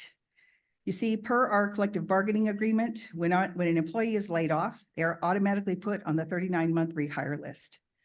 If they are rehired within the 39 months within this district, if they were hired in this district within 39 months, they come back with their full seniority intact. So because the district decided to not honor your resolution 026 and opted instead to involuntarily transfer those 4 employees, they literally have no rights, they have no protection if they decide that they do not want to be transferred to these positions. Their only option is to resign from the district. If they resign, they have no protection, no assurance of a future job, and no way to retain the seniority that they have rightfully earned. From the association's standpoint, we feel that the district is actually punishing these employees.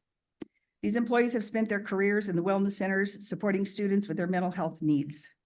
They have been supporting the counselors and Dr. Citarella in their efforts to nurture and support the mental health of our students. Nothing about their jobs at the secondary wellness centers has prepared them to assume the roles that they are being involuntarily transferred into.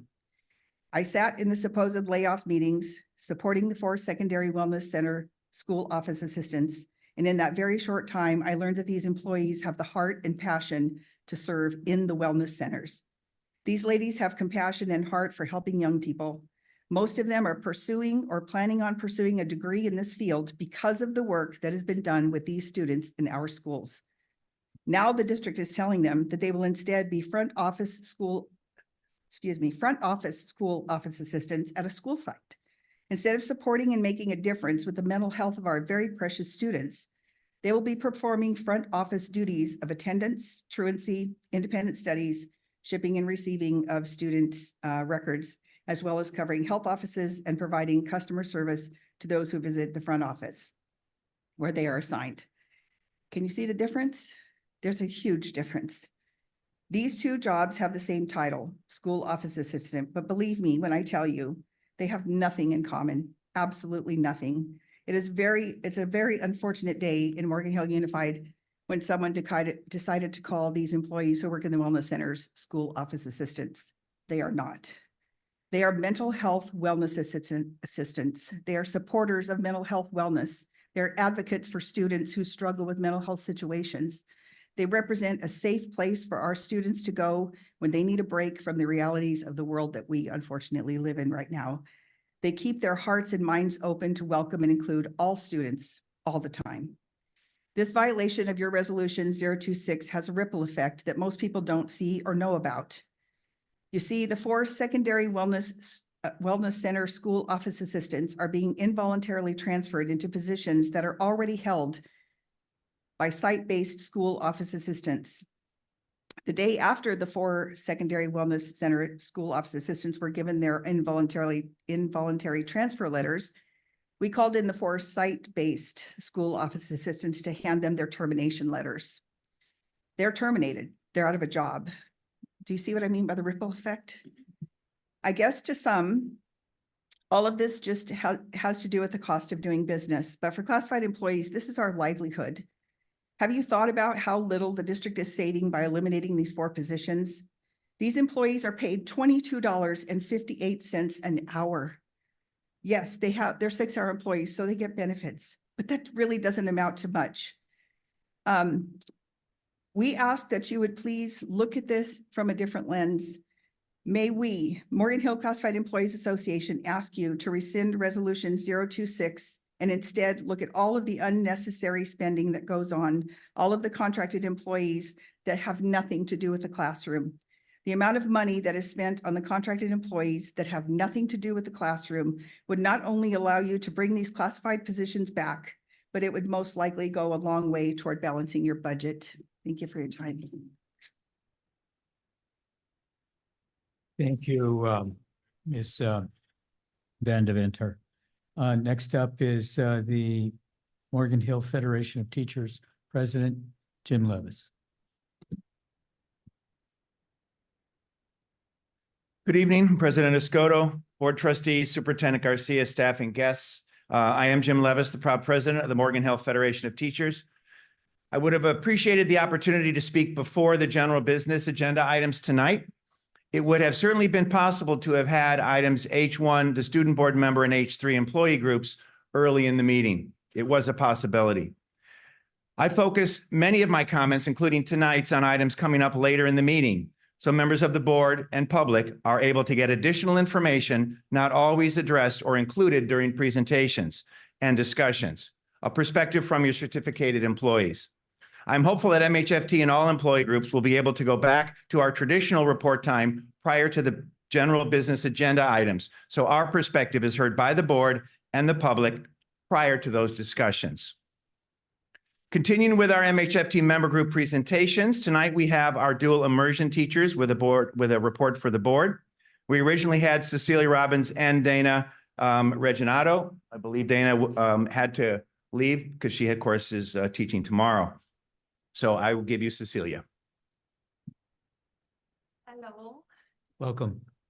Thank you. I'm Cecilia Robbins and I teach kindergarten at San Martin Wynn in the dual immersion program. So I came here to tell you a little bit about the dual immersion. At our schools, our students are taught both in English and Spanish. And our goal is that they earn a biliteracy pathway award in the 5th and the 8th grades, as well as a seal of biliteracy and complexion certificate by the 12th grade. At San Martin Wynn goes from TK to 8th grade, the whole dual immersion program. The TK and the kindergarten are a 90-10 model. That means 90% of the time is taught in Spanish and 10% of the time in English, and starts gradually changing. First grade is 80-20, second grade is 70-30, fourth grade is 60-40, third grade, and then it's 50-50 the rest of the school. I'm losing my voice a little bit because I'm getting sick still. English only teachers and BCLAT certified teachers. We have English only teachers and BCLAT certified teachers. With some of the BCLAT teachers or the Spanish teachers have been employed under the what is called the Visitor Teacher Exchange Program. We have teachers from Mexico and from Spain. That's in San Martin Win and PA Walsh. They only have a TK and a kinder, and they are growing. Next year they have a first grade, but they are a 50-50 model. So 50% in English and 50% in Spanish. And the teachers also have BCLAT certificates. All students, I'm not sure what's going to happen with PA Walsh, but our 8th graders go to Live Oak, where they also continue on the dual immersion specific classes. Currently, they have World Geography, AP Spanish Language, and Spanish AP Literature, Spanish Literature. And then they also have a Spanish film class. And classes are completely provided or given in Spanish. So students are completely immersed in the language, and they improve their conversational skills and their professional and academic language. And they are also BCLAT certified teachers. BCLAT means bilingual, cross-cultural, language, academic development, something like that. Our impact on Morgan Hill students is that students not only are bilingual, but they are also biliterate, which means reading and writing also in the language, in both English and Spanish. And we also have, our goal is to have students on grade level, because you would ask, okay, 90% Spanish, so when are they gonna be on grade level? The goal is to have them at grade level in both reading in both English and Spanish by the 5th grade, when they are 50-50. Being bilingual increases their connections between school and home. Greatest awareness and understanding of the Latin culture. Also increase confidence and camaraderie of all students, as they are all learning a new language. Not only the English learners are at the same level as Spanish learners, but at some point they are learning another language, and are facing similar opportunities to persevere or same challenges. And then going through the program together leads them to give them a sense of community, because they've grown together. They go to the same school, and it's only 2 or 3 grades in the grade, so they kind of grow together. And there are more opportunities in career pathways due to being bilingual and biliterate. The last one will tell you about some challenges that we have. One of them is finding BCLAT teachers. I guess we are hard to find. Then support services are currently only available in English. So even though students might be having content area like math, the support will be still in English. So if they're learning math in Spanish, it won't make sense. But yeah, support systems are, or special ed. Some kids with speech, with OT, they have to do it in the other language, not the language they are learning. Another challenge that we have is that the materials and resources are not always distributed on timely manner, and some of our teachers don't have So they are not ready to be accessed at the beginning of the school year. Some texts get there like November or something, like super late. Report cards, curriculum programs. Our report card is a problem. We are in our 12th year and we still have not been able to, we don't have an ARIS system that supports dual immersion. So we think that's acceptable at this time. Yes, some resources don't, when you buy the curriculum, they tell you they come in Spanish, but not everything is in Spanish. For example, videos and a lot of resources are only in English. The TK8 daily,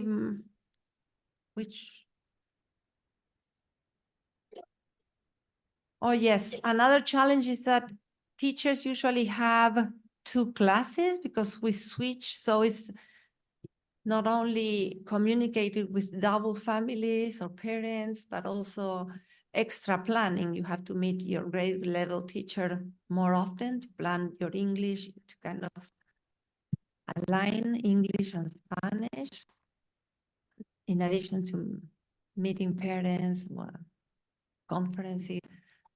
And there is no dual immersion TOSA to organize and align programs, resources, even to strengthen for a more cohesive program. And then we don't have a vertical alignment between programs or consistency. The most challenging part for our 90-10 model is the English curriculum, because we start reading and writing in English later, like in 2nd or 3rd grade. Actually, it was 3rd grade. Now we started a little earlier because changes. So the phonics programs and everything to teach foundational skills in English come for a grade, like a kindergarten level. So when the kids are in 3rd grade, they don't want to be doing the same type of activities, and a little challenging to find that program and be aligned with all the grades and what's teaching, who's teaching what. So that's it from me. I don't know if you have any questions about the dual immersion. Alex. Muchas gracias, Maestra Cecilia, por la presentación. My first question that I had for you is, you talked about the point about materials. What has been your experience with Benchmark Adelante? It's my understanding that this has been a new addition to your ecosystem. Yes, this is the first year we're using it. It's a good curriculum, but we still need to supplement with other stuff, teacher created activities or other resources.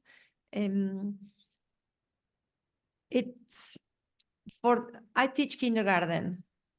So for the lower grades, it needs a lot more fun activities. It's just reading and writing and reading and writing. And it's a lot for the kindergartens. They lose interest and motivation.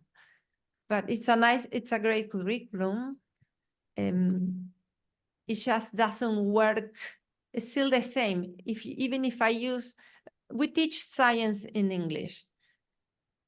So we teach language development and we use the TWI curriculum, which brings a lot of reading and writing for kinder, of course, but we're not teaching reading and writing in kinder. So we need something that's a lot more language development for that age.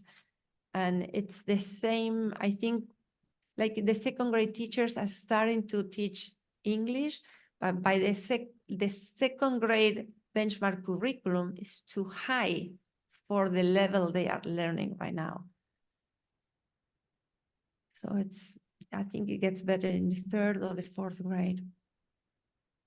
Thank you. We like it, we love it, and they have good resources and videos and things too. I need to pause this just for a moment. Yes. Because we need to extend our meeting time. So, colleagues, if I can get a motion, I move that we extend the meeting time until 11. 11 o'clock would be fine. Can I get a second? Second. Thank you. All those in favor say aye. Aye. All those opposed? Aye, all those going. Well. No, it's not. We need to have you on record. Thank you. All right, motion carries. Thank you. All right, continue on. Are there any other questions, comments? Any other? Thank you so much for your presentation. I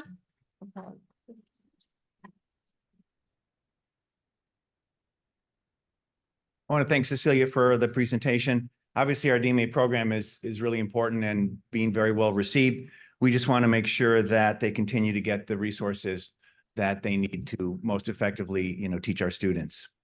I did want to kind of digress a bit, and I wanted to comment that I really loved hearing about the CTE and the dual enrollment programs. I think that offering these types of programs that the district is offering to provide additional pathways, inspiration, and options for our students is really, really important. And I am very supportive of those as we move forward with them. MHFT leadership, and I wanted to thank the board, the superintendent, and the executive cabinet for their discussion at the last board meeting regarding the proposed layoffs. We were certainly relieved that there will be no layoffs for our probationary members in the 24-25 school year. The road ahead, however, is riddled with unanswered questions and ambiguity.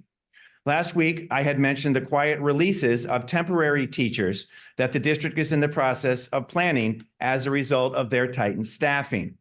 This week, I wanted to discuss the inevitable impact that these will have on our students and our educators. These quiet releases are the result of a large number of teachers on special assignment, our TOSAs, who we have referred to on numerous occasions, being returned to the classroom at the elementary level, plus the removal of FTEs, which are effectively certificated positions, used for equity purposes at the secondary level. These reductions will cause a ripple effect throughout our district. I want to address the topic of the topic of temporary teachers first. These dedicated, driven, and passionate educators are our professional learning team, or PLT partners, our co-teachers, our academic counselors, and so much more. Education is about opportunity, and our temporary teachers deserve the opportunity to hone their skills and continue to contribute meaningfully to our district. We are all continually being told that the district is making cuts that will minimize the impact on students in classrooms. I implore the board to question how this can be true when it comes to the reduction of 50% of our TOSAs. Just because a teacher is designated as non-classroom does not mean that they are not in the classroom on a daily basis. This does not mean that they don't interact with students every day in order to increase their learning. This does not mean that they are not providing strategies, resources, interventions, and extensions. And it certainly does not mean that they are not an integral part of every school's culture and community. We know that we pride ourselves in differentiation, and that is exactly what these TOSAs provide. Our district TOSAs are available to provide support to all our educators and students in their area of focus. Our site-based reading and math TOSAs are critical to improving and extending student academic skills through helping students in small groups to develop the necessary foundation to be successful throughout their entire lives. Our Focus Academy TOSAs ensure that PA Walsh STEAM Academy, El Toro Health Sciences Academy, and Paradise Valley Engineering Academy, in which the district prides themselves, excel in their focus rather than fail to even be a Focus Academy at all. All of these educators are vital to the learning and development of our students. It is also crucial to note that while TOSAs are housed at the district office and at elementary schools, it is not only an elementary school problem. We are a unified school district, and the skills that students learn within their elementary schools will have great effects in middle school, high school, and in their opportunities after they graduate. In addition to the increased releases of temporary colleagues and the slashing of TOSA services across the district, there is also a plan to cut equity FTEs at the secondary level. These FTEs are used to ensure lower class sizes for all, but especially in our English language development, or ELD, classes. to structure guiding coalitions, and to provide different opportunities for a complex and effective master schedule at the secondary level. We have all conducted and participated in data chats, curriculum councils, and discussions within our district. It has become clear that we need to provide our students with every opportunity and chance to be successful.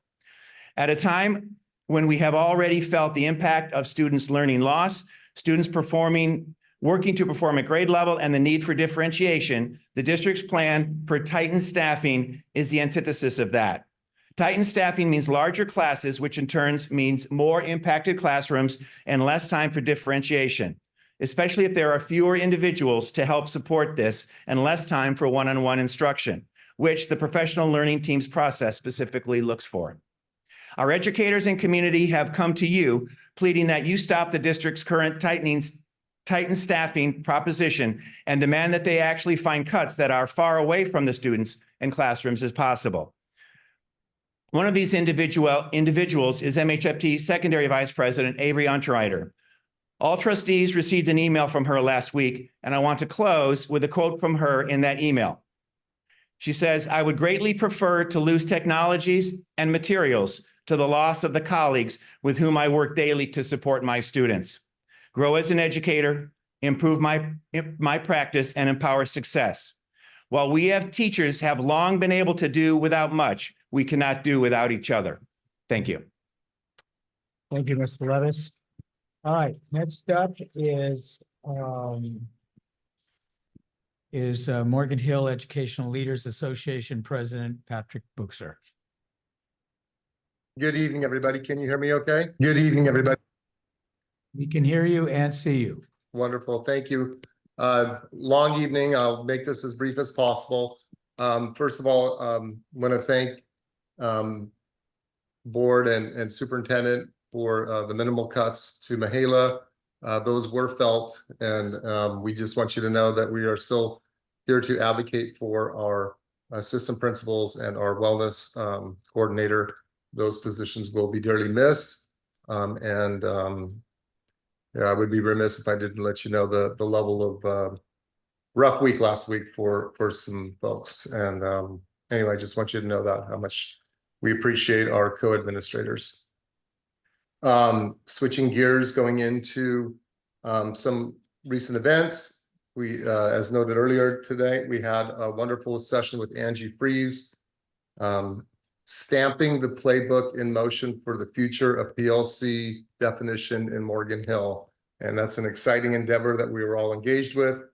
Longer road in front of us to memorialize that, but that will definitely help with new folks onboarding and help with the permanency of our professional learning community as we move forward in the school district. We had an LCAP forum last week.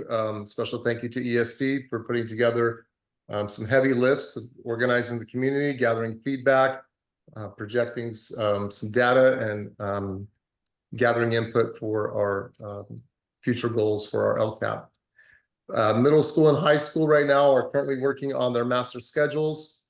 So that's always a work in motion, and helping those chess pieces to line up so that doing our homework properly makes it an easier start for the beginning of the year. For next year. Elementary, there are some wonderful pilots going on right now regarding consistency of phonics instruction. We hope to have that concluded at the end of the year, so we have a coordinated curriculum across our school district regarding phonics. We had a district attorney truancy meeting last Friday evening. A handful of families showed up, and we had a new transition for our new district attorney. And so excited to see the level of support that can come from that area. Your principals are working hard on their SIPSAs, analyzing data, updating their narratives, strategies, supports, adjusting the budgets, and we'll be aligning our school goals with the LCAP goals as they come out. And finally, I wanted to give a very special thank you to Sobrato, Greg Chambers, Wind Ensemble Band, won the CMEA award. Congratulations, Greg. That's exciting to hear the wonderful accomplishments from our band in that area. And also, you saw Michael Jochner in the front page of the Morgan Hill Life. Congratulations, Michael, for his very innovative practices regarding the future of farming in limited water and space and area. And I'll leave you with this last note. A huge thank you to Ron Lucero and Rich Furtado. Jam went on the first field trip over to the Morgan's Cove field trip. And I went with the class, and I was excited to work with the guys to help, connect up standards and such. It was really exciting to see how hard the guys worked, and Rich and his family. And actually, Joe Ganan's dad was part of that process, and put together a beautiful field trip for kids around navigation, longitude, latitude, compass reading, the history of Morgan Hill. They brought in elements of natural history and astronomy, as well as early settlers and Native Americans. So it was a lot more extended. I did not expect how well thought out that would have been. And anyways, I just wanted to give a huge thank you to Ron and Rich for all their hard work. Thank you again. And that is it from Mahela. Thank you, Mr. Bookser. All right, now we'll move to our final item, which is H4, reports from board members. Trustee Patterson. Yeah, I would just like to publicly acknowledge Principal Lisa Martin at Central High School and her entire staff who showed up for their open house. And also, once again, had the opportunity to talk with one of our fantastic graduates, Raven Jackson, who's a special ed teacher at Central High School. She's been in the district for over 7 years, and it's always just such a pleasure to see our graduates coming home to work. Thank you, Trustee Patterson. Trustee Knudsen.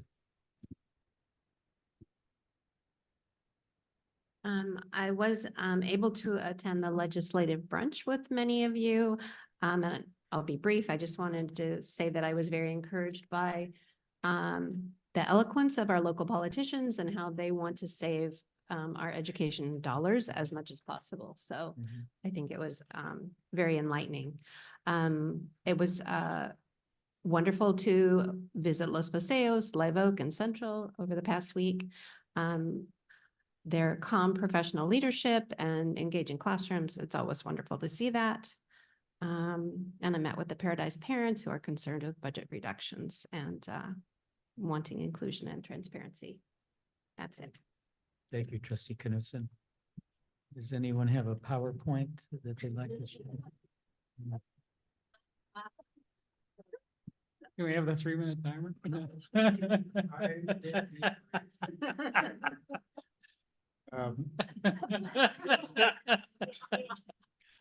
Okay, so building on Trustee Eves Knudsen, many of you were there, but there were some points that I wanted to highlight for those of you who weren't able to attend. Within Santa Clara County, family homelessness is the single fastest growing demographic. And what Supervisor Ellenberg shared is that there's a lot of what we know, that there's a lot of non-academic factors heavily impacting our work with students in the classroom. And we can, it was reassuring to hear our state legislators who are committed to holding the line in terms of education funding there. I also participated with CSBA Legislative Action Week. So I and along with some colleagues from neighboring districts met with Senator Laird. We talked specifically about Proposition 98 investments, Senate Bill 1315, which has to do with the time that you all spend on reports and having, the irony is having the CDE do a report on the reports to minimize the reports. But there's that, which we know then frees you up to do the important work that needs to be done. And then helpful to know just AB 247 and SB 28 within our context and what we're thinking about bonds. Our senator is supportive of SB 28 because he has a UC and a CSU within his territory. So it'll be interesting to see where that goes in the near future. As we're talking about, and we can go to the next one, as we're talking about school-based health services, I did want to elevate an upcoming webinar that I registered for. It's on April 1st. It's specifically around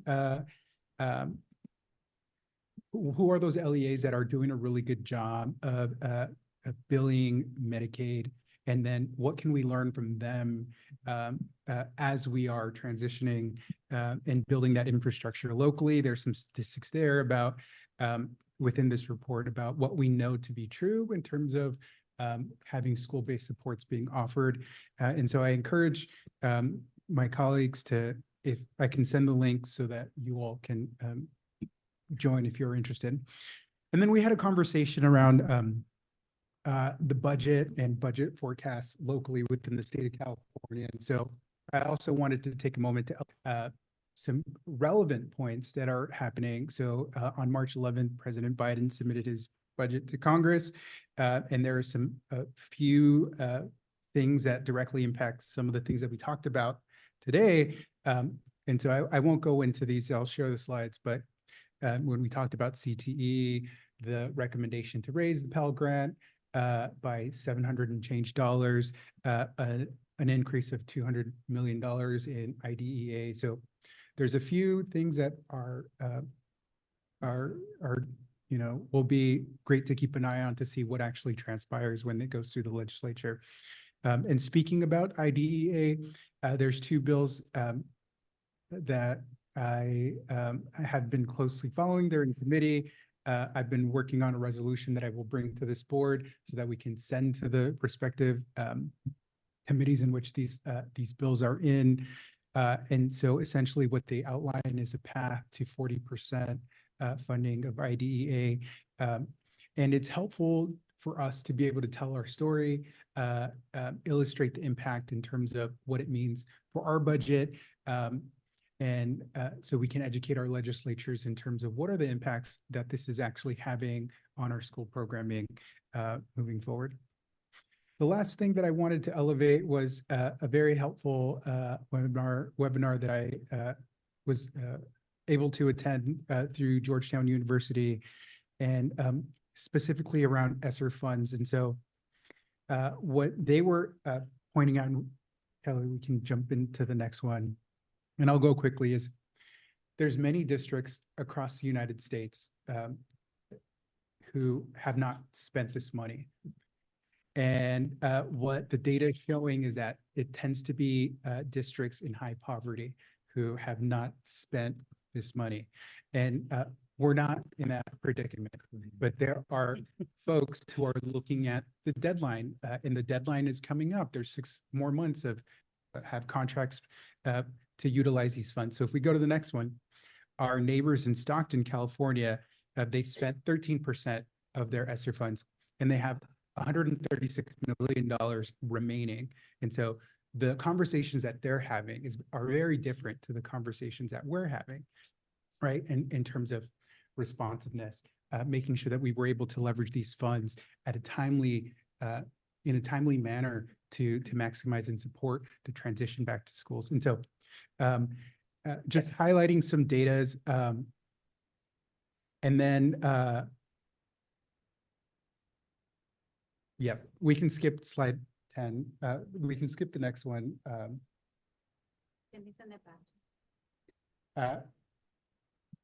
What was that?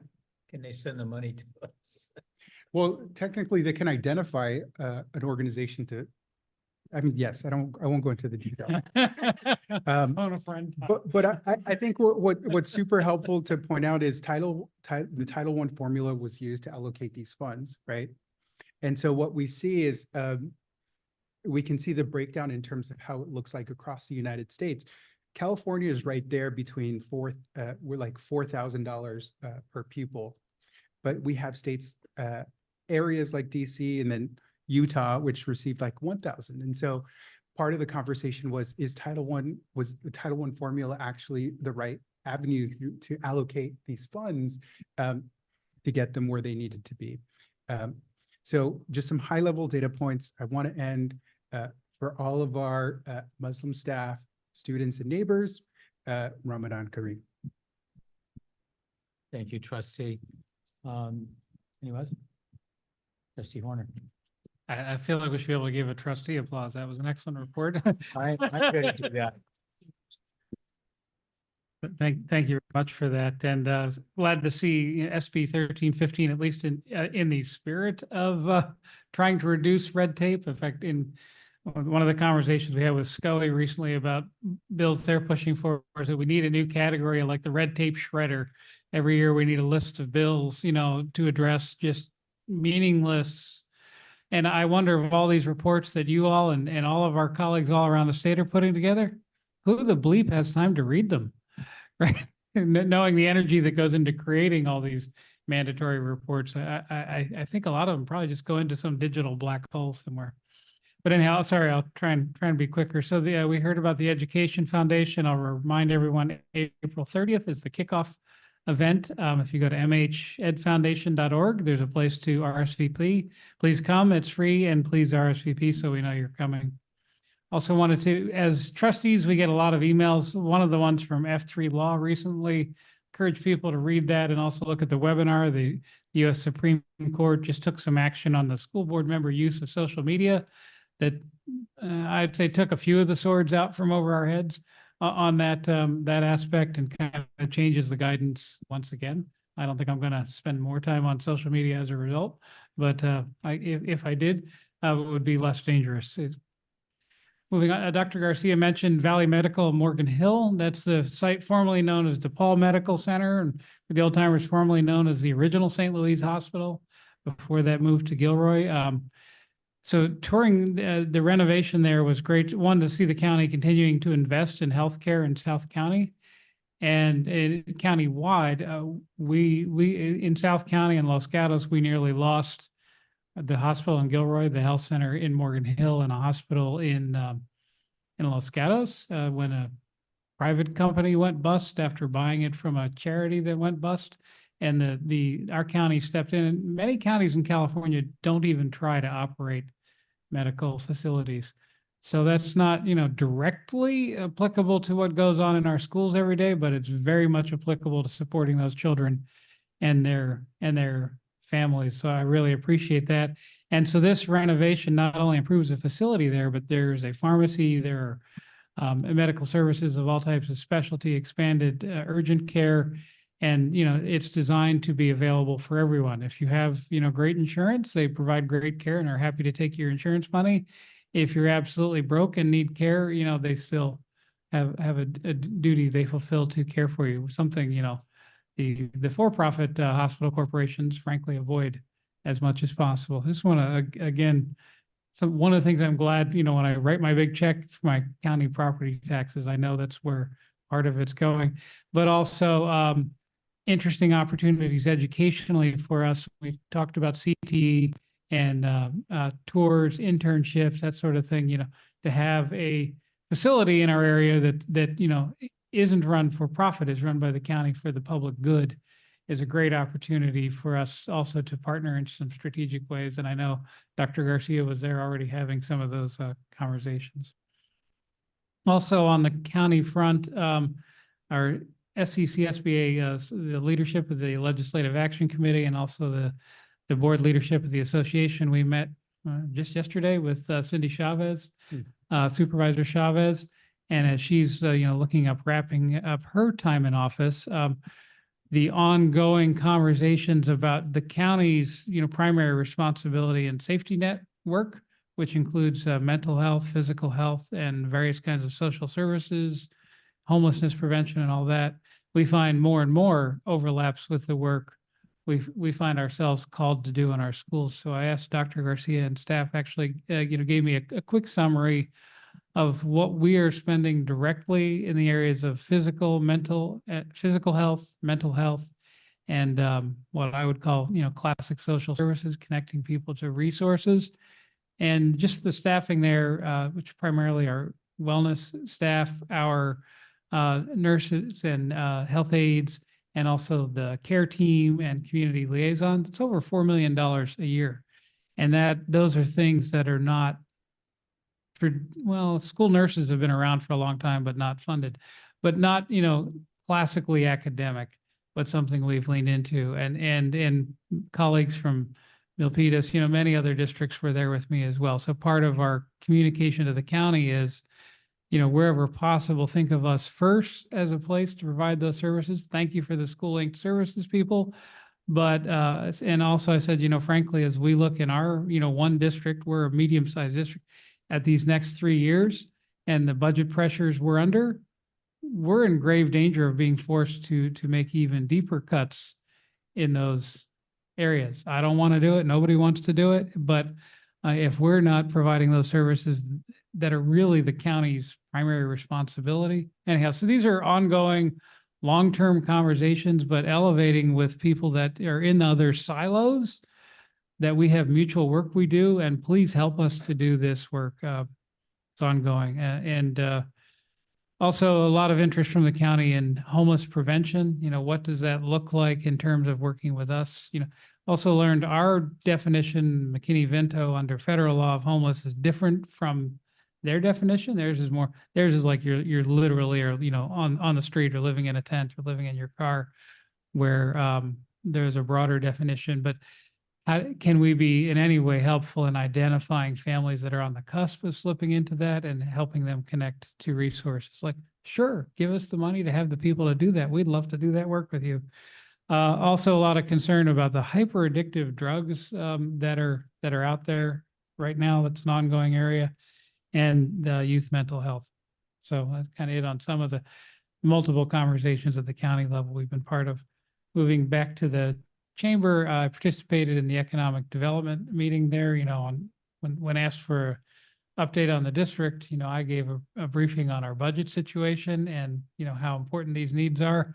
And it turned out then Nick Gage, then the CEO of the chamber, he told me when we were at the Valley Medical thing, he just got back from a small business event in Sacramento organized by Cal Chamber. He said, John, I was with Senator Laird. And I said, while I was there, by the way, Senator Laird, what I'm actually most concerned about is school funding. And Laird said, I already talked to Horner. But so, and Senator Laird, chairs the Senate subcommittee on that. So this isn't a matter of pride, but just, from all possible vectors, all possible points, getting the message across of how big that mosquito is. Okay. But, so that was interesting. Already had a great report on the legislative brunch. The Legislative Action Committee continues its work. In fact, for those of you that participate in the regular meeting, there will be a slate. We're expanding that to 12 members on that committee. I think we started with 5 and we've been increasing it as time goes on, and there will be a slate presented for your vote. There were over 2 applicants for every one of those 6 positions. A lot of interest in this work, as people are, throughout the county are leaning into the whole aspect that we have to advocate for ourselves because we're at the effect of these decisions.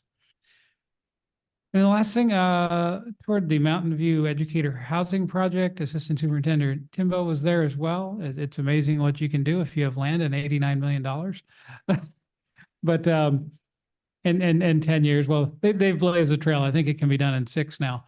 But they actually have done a lot of work to both make it a little easier and to share that. But an ongoing area of need everywhere is housing, and how can that be part of it? I mean, they did it as part of one of their bond issues. That's a whole complicated conversation. If we had a bond, could I vote for 89 million of it to go towards housing rather than our $1 billion of direct facilities needs? That would be a tough ask. But I don't know. Those are, as when we get to the bond conversation, I wouldn't propose 89 million, but maybe there are smaller amounts of money and some of our land that could make a difference in having housing available. I mean, they're able to offer their employees $1,000 to $2,000 a month rents for nice studios to 1 bedrooms in the heart of Mountain View, which is an amazing thing they can do. I don't know how to get there, but still something interesting to explore. Thank you for your patience. I will leave it there. Thank you, Trustee Horner. Anyone else? In that case, Trustee Gardner. Thank you, thank you, President. I also went to Mayor Mark Turner's State of the City, and there were a couple of things that he said. I would encourage you. It's his video is still up if you haven't seen it yet. I thought it was really great, but he did mention the initiative Read 20, and the intent of the Read 20 initiative is to encourage students to read for at least 20 minutes per day and bring awareness to the parents of young children, the benefits of reading to their pre-K children. To help in this regard, I guess he's partnering with us, the district, and the Morgan Hill Library, Mount Madonna YMCA, and the Boys and Girls Club have all agreed to implement weekly reading programs where 1 day a week, volunteers can participate in reading to and with students in order to help improve their reading proficiency. Yay! The Read 20 campaign will kick off in the fall of this year, and they will need community volunteers to participate in these weekly reading cohorts. Should you wish to volunteer, please reach out to the district office or to us or to Mayor Mark Turner's office. And then the other thing he shared that I thought was kind of gave me the warm and fuzzies is I love our community. I love it because it has such a small town feel. You can go to Trader Joe's and run into people you know. It's safe. I mean, there's still a lot of people I know, including myself, that I often don't lock my doors during the day. And one of the things he had was the Morgan Hill Police Department statistics. And I was actually pretty proud of this. In 2023, MHPD recruited, hired, and trained 9 teammates, 4 police officers, 2 dispatchers, 2 multi-service officers, and 1 community service officer. The Morgan Hill PD remains one of the very few agencies in the region that is fully staffed. Morgan Hill PD had a clearance rate of 74% for crimes against persons in 2023, while the statewide average is only 41%. Our PD had a clearance rate of 4% for crimes against property in 2023, while the statewide average was only 7%. And our police department submitted over 1,500 cases to the Santa Clara County District Attorney's Office, excuse me, for prosecution. And this is a 47% increase from 2022, 68% increase from 2021. So nice to know we live in a safe community still. Thank you, Trustee Gardner. Now we move to agenda item L, adjournment. Can I get a motion? So moved. Can I get a second? I'll All those in second. favor, say aye. Aye. All those opposed? Great, thank you. Like that.